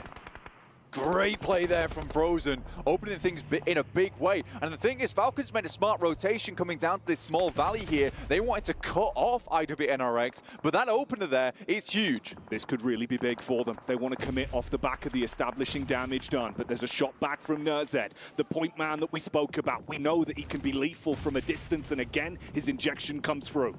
10 nades on action here. Looking to explode the guys from IWNRX backwards. Yes, they've lost a player, but they're not down and out just yet. IWNRX equally takes some punishment, and there's some more nades going to the top. Frozen lucky to get away from that one that he was in the buggy when he went past. I think that the guys on Falcons, they've got enough ordnance to potentially deal with this, but it's all starting to kick off down towards that south side. Brute Force open things up on towards Mad Bulls. Near miss on the nade as well. And that's the difference of the utility having so much stock in an elongated fight like this. The constant smokes that provide a shroud for Falcons with the bombardment of nades that roll in. Spirit finally taken out as well. And everyone's going to have to get a bit of a move on here, Blank. Things are starting to heat up. Twisted Minds, they've been biding their time. And that's the backstab onto IWNRX. Too much fighting happening in elongated period of time there. And this is why that rotation for the Falcons was so smart. Getting into that little valley covers them from Primorsk. IWNRX need to finish out that fight quickly. When Frozen got that initial nade, I think they just had to jump on it. Instead, they wait around a little bit too long. There's been openings from the back line. And this might be the first game in a while where IWNRX does not just take the cake all the way home. They do get 5 eliminations on the match and probably a top 8 here. We'll see what more they can do, but I doubt it's very much. So I do like the way that Falcons played this one out, but Frozen not done yet. Ever since that initial grenade, he's been feeling it. Don't give him the opportunities. Don't give him the satisfaction. DBS in close range is going to be awkward from the distance that they've got, and Top was able to turn, set his attention back on them. You've still got Twisted Minds as well. That duo that's been crouching around, striking whenever there's a third party to fight on, and that's how we say goodbye to IWNRX. For the first time today, we see IWNRX go out relatively early, let's say. Very, very nicely done from Twisted Minds, because we remember this is a team that was super hurt by IWNRX in the first place. They get some sweet, sweet revenge towards the end there versus Frozen. And Twisted Minds get to carry on as two with what is not a bad position right now to hold out teams coming through from Primorsk. It's really Brute Force that's on my mind. They've got 2 players, but they're in a horrendous position, surrounded by teams. And also, how can Falcons close this one out? They've got to be ever so careful here. There's no room for error. Already in a few fights, it's looked a bit jittery, but they do isolate that engagement versus Obscure. They spotted him out on the hill. He's been getting away with murder for far too long, so now he's down and out. It's just Ratterboy that's left, and he was playing a completely different style of matchup, but the Bison claps back. All right, Falcons take a hit from the side. That's DRX from the distance. DRX have had a super central position from the very start of the game, and controlling these compounds is going to be huge for them. They have 4 limbs, but they've just been trying to make sure they've got enough ammo here. You can see even just on the barrel, only just getting that refresh there for QXZ. So important, but yeah, this is basically a gated community right now for DRX. Playing also in the 3-story, I like that, having that outpost, you can always move back later on. Ratterboy is grenaded out of position. That will be Twisted Minds going out in 7th place with 3 elims. Scrambled and out, tried as much as they could to push the initiative with the 2 players they had, but forced to fight. The exchange of nades goes against him. Like you said, that gated community evicting more and more tenants that live here. No rent to be paid right now. Old boy sticking himself back into the action as moneymakers are looking to get some stacks on this one. Yeah, no, that's a power play right there. You take 80% of your HP, you don't pull out a first aid kit, you pull out the nade. You know you've got to send something back to give yourself a little bit of time, a little bit of presence here, and it has forced NERZ off the position, which is what I like to see. Now, it is realistically Moneymakers versus Falcons on this north side. Most teams on the south can't really afford to move out. DRX is just holding things in position. So we have these 2 isolated fights going on at the same time. Old boy takes another nasty hit. I think he's only got 1 more first aid kit as well. And NERZ creeps ever closer now. Belly down on the ground, trying to slowly close that distance but not reveal himself to different positions. He knows that these nades could be lucrative if they're on target, and Old Boy maintains his current position, trying to play for the heal. Meanwhile, Brute Force as well, taking shots from DRX. Big names been taken away by DRX so far, and they have just had a beautiful setup and the center of the circle for so long. Nice little transition as well from them to the compound that's further towards the center of the circle. This is going to be hard to dismount this team from. They're one of the few teams that has maintained 4 players for this long. However, we have seen DRX choke so many times before. There was a nice little knock that went through to the Moneymakers. Now just Havlik, a lot on his back to do. And they know his position now. That was the last nade that was tossed from NERZ, but it baited out the face. Ooh, Molotov as well, denying the opportunity to go in for a quick pick-me-up style play. Firing bullets out, trying to put the pressure back on them. See if he can plant those seeds of doubt and going for the confidence pickup. Knows that he has to keep Old Boy alive and really gambling on this one. I like this play from DRX as well. They're moving up earlier, not just letting this fight go unhampered. But NERZ, Spox Hyunbin, he's going down. This guy's on the swivel right now. Knows he needs to be dealing with the teams coming through from the open in Primorsk at the same time. The Falcons looking to put up big points this match. The Rock'em Sock'em rope. Oh, there we go. That's going to take the head clean off. The nade's on target, but it's again an opportunity to counter back. NERZ on the peak, good for 1. There's a trade from Havlik, but he's so low. He can't seize the opportunity that's been presented to him. He's got to drop back down, go for the quick pick-me-up, see if he can actually save Old Boy with the zone nipping at their heels and the paranoia about the peak from Falcons. DRX cleaved in half. The great axe coming through from both Falcons and the Moneymakers at the same time. Can't feel too good about that one. Look at that. They retreat immediately back into their buildings. The confidence just isn't there, Jackie. They realize these warehouses are way, way too exposed. Falcons will finish off Old Boy and get the flush on it. NERZ goes down. 2 players now for Falcons. Just the 1 on Moneymakers. They have held on for so long here, but the knuckles starting to go white in the grip. And they might lose their grip on things if it carries on like this. If Havlik can do something huge, bit of a risky peek on the side as well, but he gets in the building, avoids the potential timeline where he goes down without even getting close to causing problems. Quick switching his way through the weapons, calling in for the backup. They know they need to find their way through this house. Shotgun up top, biding their time for the peek. You got nades raining down on you as well. They're looking lost in the clutch, lost in the fight right now. For DRX, though, this is bad news. The circle is pushing in. Havlik somehow keeping things alive for so long, but it will be DRX to come in and finish that one off. You got QXE over the top, a big task ahead of them. This is what it all goes down to then. Can one man make a difference? Can it all be on him for Falcons to clutch it out? Or will DRX complete their legacy and take the win on this one? Grab themselves not only the elims, but the points for the chicken dinner as they find it and shut down the Falcons in second place. A chicken dinner for DRX. A really huge game there for DRX as well, because they were far down the rankings. Things started off fairly decently at the start of the day, and then they just weakened. But that game, test the strength for them. Still felt a little bit shaky towards the end there with back and forth where they pretty much were the only team that didn't really take casualties. They had a strong position to play in.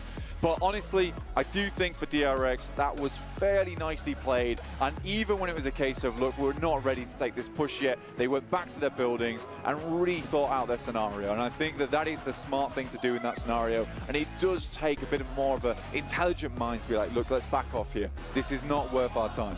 Playing the disciplined PUBG Mobile, playing for the percentage moves rather than getting overly headstrong. too confident with the position they were given and some of the fights that were presenting themselves. It's a fair play to them. It's a big point to take a chicken dinner under the belt as well. 4th matchup of the day. Only 2 games remaining for the opening day of survival stage, and they come out swinging. Totally different type of Falcons that we're seeing though in the survival stage. Very much more what we're used to from this team. Intelligent maneuvers. I think Havlik just kind of outplays them at the end there. Really, really strong gun skill, mechanics in that location where he's holding on for dear life for so long and the Falcons just cannot deal with it. I think that was very, very well played. Again, Moneymakers make a very good rotation. Falcons make a very good rotation. I think DRX gets the win off a good position early game. Yeah, they had the smarter setup, and in the end, it does go their way. But yeah, that fight between Falcons and Moneymakers, man, there's always a timeline for me. When I'm watching Old Boy be able to survive and keep himself topped up, I'm thinking maybe things get crazy. And maybe the rest of the day will get crazy as well. When we come back after the break, lock yourself in for more PUBG Mobile. The most important thing what we do is we kill Harami on contest. So tomorrow maybe they're not gonna jump. By the way, better than 0, huh?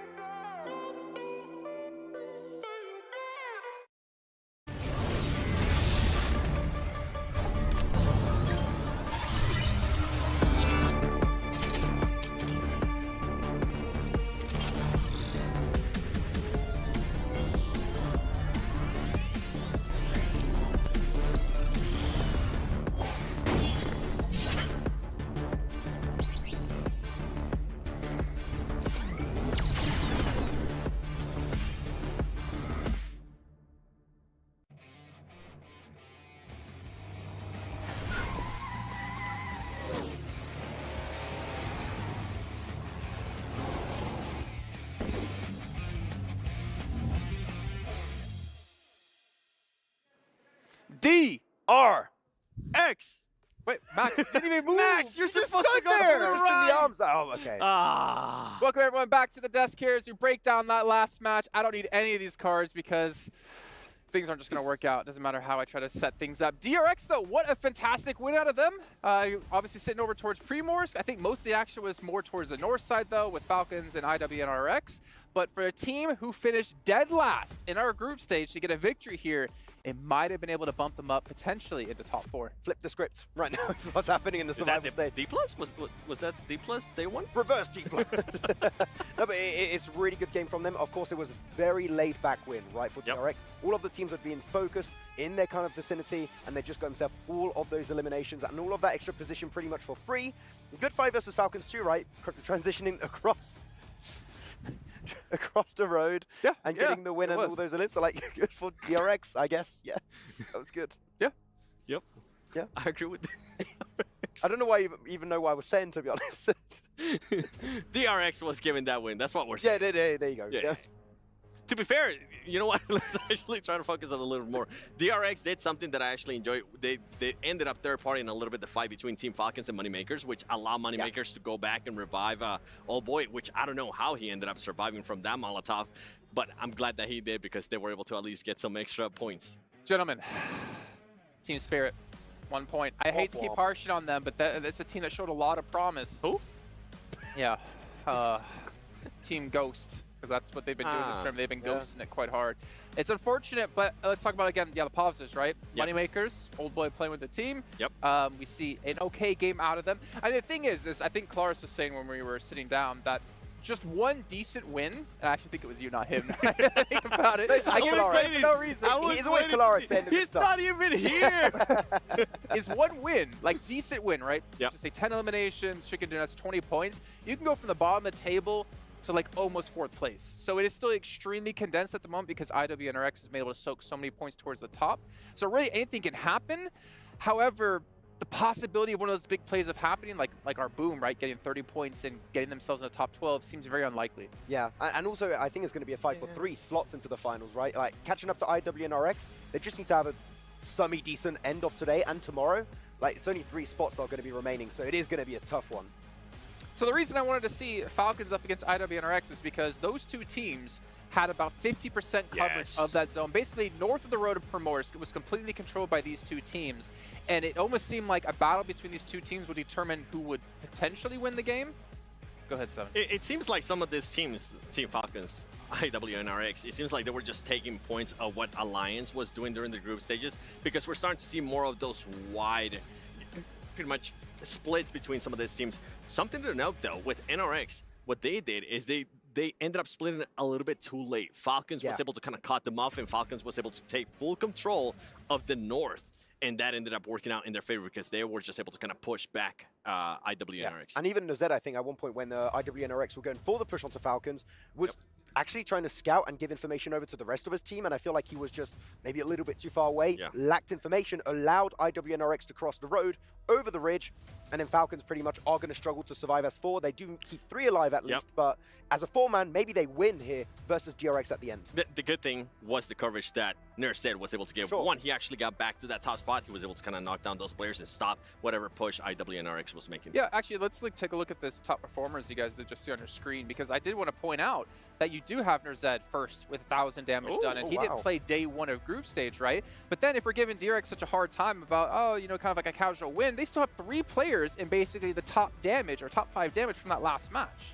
Yes, but like you expect it from them, I would say, right? But what I'm trying to get at is they had like no points. They had They were being proactive. Total in 2 days in group stage. They're at least showing that when they have the position, like we have criticized them quite heavily on day 3, when they had proper positions and they weren't able to like lock them down, especially high ground positions. At least here, they did close it out and they did get the points that they should have been able to get. I'm with what you're going, though. Yeah, I'm with what you're going, because they were a team that was very passive, and in the past they used to hold good angles, and teams would just run over them. So it's good to see that they are being a little bit more proactive. And with Nurse, I'm happy to see him there, because that was a big question mark for me, because what they were able to do in the matches that they did end up playing. And look at this overall ranking. What Kalar said, right? Bottom of the table, 1 decent win. He gave himself in the 4th place ahead of TJP, ahead of Bashik, Desperate Force, Moneymakers. And then obviously Moneymakers with their, I think, 11 points able to get into the front page. But this is some big shakeups here. I do want to go back to TRX real quick, because sure, they were being proactive, as you said, right, in that kind of position. I still feel like it was very easy. A lot of the teams were getting funneled in their direction. They just had to take some very easy shots. I do want to see something of a similar caliber when they don't have an easy setup game like that, right? If they do that, top 4 might be happening. I think the reason that we're going so hard on that is the fact that, like, they had these situations before, and they did nothing from it. They would have like 0 eliminations. They will legit lay down and wait for teams to pass by. So for now, for them to actually be shooting at teams, if they did shoot there, like, they would never shoot. Yeah. Like, you have to at that point. You'll be surprised. Well, you know what? We're hearing from us. We do get to hear about when one team does really well in these matches. We hear another set of talent scream. Oh. Team Panda. Actually, going to be talking with Sandstorm in a quick little interview. We'll be back with our next match of the day. Hello and welcome everybody. We're here in the STC Arena after we wrapped up Game 4 with only 2 matches left, and I'm joined by Achul from Team Pandem. Achul, you managed to qualify from PMNC into PMSL, and now you made it to the PUBG Mobile World Cup. So tell me, how prepared do you feel coming into this tournament? Ya Acul, tim Pandum kan itu lolosnya dari PMNC, terus lalu kalian dari PMSL qualified ke PUBG Mobile World Championship. Nah, di situ kalian kira-kira persiapan timnya apa aja buat nyampe di turnamen ini? Persiapannya ya kami kayak latihan terus, kayak misalkan ada salah kayak kami pelajarin gitu, kayak kami benerin nyampe kayak sebagus mungkin lah. Oh yeah, we just keep on improving our game, correcting our mistakes until that we can give the best game possible for PMWC. I like that, constantly looking at what kind of mistakes you may be making and try to improve on them one right after the other. So here's the thing, we love an underdog story when it comes to the Esports World Cup, and on a stage like this, anything can happen. So what are the things that you have been focusing on coming into this tournament? Ya, di PMWC kita nih suka banget cerita orang yang nggak diunggulkan tapi bisa bikin comeback gede, bisa jadi prestasi gede. Nah, di PMWC hampir semuanya itu bisa terjadi. Kira-kira apa yang kita bisa expect dari tim kalian nanti tanding? Ya, kami kayak bakal ngasih game yang seru buat kami bersaing untuk masuk grand final. Yeah, we'll try our best to compete and then to give very interesting games so we can qualify to the grand finals. They have been so far. They're on the precipice of making it into the top 4 with still 2 matches remaining in today's games. And of course, we still have the 6 games tomorrow to find out who will be the 4 teams joining us in the main tournament. So I want to ask you, how has the experience been so far for you at the PMWC? Gimana pengalaman kamu di PMWC?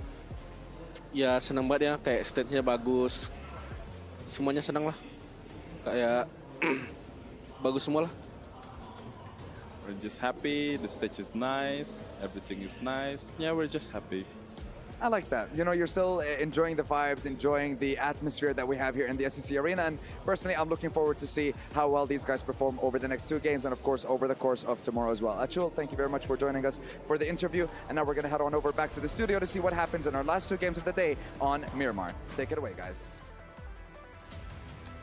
Well, here we go then. Last 2 matchups of the day. Opportunities to get points starting to slip through the fingertips of the majority of our teams. One team standing above all others. IWNRX has been farming up those points, Blank. They have just been slaying the opposition during these matches, and it's been insane to watch so far. Even that last game felt like not a great one. Still 6 elims. Now, 6 elims is higher than whose points total? Team Spirits. Yes. This is depressing. It is a bit sad. It is a bit sad. So, you know what? If IWNRX can get the entirety of Team Spirit's points pool in one game, I'm certain of it that Team Spirit will be able to get at least maybe some points in this match here over on Miramar. Or they might just need the full mental reset, though. This is the problem with Survival Stage. You basically cannot have a single bad day. No. And this has been the worst day for Team Spirit. So at this point in time, unless they do something in this game, we're sort of counting them out. Already. It's crazy, isn't it? It feels that way. It really does. And it's a shame to see. You would have hoped there would have been a bit of a second wind. But like we said before, no one's going to give those opportunities to you. You've got to make them for yourself. And they just have not been able to. Yeah, it's worrying out there. But the point distribution already starting to swell towards the top end. Yeah. I don't know what they can do for themselves. I mean, it does drop down pretty heavily. I mean, you got 5th place with Tongjia Bao. They've got 28 points. Then we're dropping just this 20-point glut between 7th and 10th place. You know, you're 21 points down to 20. Besiktas Black with 22 and 6th. So, you know, there's a lot that can change in that middle pack. But again, you're trying to jump up into that 4th place. But that can just be one insane game. Over in EMEA, Brute Force were able to pick themselves up a 30-point game over in that region in their Super League. And, you know, for them, that would shoot them up into 2nd place. One match. Easy peasy. But still, with a game like that, they would not be ahead of IWNRX. No, not at all. But if you want to try and compete on the same level as IWNRX, then one way you can help yourself is the GT20 Pro. Get yourself that bad boy, get out there, get practicing blank. Who knows? You could be on this stage one day. You could be playing with the best of us, honestly. At the World Cup, representing your region, the best way to start is to pick yourself up that GT20 Pro, because it's pro for playing with the professionals. It's pro for a reason. It's pro for a reason, guys. Brute Force on our screens, in towards El Pozzo, looting up nice and early. Circle heads east. Over towards Rook Esports and IWNRX, once again, strong position. Over towards El Azahar, quick switch back. And it will be Tongjia Bao losing a player. Okay, it looked like it was set up for an easy drive-by on that one. It should have been a freebie. Instead, it's a 1-for-1 trade on the schoolyard with the trading cards then. Either one of them going down to 3-man squads. Not the best. An ideal situation for either squads there. Bit of mutual destruction going on from both these teams, but does open some space up for a team like Team Spirit. They desperately need some space right now. Just to breathe, in fact. Yeah, it's getting claustrophobic with how these games have been. Inco, another team that we sort of expected a lot more from. They got fairly close to making it into the main tournament, but were pipped to the post right at the end. Here they are, 15th place, 8 points. Dear me. I mean, it's got to feel bad when you've got your basically brothers in arms with Team Liquid and Alpha 7 already in towards the main tournament. You want to join them. You want to join them. Do your region proud by getting as many of your teams in.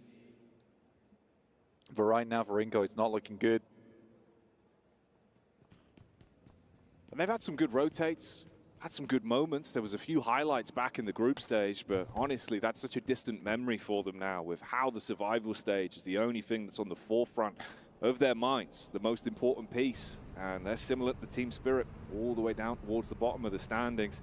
Only a few points of difference that set those two squads aside. So if you want a recovery, it's going to happen soon. One quick peek at the map here. Let's do a stock check, shall we? Get in there. Let's get in there. La Bandita, very focal position towards the center of this one. So you got that big old crater to be worrying around about. And again, that does shift a lot of sight lines away from that east and west side. So you sort of do cut the map in half just a little bit. You got teams playing over towards the east in Impala and Puerto Paraíso. They'll be taking their own fights compared to a lot of the teams pushing in from the western side. Moneymaker's got a hell of a rotate though. I hate this rotate personally. It's a tough one to make from La Cabrera down towards Hacienda del Patron.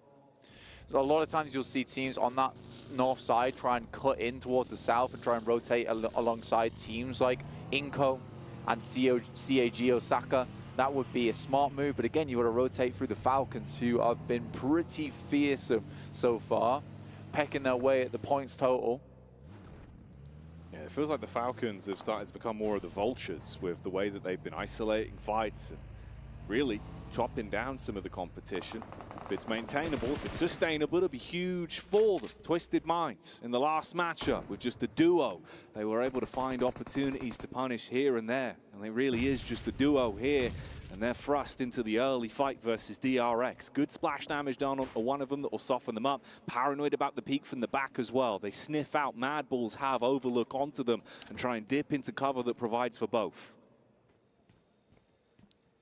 Not a bad spot for the Mad Bulls, honestly, down towards the south side. They've got a lot of oversight towards these teams on the north, but I think they're probably more worried about teams from behind them.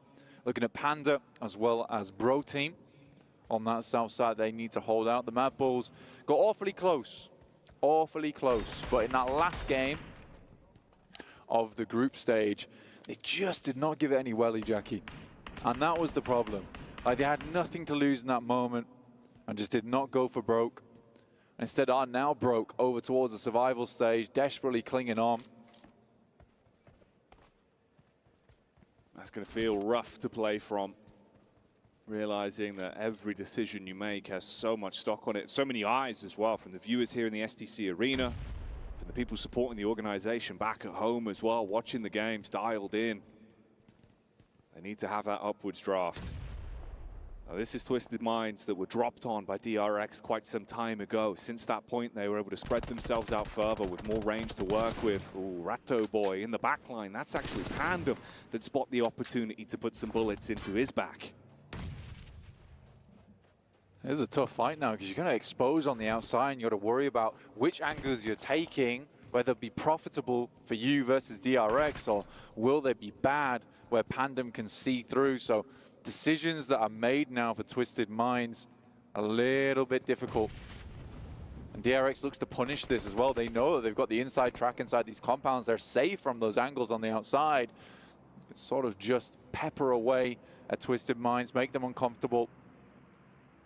And it looks like they're going to make a smart choice here and try and push away to more favorable footing, realizing this compound is likely not going to be picked up by them anytime soon. So DRX will pick up Longhouse. So concessions made there, got to cut their losses with what's felt very awkward for them over the past couple minutes. Jump in, luckily, the vehicle they had to their disposal and reposition themselves in a better spot. It's also because CAG Osaka were moving in towards the hillside. They didn't reveal themselves, haven't put any presence out, but do have a bit of an assess on the situation. Zone ushering itself further down as well. Everyone's starting to get a bit of a hustle and bustle on. The pep in their step now. And they'll have to step things up just a little bit to head further over towards our north side. Now as a high, there's a lot of high ground around this area you can play off the back of, but sometimes it's not always wise to hit up that high ground over towards that northeast side. Luckily, this doesn't encompass that nasty valley that sits between Al Azhar on that northern edge. We do have a lot of ridge sides to play around with, a lot of cover that can be had, even up just towards that northwest. There's stages to that area of the map. Oh, obscure.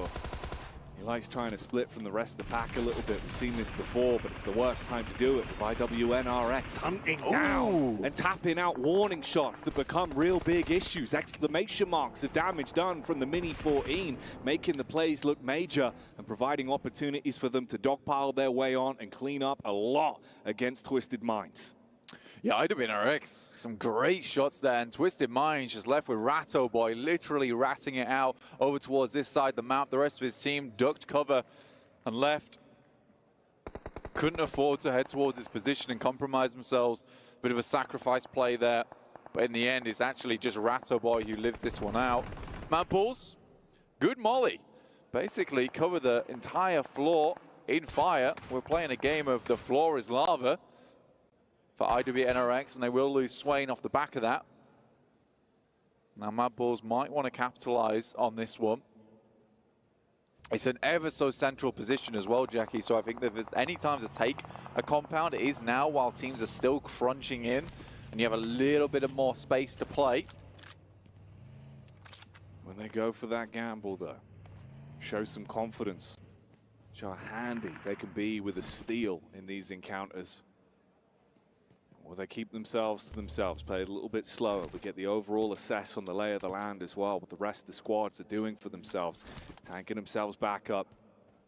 Whole load of nades being primed in the hands of IWNRX as well, as they are realizing Mad Bulls still locked in close by. Pandem with the lay of the land from the backside, wanting to get involved. The nades going up in the building, setting the stairs ablaze, making it hard for this fight for Mad Bulls to commit off the back of, but that's a huge nade into the tap. The UMP swipes up, and the SMG does some blind work to isolate these encounters, fragment the rest of IWNRX, and the Bulls can close in, close that gap up close. The spray dealing damage on the stairs. A close quarters combat that won't benefit the Bulls as they've been manhandled in the fight. Oh, mate. They keep it going. The backstab with the DBS single-handedly wiping the Bulls down and removing them bit by bit.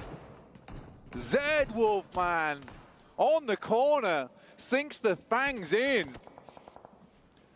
That is an insane play coming through from IWNRX.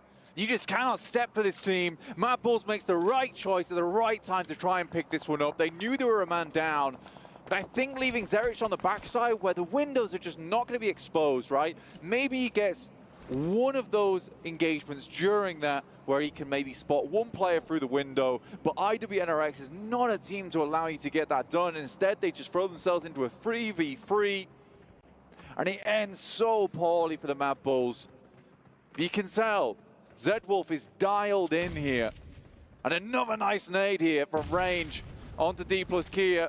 Nobu trying to keep him back, but honestly, he is just pumping that damage through. It's been good damage with the nades. Still more in the back pocket as well. Two of them primed on the close quarters turnaround.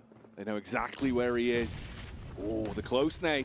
Getting some nice splash damage out at least. He sees the head, debating whether or not now's the time to peek up. Try to commit to the frag with the actual connection on the primary. Nade over again. Wow. They're keeping it going, Blank. They're dealing so much damage with these bad boys. That's a nice air burst onto Osal as well. Will flush him out before they can get the res through, and they had to back up there. Another couple of air bursts. The shrapnel raining down upon him like an isolated rain cloud. Just consistently punishing them every time there's a peek up and forcing them back into the depths. Ooh, bit of a tag across though. Get your belly down to the ground instantly. You know you got a good angle to work with the geometry here, and the smoke's blocking some of the vision. It's all a downrange fight for them, and they've got to decide how to play this one. If they're going to go for the pick-me-up, get Chips back on his feet so he can help out the rest of the squad. K's honestly playing an unbelievable range here, and still actually hitting some of these shots, making it so uncomfortable right now from Bro Harami. Just cannot deal with this. Effectively a sniper with an AR. Really well done, and that just gives time for the rest of DK plus Kia to actually get themselves into a position where maybe they can regroup, maybe they can reassess the scenario. That potential for a reset. The smoke's at least paying dividends, giving them a bit of a shroud. The vehicle was still alive as well, even though it took some damage from the nades that were dropped down onto it. Damage to the paintwork. The engine block's still good for now. Moneymakers as well. It's been quiet for too long for them. We join Rook over on the hillside. That's brute force they're up against. Nice fadeaway. That's a good three-pointer on that one. Easy game, just immediately gets back into the buggy. There is a player still out in the open. They're searching for him, but feels like Yankees just going to get a move on here. But brute force, nice hold out on this western side, but the circle does shift over towards the east, and it's barren land ahead of them. Replay here, some of the highlights that we've seen from IWNRX, and it has been highlight reel worthy with the maneuvers they've been making. Finding elims, keeping themselves in the fight for longevity. Moneymakers, still alive with 4 players. Ooh, spoke too soon. As you get the peek up from Nerzed, he assaults down with the AR and connects onto another one. He's looked good today individually. From range blank, it feels like he's really crisp right now. Yeah, man. This is through on that northern side. Once again, a bit of that rivalry coming through from the Moneymakers and Falcons. Duking it out here. Top, plenty of ammo to work with on the AUG. This guy is so terribly accurate. Luckily, Koa is much of the same. Predicting the peaks, pre-firing around the elevated angle. Bullets on either side of the tree. It's restricting his ability to take that fight cleanly and get a headshot off. Koa goes for the reposition. Moneymakers on the move. So it's time to just move in. They're on the close side of the circle as well, so they can hit up this ridge side down towards that northeast. Smart move. Smart play to go for as well. And again, it just feels like the rotations for both Falcons and Moneymakers so far on the outside of the circles have been pretty clean so far. And it's quite difficult for either of these teams to push each other out of position because they're playing a very similar game. Brute force. Bit of a scouting mission here. Keep your nose clean, a little bit of paranoia as well about what positions you could potentially take a fight from. Just assessing the land with Falcon sitting up top. Yeah. Rook finally losing the last man. Yangi went for the getaway so long ago, but he's been spotted and taken down, so Rook out as well. I think for Brute Force, it is a tough rotate for them because I think they know they need to push through on this eastern side down the middle because it's just really difficult land to play down towards the south. Freezer will be raising up this teammate. Falcons have got to be worried though because there is shots coming through from that eastern side as well, as Moneymakers have eyes on. The two EMEA teams like a hydraulic press just squeezing Falcons at the moment. Trying to shut each other down and remove any potential. Nice. Grenade, close, bounces off. Prepod back on his feet and back to dealing deathly blows with that utility again. And now they close the distance. They want to seize this opportunity that's been given to them against Falcons. You got the good engagement off. You got the good start to the fight, but can you finish it before it starts to get out of hand? 4 versus 2. Positionally, Falcons taking pot shots back. Quick tuck in, looking for the med up, but the angle still works, and they get another knock back onto him. Yeah, really nice spray coming through from Freezer there. As soon as he got that first tag, he was not letting him go. There is a wide swipe on the side from the Falcons, but again, this is just well played from both the Moneymakers and Brute Force. Again, for Falcons, it's a very, very difficult scenario to be in. Both teams making very smart decisions in the moment. But it is Inko to come from behind. A quick nade gets sent through, but will not deter Inko for now, as the Lion prowls up into position. Brute Force with one hand holding them back, but quite low on the back lines there is Prepod, but they should get the full reset. Will Brute Force be the Lion handler, or are they going to get mauled? Nice. Claws coming out. Bit of damage done. DRX taking casualties. Brute Force with the first as they flick over onto Inko and get the opening shot off they were looking for. Fragment them. Leave them with far less to work with now. Just a duo. Spread thin. Vitali knows roughly where Chudo is, but he swings wide. It's Kate finding a shot over towards Team Spirit, who are on the very, very far in the circle down towards the south side, but it's Nerzed, the final player left alive for Falcons, and he will not be able to step up to the task here, but will lay Prepod extremely low, and you knew that shot was going to come through at some point, but it's the Moneymakers on high. A long-range shot will take down one of them, and he gets flushed too, so Brute Force down to 3 players here, but it's 6 eliminations. It's not a bad game so far. Tongjia Bao. They saw that opportunity onto the knocked man, know that they could remove him, they get the angle. Again, from quite far back, starting to potentially move up a little bit as well with the freedom they have to play with from the vehicles. Team Spirit trapped on rotation. Again, that's going to be Inko, the assault. And from the distance, D plus Kia spotting them running through the fields with no cover to protect them, and they just lay waste. Oh, there is just something wrong within that team at the moment. It's so long to deal with those players, and even just a crash would have been decent. The scouting has not been there. Surely they know there's only 3 guns on that position. You just take the 4v3 at that point. Can't be sat outside on the blue for that long, but we're back on ball with TJB, who have lost 2 players. Vitali, last alive with the Pompey inside the house here. And Brute Force just realized this is an opportune time to try and get away. It is the Moneymakers, though, who might have overlook onto this. And Freezer is going to have to hit some shots on the way. Will jump out the vehicle and look to hit a spray. That info's gone both ways now. Either squad aware of the potential here. Smokes up, vehicles for cover, and you've really got yourself trapped in the worst location. So many sight lines from either side. You're getting pinned in. Vitali was waiting for so long to introduce Tongjia Bao to Big Papa Pump. He's been holding on to it. He's got the weapon ready to strike, looking for the opportunity, keeping him guessing with which way he's going to go. Dives around the corner, strikes in with the first, gets the quick shot off. He's moving, he's weaving, and he's causing issues as he takes Tongjia Bao down. One into another there from Vitali. Great plays from him. But we're back on board, and the action doesn't stop here. At the PMWC, Team Spirit is out.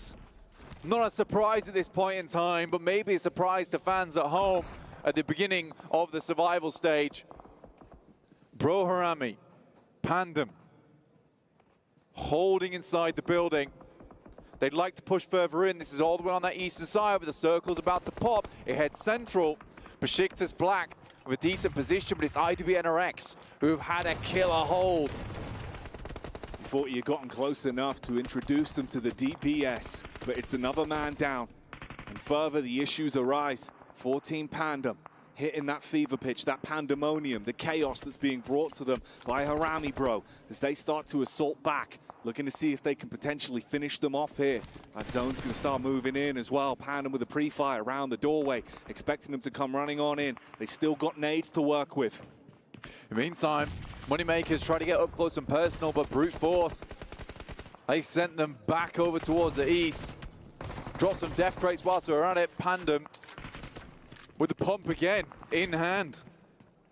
Single shell after single shell seems to do the trick here. He's got it loaded with slugs right now as he's left them pushing up daisies. You've got yourself trapped. Top floor control, sure. But can you still clean up from this? Just down to 2 players on either side. You've been able to at least win out on the opening engagements, but as this one goes on longer, will the nades make the difference? Ooh. They make the quick move, dive out through the window. Can't connect on the drop though. Back into a 1v1, and barely. Bro, keep it going. Lovely coordination though from the top side, both jumping out the window at the same time as those nades go through. Almost had it. In the meantime, Brute Force has been killing it over towards this north side. From what was a very difficult position versus the Moneymakers, they're able to take them down. And again, this is a really strong spot. Start working your way in. This little bit of high ground, this lip to play around with, has so much oversight onto the rest of the map. Inco. It's been awkward for them in a lot of the fights. They've had to scrap their way through. Vitali had his highlight with the shotgun, but it might be low lights from this point as they're low down to the ground. The high ground has been in favor. Brute Force from this position. Wide nade chucked across as well. 2 teams they're worried about, just trying to make sure that they backhand them with the nades and keep the distance. The big thing for Brute Force is they know they have to leave at some point. So they're making the most out of this position whilst they still can. Here's the highlight you were talking about earlier. Through the smoke as well. Just swinging from either side. One nade should hit. None of them go through. DRX holds on by a thread. And Brute Force finds Vitali. This is what they needed to do. They needed to clear out these players as quick as possible. And what a push out from Judo that is. He'll do it himself. Heads down towards that western side. Now just Besiktas Black, and they have an immediate idea of where they should be. Getting refreshes on the nades, on the vests. But it's IWNRX. Lying like a sleeping beast on that eastern side. How do you shut down that sleeping giant? Now it's roaring to life. 6 eliminations. Brute Force currently topping the charts with 11 to themselves. And they're going to want more from this. The squad's finding themselves a small lull in the battle for a few seconds. Opportunities to top yourself back up, have an ammo count, and see where you go from here. But IWNRX, with the remainder of Harami Bro, off of their awkward engagement, they could be in real rough territory here. You've got the clean line of sight, predicts the jump into the vehicle as well. And that one's going to hit home hard. Mate, Zedwolf's on another planet right now. The thoughts ahead there as well. Knowing that he's going to try and move the vehicle, switches from the tire to the back seat. You love to see it. Frozen still putting punishment out. Again, another similar scenario to Brute Force. IWNRX have had an insane hold on that eastern side, but now they need to create some opening for themselves. Doing good on the defense, but it's got to get a bit more tenacious. Play with that offense. Wide nade in as well. Chips laid down. Takes a heavy hit from that one. IWNRX again, taking these opportunities to get stuck in with the range advantage they found themselves with. You got the quick getaway maneuver for Lewis as well. Reposition and try and get into a better angle, have some semblance of cover. Got Brute Force here. 11 elims. Looking on track for another big game. It's the Brute Force special. Hit the massive elimination count on a Miramar, and they're starting to get bold with it. Moving further up, a nade's immediately thrown. Clearing space. CAG Osaka Just moving around the side, using these vehicles to bait out the grenades. I like what I'm seeing. Trying as best they can to have that substantial distance so the nades go short. Quick assess here, quick scout. Where are they? Where's our other avenues to be attacked from? Meanwhile, IWNRX laying down the law with the big guns as Bro are finally removed from the equation. D plus Kia start to move in as well. Limited space to work with. Lewis has been trapped in position for quite some time, but he sees the peak on the back. CAG Osaka taking fights now as they're looking for the peak over, and he might want to go for this one. He's revving himself up, scoped in, looking for the fight. IWNRX look over towards D plus Kia. You're kind up front with the nades, looking to push in. Besiktas Black been in the Gladiators ring this entire time. There's been audience members, but now they're forced into the ring with them. Can they hit them with the gladiatorial combat? And get the thumbs down or the thumbs up for the chicken dinner at the end of this one. It's been tough to hold on, but now they have a playing chance. Nice airburst, but not quite enough. There's one coming through now from Zed Wolf as he steps out of the way of this one. Looks pretty on target. Freezer just on the other side. Inflicting chip damage. The shrapnel starting to connect. Meanwhile, Brute Force priming nades once again as well. They're throwing them back. Molotov casting it more awkward for them, but it's a nice nade that buys time. That one's going to be huge to actually play medic, get his teammate back up, but everyone else is sniffing the blood that's in the water, and they start to dive their way in. IWNRX, they go full aggro, dial up the temple, and they go going in. Look at the amount of damage you're starting to find off the back of this now, and causing so many issues with the fragmented Brute Force that you can pump bullets into them. Freeze is in a desperate position. Good molly actually sent into the ditch there, but he's got so much to deal with as CAG Osaka have had eyes on towards them for so long. D plus Kia go down. That's from Lewis on Besiktas, has been hiding out in the trees. Out comes Freezer though, the one-man wonder, the rookie. He's making plays, making money in these situations. IWNRX trying to stand strong, trying to see if they can fight back, but in the constant clash that goes on, we see them go down. More squads being ripped to pieces, and right now you look at the head count. 3 players alive for CAG Osaka. They take a heavy hit onto one of them, but you've got the manpower advantage. If they can play this one out, they could get themselves a huge chicken dinner. Brute Force, goodness me, Freezer puts them on ice in that situation. IWNRX getting a little bit too hot for their boots. Lewis with the big gun. Looking to take down CAG Osaka, get a bit too close. Now, things maybe open up to Freezer, but he's going down. Unfortunate there. Now just between Lewis and Osaka. Nice Molotov, might be the end of him. He's set in flames, and it will be Osaka to take that one. They've had a fantastic day today so far, but that does open the floodgates for some other teams here. Besiktas Black jumps up a lot. Brute Force jumps up a ton with their 14 elim count in a 3rd place. Massive moves again on that one. Playing the angles, smart in the engagements they took. And when the carnage came, they were ready for it and thrived in the chaos. Lewis, try as he might to have a heroic play towards the end. It's denied. The MG9 could have been absolutely insane there. But to be fair to you, look, what I will say is that the boys on Besiktas Black were playing a really long game there because they had one of the strongest positions if the circle kept closing like that. And they bided their time. Honestly, I think they played it out quite well. It was just unfortunate that 2 players up front get rolled over, mowed down by the guys on IWNRX. It was an incredible push.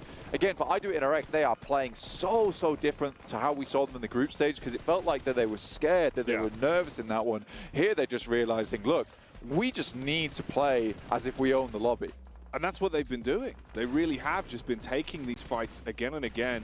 On this one, you know, you saw that opportunity, that switch in their mind when they could see there's low HP on a few players. They just went for the swoop in, unload a barrage of bullets. and caused so many problems, mate. It looked terrifying. It did, yeah. I will say one thing, though, for sure, is that Freezer has been one of the most incredible new talent pickups this year for Brute Force. What a player that guy is. Just continually putting up numbers, pumping out those points for Brute Force. And I think that game does put them into the top 4 now as well. So this gives them a chance. It gives them an opening, and it's typical Brute Force fashion. It really is. We'll see if they can keep it going or how things are going to shape up at the end of the day. We'll see you after the break.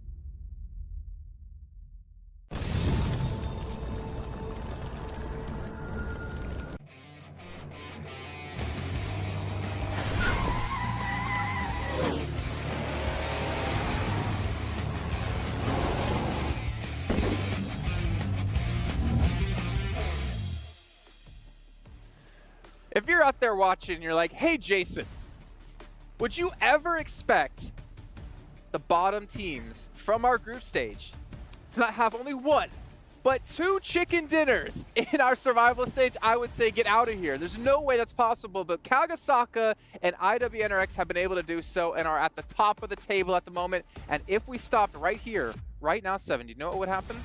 Yes. They would qualify. They would qualify into the main event. And this has honestly been a stellar performance here out of these two teams. Obviously, Kagasaka taking this final win here. But gentlemen, walk me through this last game. Like this, if you're this team, you're like, they can taste it. They can almost grab it. It's like holding up anything, you know, over shoulder height for me for 7 to grab. It's just right out of his reach, but it's there. It's almost there. Brute Force, though, being able to get more of the points there, 19 points. But with Kagasaka, I mean, this is just such a completely different team. I feel like this is also a better version of what we were talking about earlier with DRX, right? For Kagasaka, a couple times during group stages, we saw them not willing to engage. We saw them not willing to fight. Here, they were able to stay on the outside of the circle and take those fights. Yeah, it's a good game to see kind of some variation come out from the teams, right? If you're thinking about Kagasaka, what did they do for victory here in this game? They had a decent compound in the south, as well as taking the extreme high ground of a Mesa in order to be able to get good information about what's going on north of them, good scouting motives, and then from there be able to make the moves in an informed way. And actually, I mean, this is a stark contrast to what we saw from them in that group stage, where they weren't really doing much, but now they're able to put some proper marks on the ground. It's not even close to the same team. Yeah, well, that's what I want to ask you guys. Like, I mean, I'll go to Kalaris because he's one I know who will be brutally honest. The smarter one, yeah. More better looking, bigger biceps. Yeah, bigger biceps for sure. You know, hasn't been nominated for an esports award though. Never. Look at those shoulders. Jeez. But I want to ask you though, is this like IWNRX and Hagasaka playing that much better than they previously were?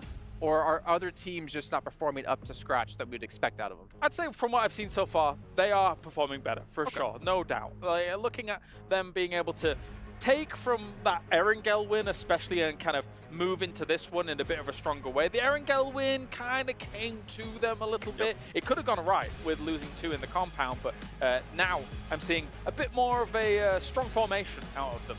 Yeah, with the performance IWNRX is doing, though, I think it's safe to say now that congratulations, unless you're gonna be going to the main stage, because we're gonna have what now 7 games left, and with how some of the other teams are playing, I don't see them being caught up, especially with the way IWNRX is currently playing. I mean, we saw Seawolf just getting absolute bangers those shots with that Mini 14. Well, this is the cool thing, right, about the variation that we've seen and the fact that we're seeing Z-Wolf now with 1,400 damage. Oh, there's your noise. That's insane. But again, it comes off the back of a Mini 14. Variation in playstyle. They knew they had a great compound. They can make use of a DMR where, honestly, we're not in the DMR meta right now, unfortunately. It does kind of happen every so often on Miramar because it's a great map for it.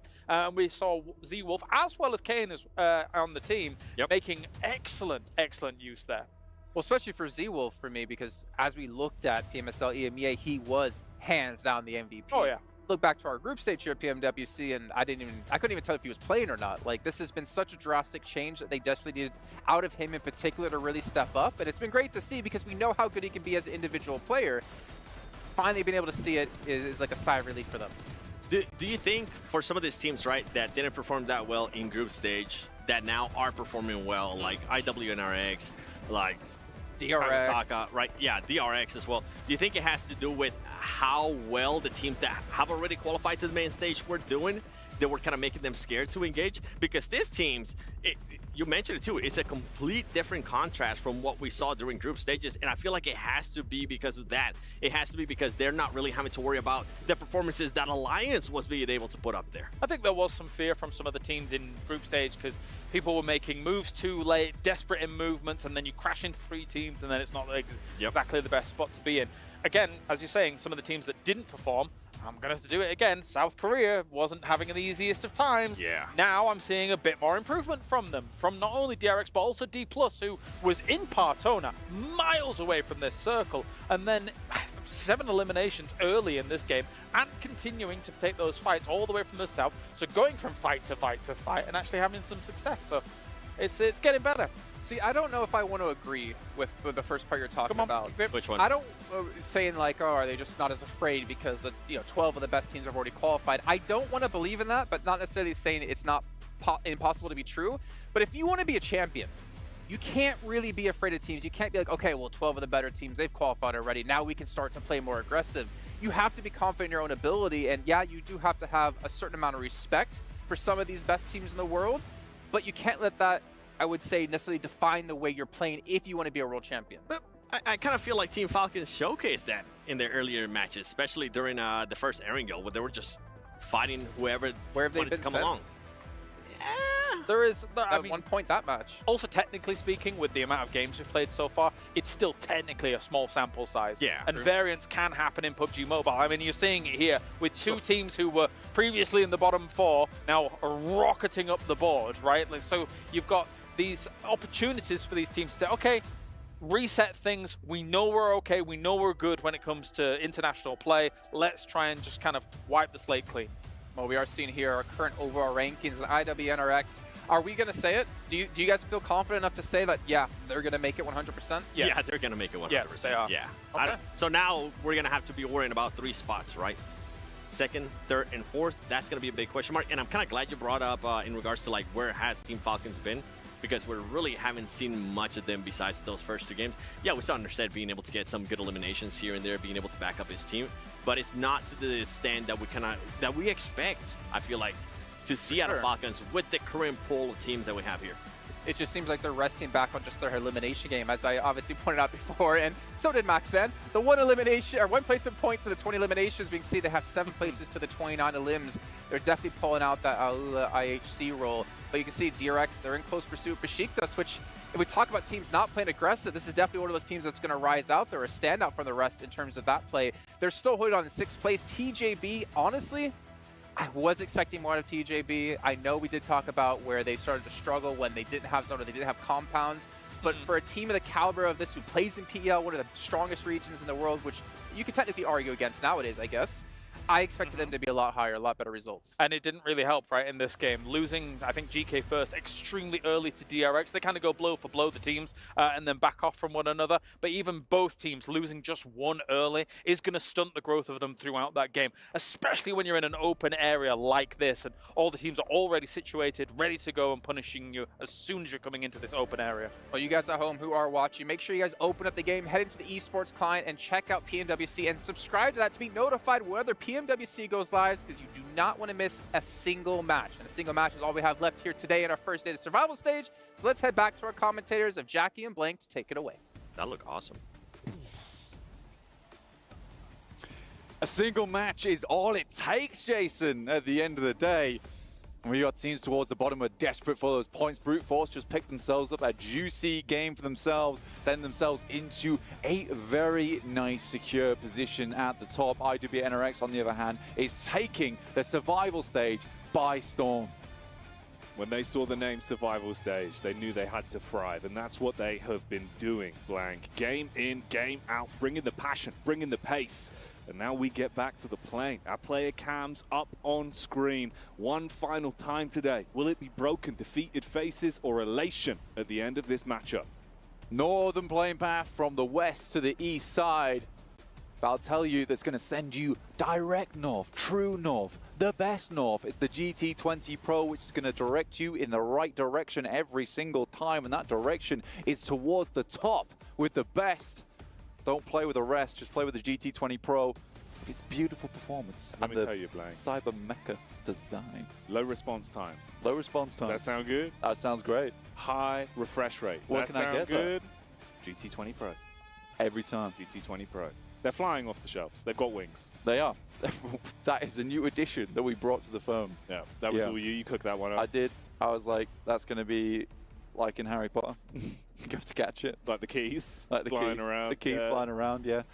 You don't just get to stamp your name on that trophy. You got to catch your trophy first. You got to grab it with both hands, never let it go, and fight for every single point that you are able to get your hands on. So let's get into it then. Let's give this one some gas. Last game of the day. Hopefully this is going to deliver on all fronts. These teams need to come out absolutely swinging. You do not want to leave yourself in a position where someone else can decide your fate for you in tomorrow's matchups. Some teams desperately need to connect on that swing during this game. We've got teams towards the bottom. We're counting Team Spirit out at this point in time. 4 points over 5 matches, a diabolical result for them. And it's not one that they should hit. And I think that's all I need to say. This is not the performance from Team Spirit that we're used to seeing, or one that they should have displayed here, because they have so much more in them. Hopefully we'll see them again next year, but I just don't think they can make it in, barring some kind of miracle. But even then, it's going to be tough.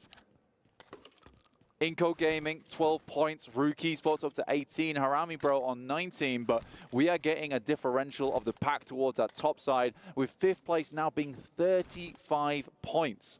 IWB NRX, on the other hand, a 71-point day. What is this performance that's come out from them? This is incredible moves coming through from this squad. What have they been eating, Blank? How I don't have they know, just dude. changed their entire play style? And I'll tell you what, they're feasting on these lobbies. That's what they're having for dessert today. They just needed to, like I said, they just need to play like they own the lobby, because that's their play style. They play very aggressively. They have strong positions. They hold those strong positions. And look, I just think for a team like IWB NRX, they cannot be playing scared. Because I think as soon as you put in a position where Zedwolf has to hold back and isn't able to channel that energy, yeah, he's going to suffer in terms of performance. So it feels like, look, they've just let them reign free, do what they want, and in these games they perform. It has helped that some of the circles have headed their way, and again, for the second time on Miramar, we're getting an eastern shift on the circle over towards El Azahar, which is where they start their games. But again, at this point in time, they are just sucking up points towards that top side, making it so very difficult for these teams underneath who are starting to sweat bullets now, trying to get in the lead. DRX spotting out the drive-by, TJB. They put a few bullets into the back of the bumper, nothing that you can't buff out. You won't be too bothered as they do make their getaway and avoid the potential for a stray bullet to cause issues early. Your boys on the western side all need to move in. CAG Osaka taking their last game on the chicken dinner due to a pretty decent rotation, honestly. They just were aggressive with their initial rotation, went far into the circle, got a central spot, played around Besiktas Black, and were able to channel their victory from there. And it wasn't to say that they weren't harassed heavy by brute force in that late game, but they were resilient. And they took those nades on the chest, bounced them back a bit, actually. Had the metal skin on that one. No damage being done to him. Bypassing the potential of a really upsetting game and actually making it look pretty good towards the end of that one. So we've started to have good optics for a fair few of our squads. Wow. I mean, to be fair, that is just one match. So that's just their last match. Average elims at 14 would be insane. Can they do it again? It would be unthinkable. It would be remarkable. Right now, I think for brute force that they would like to do it again. There's teams all the way in 7th place right now that could take position over them. I mean, Tongjiabao at 32 points. Heading up from there, you've got 4th place with Team Falcons at 36. Brute force currently in that 3rd place position with 40 points. So they're not safe right now because 2nd place is currently 15 points ahead. So they can't just have that. They can't be a one-game, one-wonder team, right? They need to just keep pumping that performance. And I think that game's a sort of match where it gives you some of that confidence back, you know? Makes you feel like, you know what, we are good at this game. And I think the main thing is that the rest of the squad should be feeling pretty brazen with the fact that, guys, we can't let Freezer have all the action, have all the fun. This guy's new. He's new to the scene. He's come up, entered into international tournaments. He's making the rest of the team not look bad, but they've got to show that they're the veterans on the squad. Show those optics. Much like the optics on the long-range snipe here.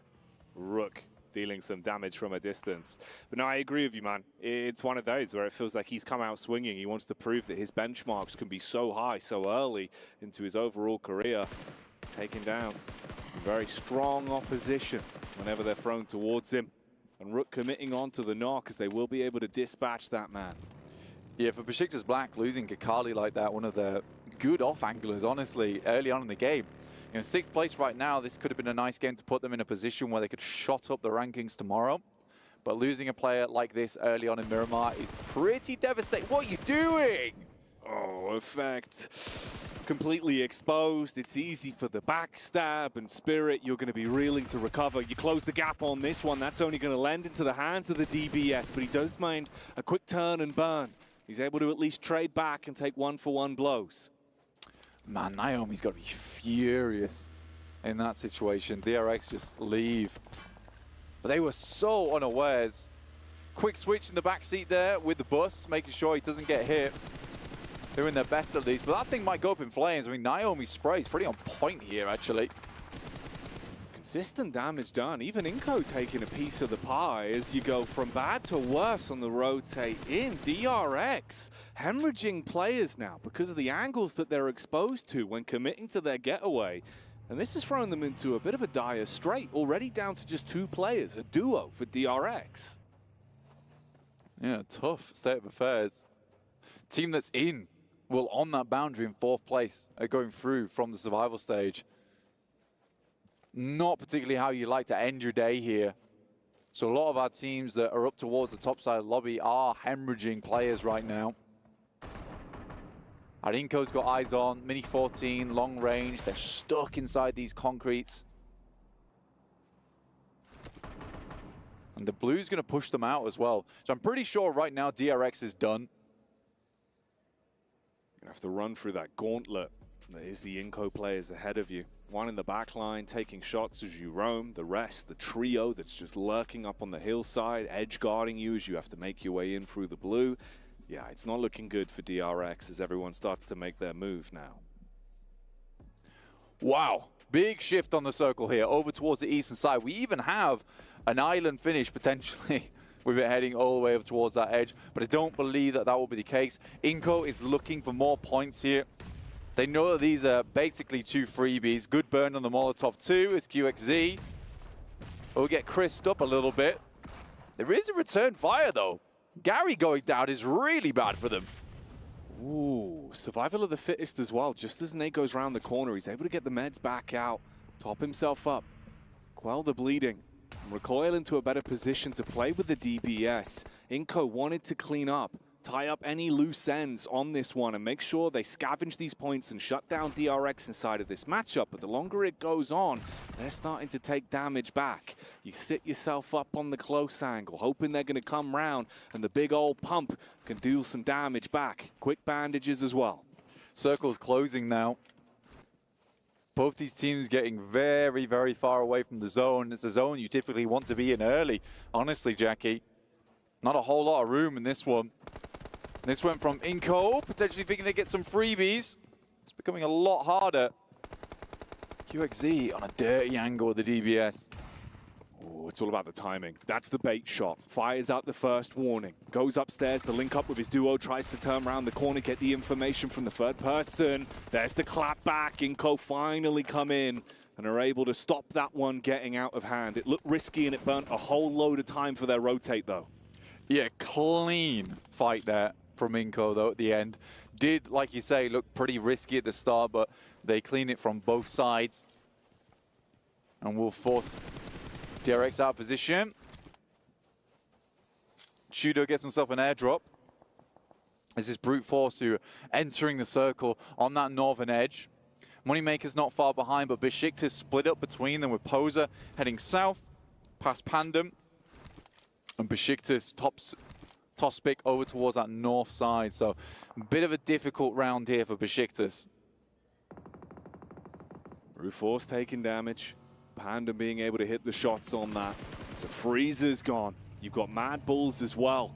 Locked into combat with their horns, hitting against E plus Kia. As the shots are being rattled back towards them, they dive in the vehicle as well, looking to close the gap, knowing they were trying to go for the res. It's a close nade, hoping that they'll get into that one and deal some damage with it. Engish taking a lot of damage in the back as well. He's got to bail out now, tuck in behind the vehicle. High ground for Mad Bulls to work with, paranoia setting in. English gets a little bit too close to the lightning, in my opinion. Will get struck back. D plus Kid doing a good job to keep them at bay, but Tulika comes on in to isolate the open angle. Fleeka's out of the vehicle, but will get shut down straight away by Chip. Potentially he's able to keep him up. I don't think so, though. Oh, he tried as hard as he could there. Smooth moves on the engagement. You lose a player from it, and there might even be more to be said. They've got the angle down, spamming bullets around the corner of the vehicle, lighting up Tulika. There's the dive to bait out the crosshair as well. The vehicle detonates Tulika, knocked on his last legs, closing the distance, shotgun in his hands, wants to rattle off the warnings and turn them into a real exclamation mark on this one. And suddenly, there's only one man left, pelting out nades, knowing he's done damage, sure, but he's still got to survive his way through this. An uncomfortable fight to be in on the P-Cup gets one. A slight reset, an opportunity to try to dip into cover, get the heal out, a 1v2 to fight from. Nice molly. The vehicle slowly heading down the hill, and that's Mad Bulls done. D plus Kia survive what should have been an easy cleanup for the Mad Bulls. D plus on this side, but an F minus for Mad Bulls on that push. Dear, dear me. That could not have gone worse. Molotov outside. Rook will take the brunt of that there. Another nade, but there's so much damage pouring back out. In comes reinforcements. Nice shots from the back line. It's clean trades at the minute. Either one of them dealing damage. Oh, the reinforcements arriving and the up-close fight gets a bit awkward. That SMG pelting bullets round the corner. The rest of the squad for Rook looking to try and reset a little bit. Harame Bro They've got a window of opportunity to play for the res. Get his teammate back up, but the nade going over denies the potential on the doorway. They can't make a clean exit from it. Rook really taking a beating now. Quick reloads, trying to reposition and use the high ground. See if they can take the beak through the sides. Hang on a minute. He's so low in the engagement. Mirror matchup on the movement. They both drop down. Quick bandage pulled out. This fight's messy. Like bolognese and me in a white t-shirt. Rook trying to get this one done, but it has been difficult as Bro Harame has been doing a fairly decent job with the nades to hold them back, and another one bounces around the corner. I think another team might have just joined the engagement too, though. Look like TJB, Tong Jiabao, finding opportunities to strike from the sideline. Now they're going close. They know the players are weak and they want to clean up on those lower targets. And TJB, they make the first move and it pays off. The timing on the fight was clean for them. The final man just trying to bail out and get away. So low on health, he knows he's got to run. Federales gets himself into a slightly better spot. Really nice third party there from Tong Jiabao. I mean, the fight was taking so long, you would be remiss to think that no one would have joined in on that one. For Tong Jiabao, that's just a case of free placement. IWNRX tries to save the points. Swain's in the water. But their points are very much above ground right now, so I think they can afford to have one bad game, I would say. Everybody gets one with how their day's gone. They won't be too defeated or upset off the back of this one. Swain more like Swan as he's sitting in the deep blue, waiting for his opportunity to make the move, trying to keep his head down. Top's got such a freebie on this though. Yeah, he cannot get away from this one.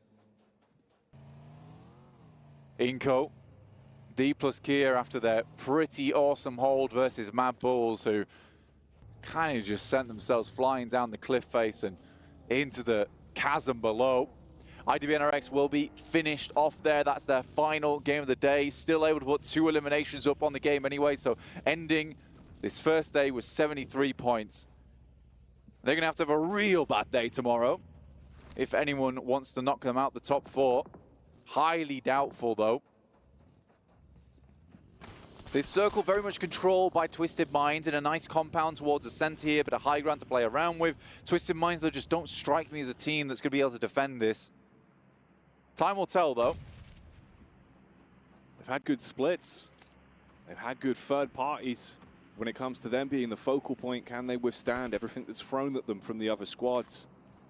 Pandem, 24 points currently, 3 elim points racked up inside of this one. Bit of an off angle, peeking over the top. Looking to assess the move in from Moneymakers. Talking of moving, Falcons, they've been clocked by Moneymakers. They know where they are now. Yeah, Moneymakers on the back line here. It's not a bad spot, to be honest with you. They're getting pushed in by the circle, Jackies. It's tough. It's a tough scenario for them. And there's so many sidelines towards their position as well. You can see if they can potentially maneuver along the beach here, scatter some sand in their wake, but again, they'll be waking up a lot of teams around them when they make that move. The Inco crash, it's been something we've seen a few times today. Close angle, 7, looking to make the move in, shotgun in his hands. All right, D plus Kia, can you withstand? So far, so good, as they're able to isolate both of these engagements and rattle their way through the Inco players inch by inch. They clean up on that one. A dive from Inco that results in their demise. D plus Kia must be incredibly confused right now, I would say. It feels like 2 teams have just sent themselves to their doorsteps to just be given points away to them. This was a nice crash from the Moneymakers. Falcons were on a wide split on this coastal edge. Moneymakers isolates one of them. I believe they should get all players back up again. So now typically this is now a 4v3 on this eastern side. So that's a nice play there from Moneymakers. Might open up an opportunity in this game. Falcons feeling a little bit more worried now, just down to 1 player. All on Icy off the back of the shot that landed right between the eyes for Top and took his top clean off. Icy with the nades going in, almost directly on target. You get that Icy versus Icy fight, but which one? There's the colder blood in their veins to keep the composure in the head-to-head. With a backstab round the corner for Moneymakers as well, it should just be a formality to finish this one off without Falcons doing too much damage back. Besiktas has kind of been very quiet on this one. You sort of understand why with the fact that they're playing with 2 members. How many is it going to take, guys? Seems like in the end, it's just Koa's weapon that was required as the SMG cleaves round the corner. And that's what finishes off the Falcons then, taking them down. Moves over the Molotov there. Seems like Icy's feet are dead cold as they put out the fires underneath him. D plus gear down towards their south side. It really is this focal point on this eastern edge. Inside, big old urban finish. Nice shot from Poser though on the back line. Havlik might just get finished off here. Immediately there's a smoke placed down. I think they'll let him get away with it. Just pre-firing the angle. They want to get Havlik back, but he is finished off by one of the Twisted Minds players.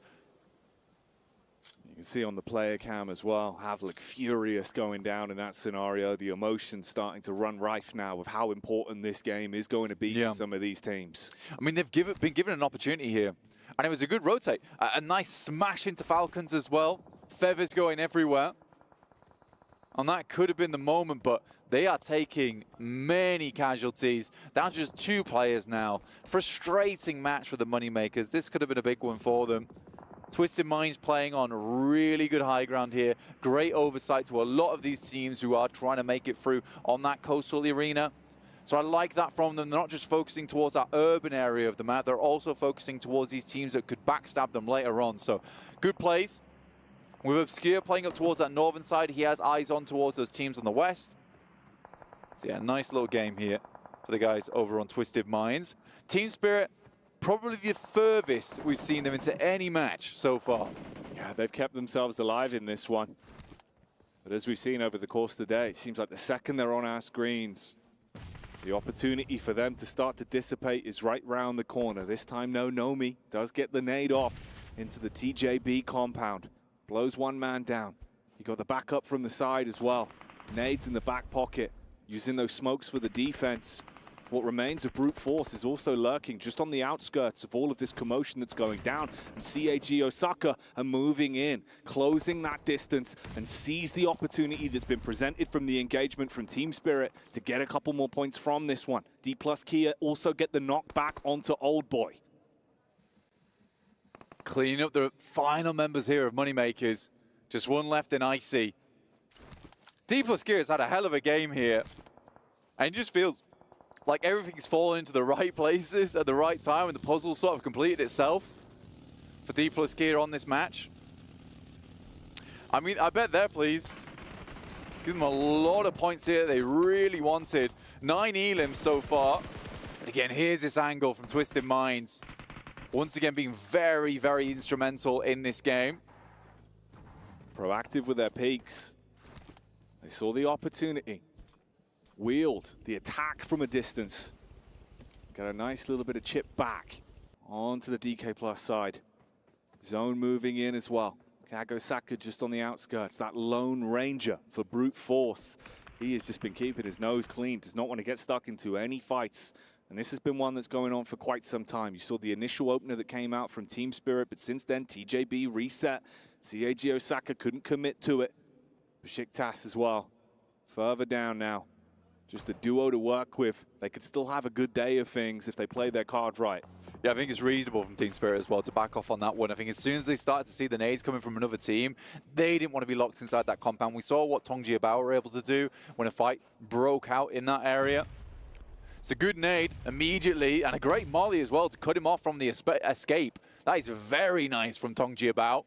It's a massive follow-up. Great use of the utility, and the comms are clearly on point for them, even trying to split their minds between 2 of the fights that could potentially come from either angle, focusing heavily onto the CAG Osaka side with the constant barrage of utility that's going over, forcing them back. Nomi still just lurking on the sides.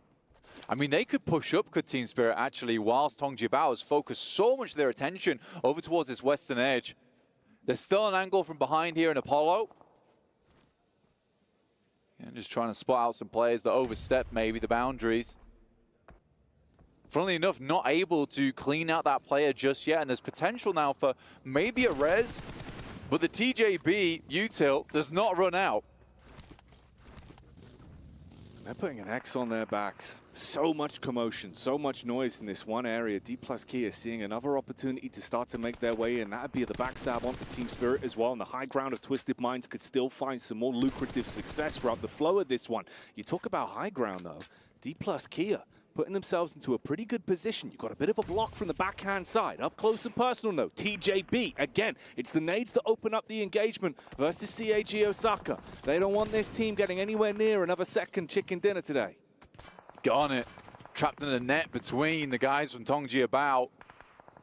Got him dead to rights. Team Spirit so quiet though in the meantime. Lovely smoke wall set up here. Chudo even pops up.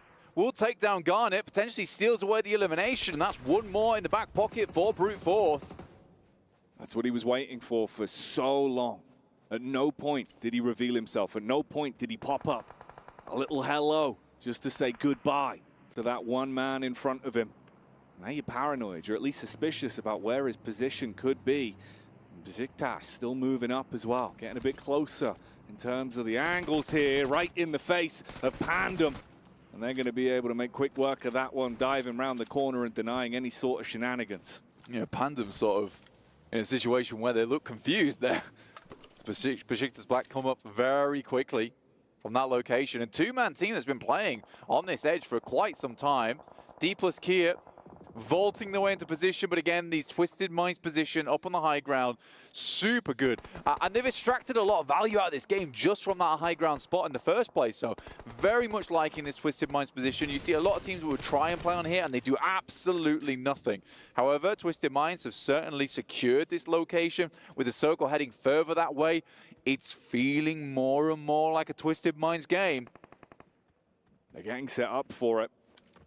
It's just about the plays that need to be made. Don't overextend. Don't give away the benefit that you have from this high ground. So many teams aware of the potential now.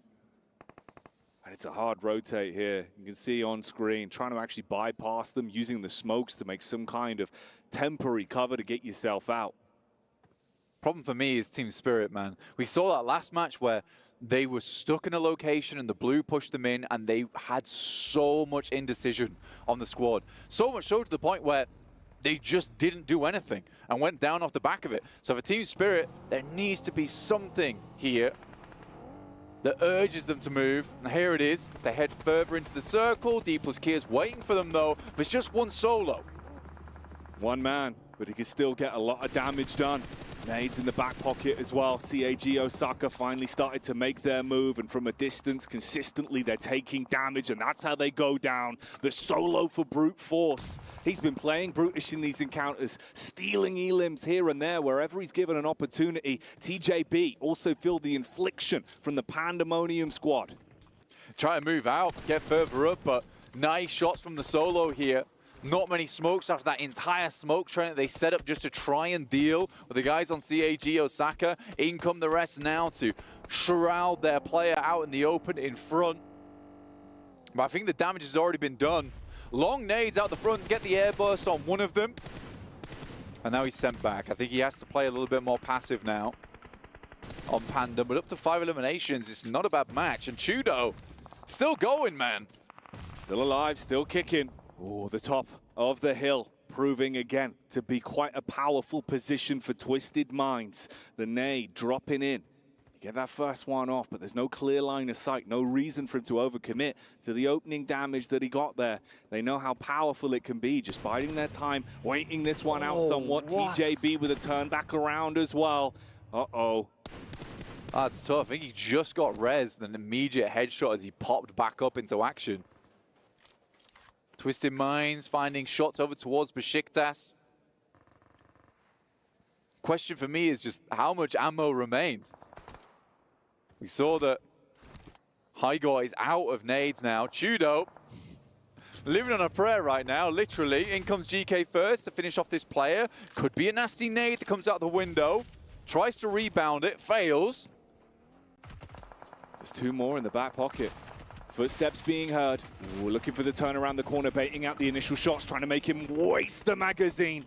But he gets wasted. No more pandering to be had there as he's down at all eyes. Just on Chudo, trapped in. Brute Force, they've been somehow weaving their way through this. And they are lucky to have this man still alive. So low on health with the nades consistently battling down on him. I mean, a top 5, I don't know how he's surviving these nades, man. They are so close. His buggy is close to exploding as well. Has to drop out. Tries to get the shots back onto him. And Obscure's worried. Only has the micro Uzi and it's very little on ammo here. Can finally get a bit of a reset on this crate underneath as they come off the top side. Now Twisted Minds start to play on the low ground. TJB and Team Spirit now in a 3rd place position. This is huge for this team. But again, it feels too late, Jackie. It seems like that expiry has already come and gone. Is this the start of maybe a new day tomorrow for them? Or will it still just be a blip? TJB, can they do something with the duo? The only squad that's down to just 2 players at this point. They have been constantly thrown from pillar to post in the fights that have been breaking out here. Whereas Twisted Minds, they've been allowed to live their movie. Only take the opportunities they want to go for. Like you said, though, the one detriment has been the actual ammunition and utility they've had available to them. They had to share the scraps that were scavenged off of the boxes. Final zone now. This will close in until all teams are enveloped in the blue. There's a timer on this game now. For Team Spirit, they need the chicken dinner. They need the chicken dinner for a hope in hell that the sun does rise tomorrow for them. For TJB, a chicken dinner would mean leaping up into that top 4 now. They're currently in 6th place, really not that far behind DRX with 37 points, currently tied with Team Falcons. So a lot on the line for both these teams. For TJB, it would mean a top 4 finish at the end of day 1. For Team Spirit, on the other hand, it would mean a slim chance tomorrow. The potential, that's what they're playing for. A chance, an opportunity.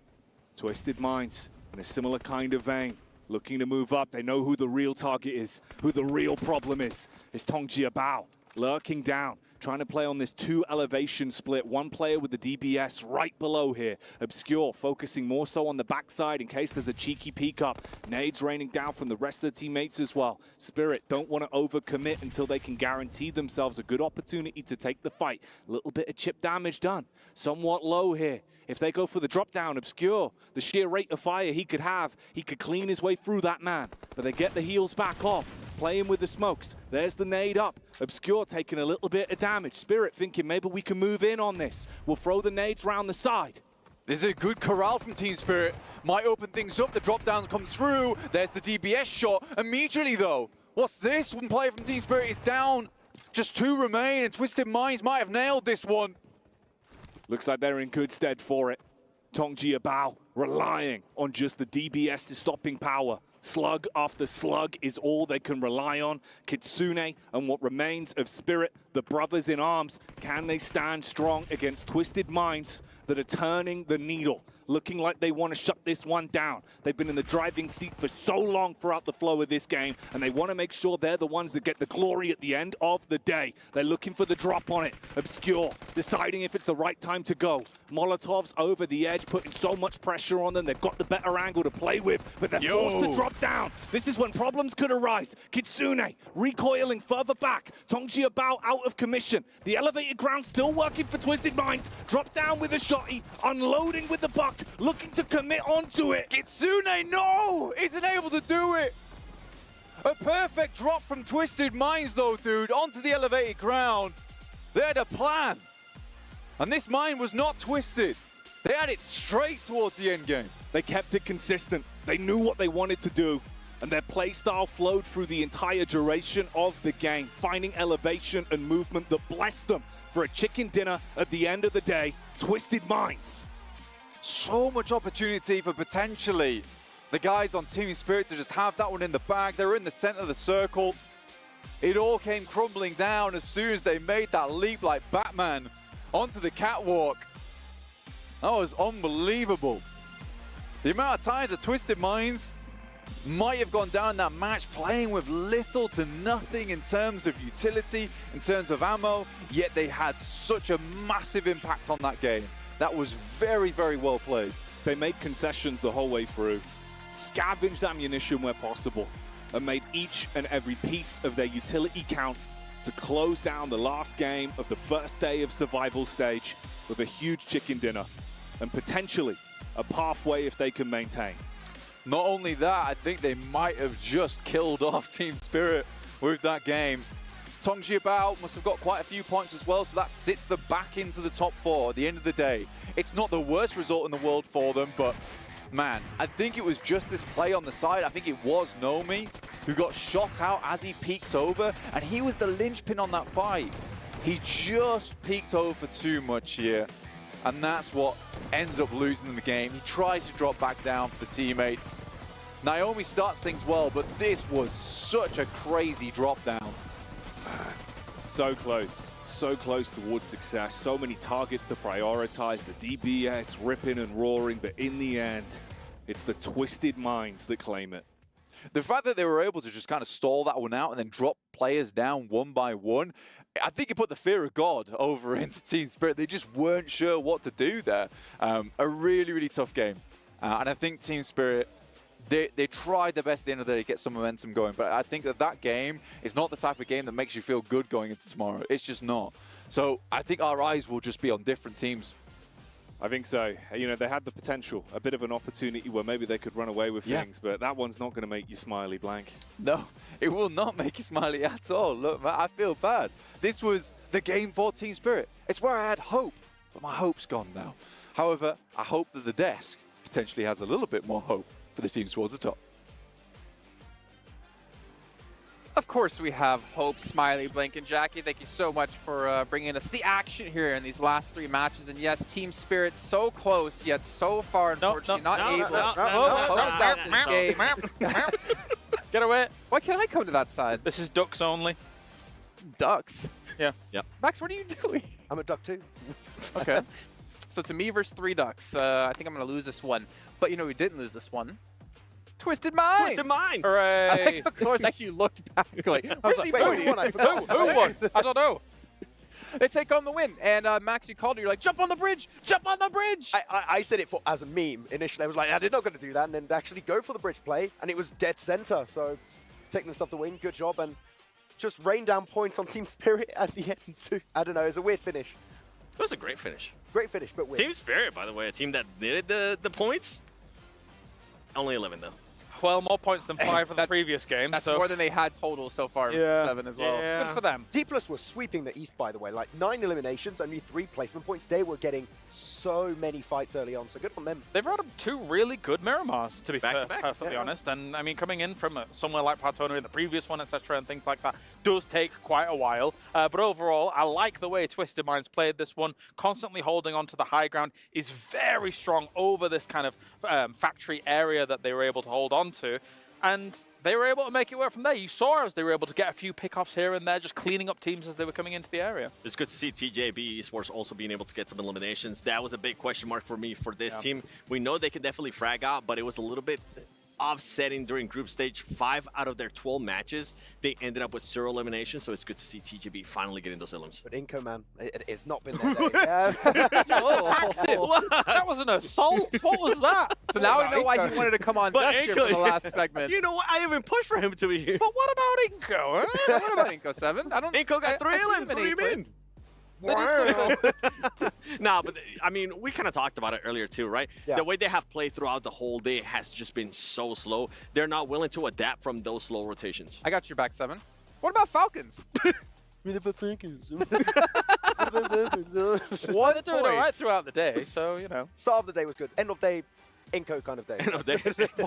Second half of the day, we didn't see Falcons at all. Yeah. Team Spirit, drop them again, please. Do it. Wait, whoa, They might. steady on. They might win.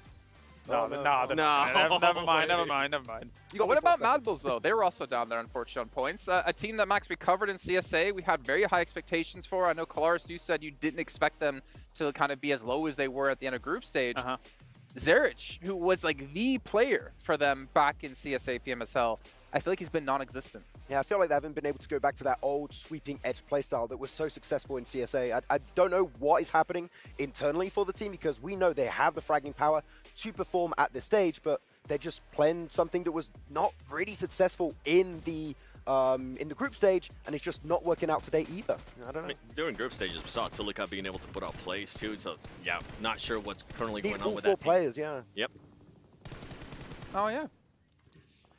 I was expecting you guys to keep going into this one, but you know, if you want to end up the conversation there, that's completely fine. But to be fair, Clarus, as we were looking at some of these final zones, you were saying it yourself, it's like really hard to predict who's going to win this one. At one point you had TJB, but then TJB ended up losing 2 players, which obviously turns the potential for them to win pretty much completely down. Yeah, it's difficult. It's difficult at that point. As I say, difficult to predict in terms of where the circle's going to go, which buildings it's going to end up on, even if there's bridges involved, which, again, is a very rare thing to actually see in a game like this. But as you can see, control of the high ground, very important. There were moments where I thought Twisted Minds wasn't going to win this one out, as a few extra shots, you see as the jump shot comes down here, focuses on the player that was actually downed, and obviously you need to be switching, but it's very difficult mid-air to do that. So I can understand a little bit of the craziness going on. Yeah, I feel like if the center of the circle moved away from the cliff, maybe by 10, 15 meters, maybe it doesn't go the way of Twisted Minds. But yeah, it was a really good position. You said it, the high ground was really strong, and they made full use of it while they still could play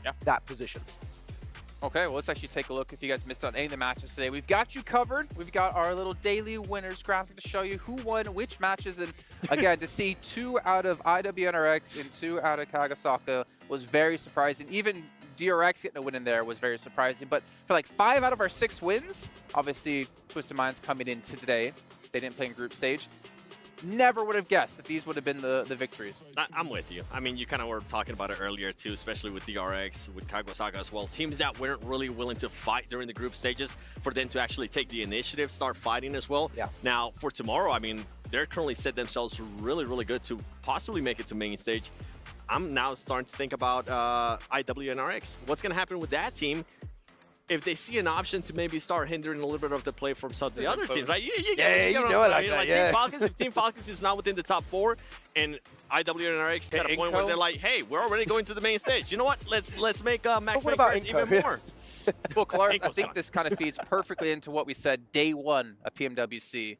It's unpredictable of what team is going to win this event, and we're seeing that happen just in day 1 of Survival Stage. Yeah, the quality across the board here is, I would say, relatively even in terms of who can come out and who can frag out. I think for teams like NRX, teams like Kagasaka, all they needed was one decent win on the board to really give them that morale boost to take on this lobby. And the rest of, well, I mean, a lot of these teams never really got that morale boost under their wings here. So it's going to be tough for the last day. You know, Twisted Minds, they got 23 points in that last match. You saw them there in 5th place. And I was saying before, like previously known as Death Wolves, seeing them at PMGO is very unexpected to see them perform as well as they actually did. We didn't really have a lot of like background information on the team or how well they play on an international level. Then you go into PMSL Americas, and obviously, yeah, there's NA teams that you can walk over, but to compete with the best that Brazil has to offer, to see them now in 5th place here in Survival Stage, I don't think even they would have expected at the start of the year to be playing like this and to be able to compete against some of the best teams in the world. Yeah, one of the most competitive sections of this tournament. Of course, the finals are going to be a lot more competitive, but only top 4 teams making it in is going to be a tough one. So, like, they definitely did do well. Like, of course, you're looking at your Team Liquid, you're looking at your Alpha 7 from that region, but there is new blood in that region right here this time around in Twisted Minds that is showing that, guess what? We can perform and do just as good as the top dogs of Brazil. There's still chances, though, for even teams all the way down to the bottom. Like, the fact that we've seen 2 70-point days from other teams, right? Like, if you think about to our group stage, we saw a 70-point day, NRX another 73-point day, which is insane. But that means that a lot of these other teams are capable of making this happen. So you could easily jump up tomorrow and try and strike out. It's just going to be hard now with that, what effectively will be a moving goalpost over at that 4th barrier. At what point do we actually start getting a little bit scared from Tier Falcons, right? We saw them perform really well at the beginning of the day, and after that just kind of dropped off. They only have 7 placement points, 30 eliminations, which is good. But one of the big question marks for that team was the eliminations from all the other team, right? We saw Nerset being able to put up good points today, but if tomorrow, if they're not going to be able to get the eliminations, it could get really scary for them. Where's top at, man? Yep. Yeah, I don't know. To be honest, with how they're playing, I don't expect to see them in top 4. And as much as I love the team, this is the worst they have looked in the past 3 years of their existence, right? You're right. Stalwart with Peak and Scry, with the new roster here with Nazed and Icy, they're just not looking the same as they used to. And really, with this kind of playstyle, it is not enough to perform on the PMWC stage. As another person that predicted Falcons, I kind of have to agree. It's a little bit of a shame considering the potential of that roster. Then joining Falcons, one of the greatest teams. You know, it's organizations in the world. chance, the opportunity was just there for them, and it feels like right now it's being squandered a little bit. Well, we are seeing, though, it's not too big of a gap, though, Yes. right? You have 34 points, 31-28, as we just saw for Twisted Minds. One win for any of these teams, except maybe Spirit Inco, unless they have a good elimination game behind that, they easily can jump into, like, top 6. I still feel like they can definitely make the push. I think, what was it, top 4? The cutoff was right now at 41 points. If they have a good game, I mean, we just saw Twisted Minds being able to put up a good game. They might just put themselves into contention. But I feel like tomorrow, for those teams, it has to happen in the first 2 matches. If it doesn't happen in the first 2 matches, then they're pretty much going to be done for, which, at that point, they're going to start playing like they got nothing to lose, because they got nothing to lose, which is going to get a little bit worrying for the teams that are towards the top. Did I ever tell you about Team Spirit's Sandhawk record? No? Tell me about that. Yeah, Please. very interesting. Do you think they'll hot drop tomorrow? No. I feel like they're going to do it. Like, you know Falcons go there. Like, I think Is it possible that your curse has spread to Kalaris because you both picked Falcons? Yes. We've been supporting them for like quite a while. Look at him say we. Yeah, okay, all right. Me in this. Well, let's move along here and take a look here at Arcadia plays of the day. I'm hoping to see Z-Wolf in there with the Mini 14 because he was blasting players, but honestly, there's quite a few. You just start off with Z-Wolf, not the one I was expecting, but still, he was just dominating today. Though, if I remember correctly, he wasn't the one doing the most damage on his team. It was actually Kane. Yeah, especially on this game, right? He had some amazing angles. You were talking about 7. It was just slow down all of TJB to make it into Second City. So, man, Kane, look at him. That was start sick. to finish. The mini that shot right there, with the mini, that was so impressive. I didn't even think he was going to be able to get that shot, and for him to get it goes to show the way they're currently performing today. Yeah, just as a small thing, I do like the adaptation of his kind of the amount of backpack usage he goes for with ammo when it comes to taking the Mini 14. If you're using a Mini 14, especially on Miramar, you're going to be getting knocks and eventually eliminations from a distance, therefore you're not going to be able to loot the body. So you have to keep a lot of ammo if you're just going to be shooting at everything. Yeah, just play center, get a ton of ammo, and just keep spraying this entire match. Correct. Pop off, yeah. Pop off. We ain't the Power Rangers here, 7. Dun, dun, dun, dun, dun. No, that's the Ginyu Force. Oh, wait. That's the Pink Ranger. We're all rubbish. Oh, what are we doing? Okay. Green Ranger. All right, let's move ahead to our predictions for Oh. who the MVP of the day is going to be. Now, Max, this is your first time here on the show. What? Why are you looking like that? I mean, It wasn't Seawolf? No, that was the key was plays of the day. Oh. All right, I picked Z-Wolf. I was going to go between like Kane and Z-Wolf. Okay, you know what? You're Pick picking me. Pick me. I'll go Kane. Okay. there No, you he's wrong. It's No, Z-Wolf. pick me. Pick me. Seawolf. Z-Wolf? Z-Wolf. go. Just to Z-Wolf? make it different, Kane. Okay, there you go. Okay, let's see. Who is our Sony MVP of the day? Yay! Max is rubbish. Da, da, da. King of the bins. King of the bins. Oh, that's me. You're back. I'm back. So I'm Max Man, king of the bins. I kind of have to take credit for that because I feel like I kind of baited him into the Kane pick. No, but like they were going to pick. I was going to pick Z-Wolf, but Nah, Oh, he like okay. want he wanted something it to be different. like that. If He I loves win, Kane. I can trash on them real bad. That's you know? true. That's true. Huh. You're playing the odds there. Yeah. If you lose, it's like, yeah, we expected be it. But if expected. you win, you get to rub it in their face. my Just called him King of the bins. We won. Anyway. That's a compliment. I'll take it. You know? All right. Well, it is time, one more time today, to head back to the stage for the final time today because you know what? We're out of games. We have nowhere else to go. Let's head out of the stage, though, for an interview to see how the day's wrapped up for a couple of teams. Welcome back, ladies and gentlemen. We are here in the STC Arena after we wrapped up that last game, and I am joined by Frozen from Istanbul Wildcats next through you after an incredible day for themselves. Frozen, you guys went from 42 points in the group stage over the course of 12 games to 73 in only 6 games. What changed? Frozen o grup oyunlarında 42 puandan bu yani bir gün içinde kısa bir sürede 72 puan çıktınız. Ne değişti? Yani grup aşamasında şanssızlıklarımız vardı. Onları düzeltmeye çalıştık. Oyunlarımızı daha çok geliştirmeye çalıştık. Hani spotlarımız alındığı zaman oradan nasıl oyun başka yerden nasıl daha fazla oyun kurarız falan onlara çok çalıştık. Bir de bugün modumuzdaydık. Buraya çok hype'lı geldik ve bugün 71 puan çektik çok şükür. İnşallah devamı gelir yarın. We were stolen of our spots, but we trained ourselves in the mind so that we could improve ourselves, and we managed to reach a score of 71, 72, which is going to continue, I believe. and we improved. That's for sure.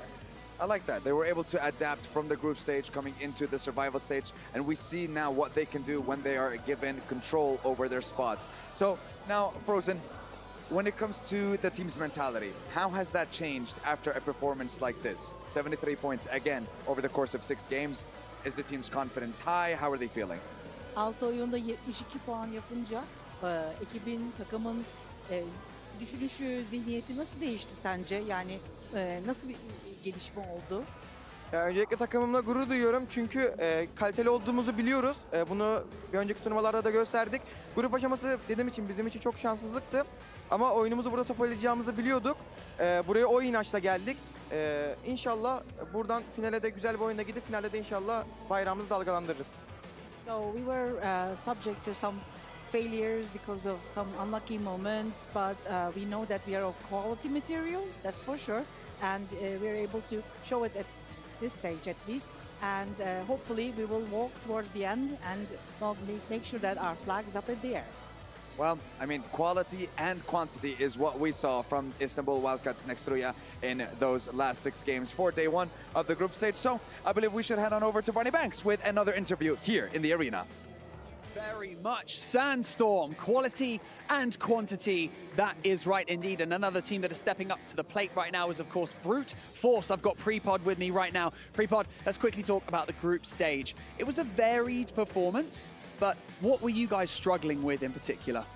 Our tactics was bad because we play very, very slow. It's not working on global events.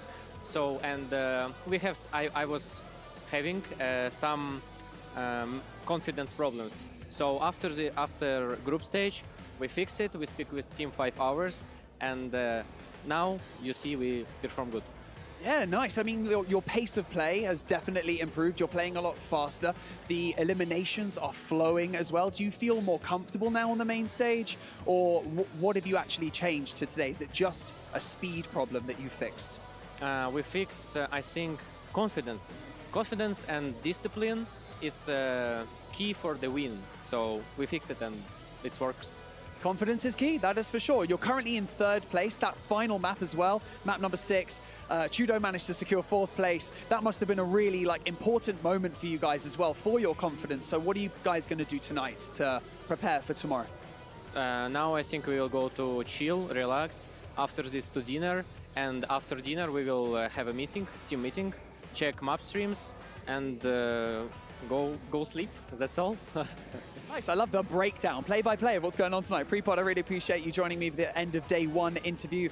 Best of luck tomorrow, okay? Final day of the survival stage. And with that, we're going to wrap things up by going back over to the studio where they can finish off day 1 of the survival stage.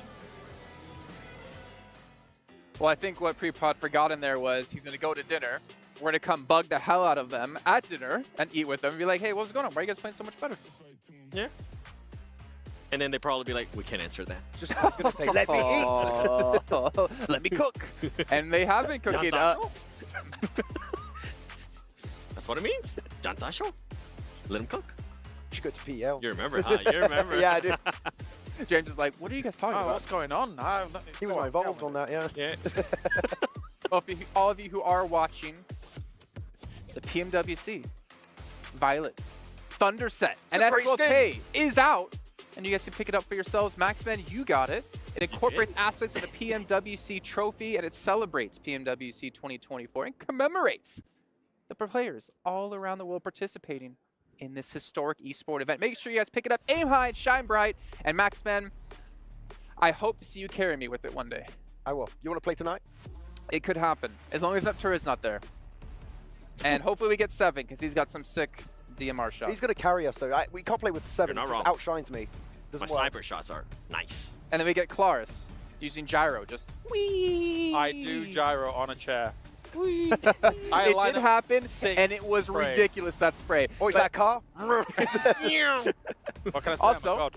we have a survey going on at home that you guys can fill out. You can see down below on the screen. You can let us know your thoughts about the show. Maybe you want to see Maxman get sick again, come off the show. Oh. Maybe you want to see 7 get a little bit taller, or maybe you want to see Kalaris get a little bit more buff. We can make all that happen. Fill out the survey. We love to hear your guesses. He's got the boom. You didn't see it. No, they didn't want to go. Dude, I told you he would be flexing Every today. day, every He day. said, no, today Why I'm do you not want me gonna to do flex this so much? automatically. Ugh. Oh man, it's so bad when I do it. Don't worry, you got another picture to Photoshop your face on 7 so you can actually have some muscles for once. But thank you guys again for tuning in. It's been a joy, a pleasure having you guys watching. Max, it's been a joy to have you back as well. Hopefully your health continues to improve so we can have you every day for the rest of PMWC, with tomorrow kicking off for the final day of Survival Stage to find out which 16 teams will be playing for that $1.5 million. We'll see you then. Yeah. Alright. I can cross to yellow now. Yes, you can. But my car is dead.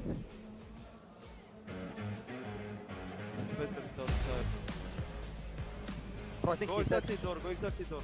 Kanka atarsan mükemmel olur bu arada kanka. Tam şuraya. Tam şuraya atarsan şahane olur Burak. Attım galiba bir tane. Dur bekle. Bunu taklayacağım birine. Nice. Çok iyi bir kaldı. Birini seri atlasın Burak. Nice. Sağda kaldı. Bir... Nice lan. Oğlum ne oynadınız lan? Helal lan. Приемет, братан, он тебя... Нок down на втором. Один зашел сюда. Где? Лики помочь, Лики помочь. Не-не-не, отошел. Давай, второй. Он Второй, подожди. Он мало делает,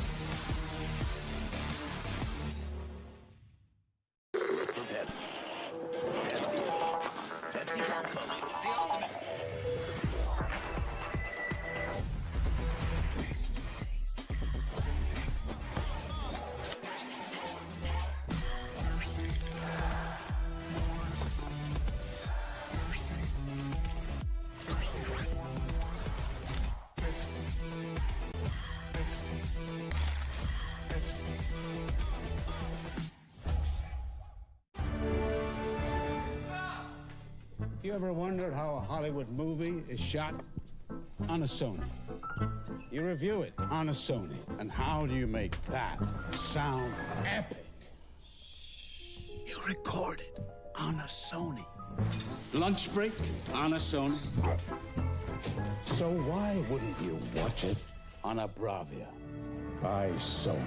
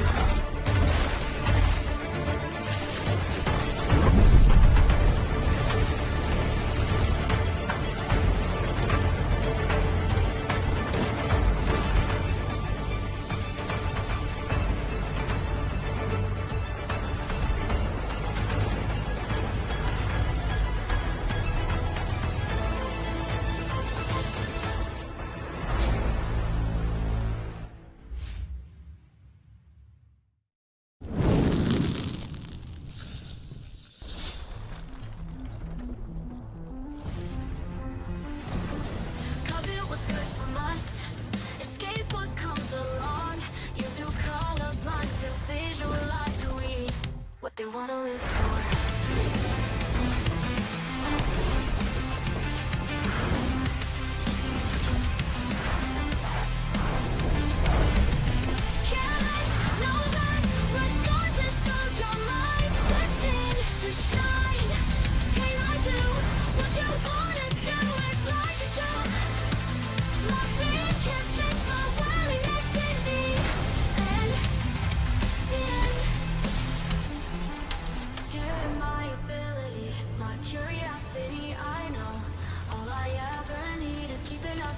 Why'd you prison me instead? Cut it, what's good from us? Escape what comes along. You have to come upon to visualize who we are. Light, careless, no less, regardless of your mind. Destined to shine. Can I do what you wanna do? It's like to jump. My fear can't change my willingness in me. And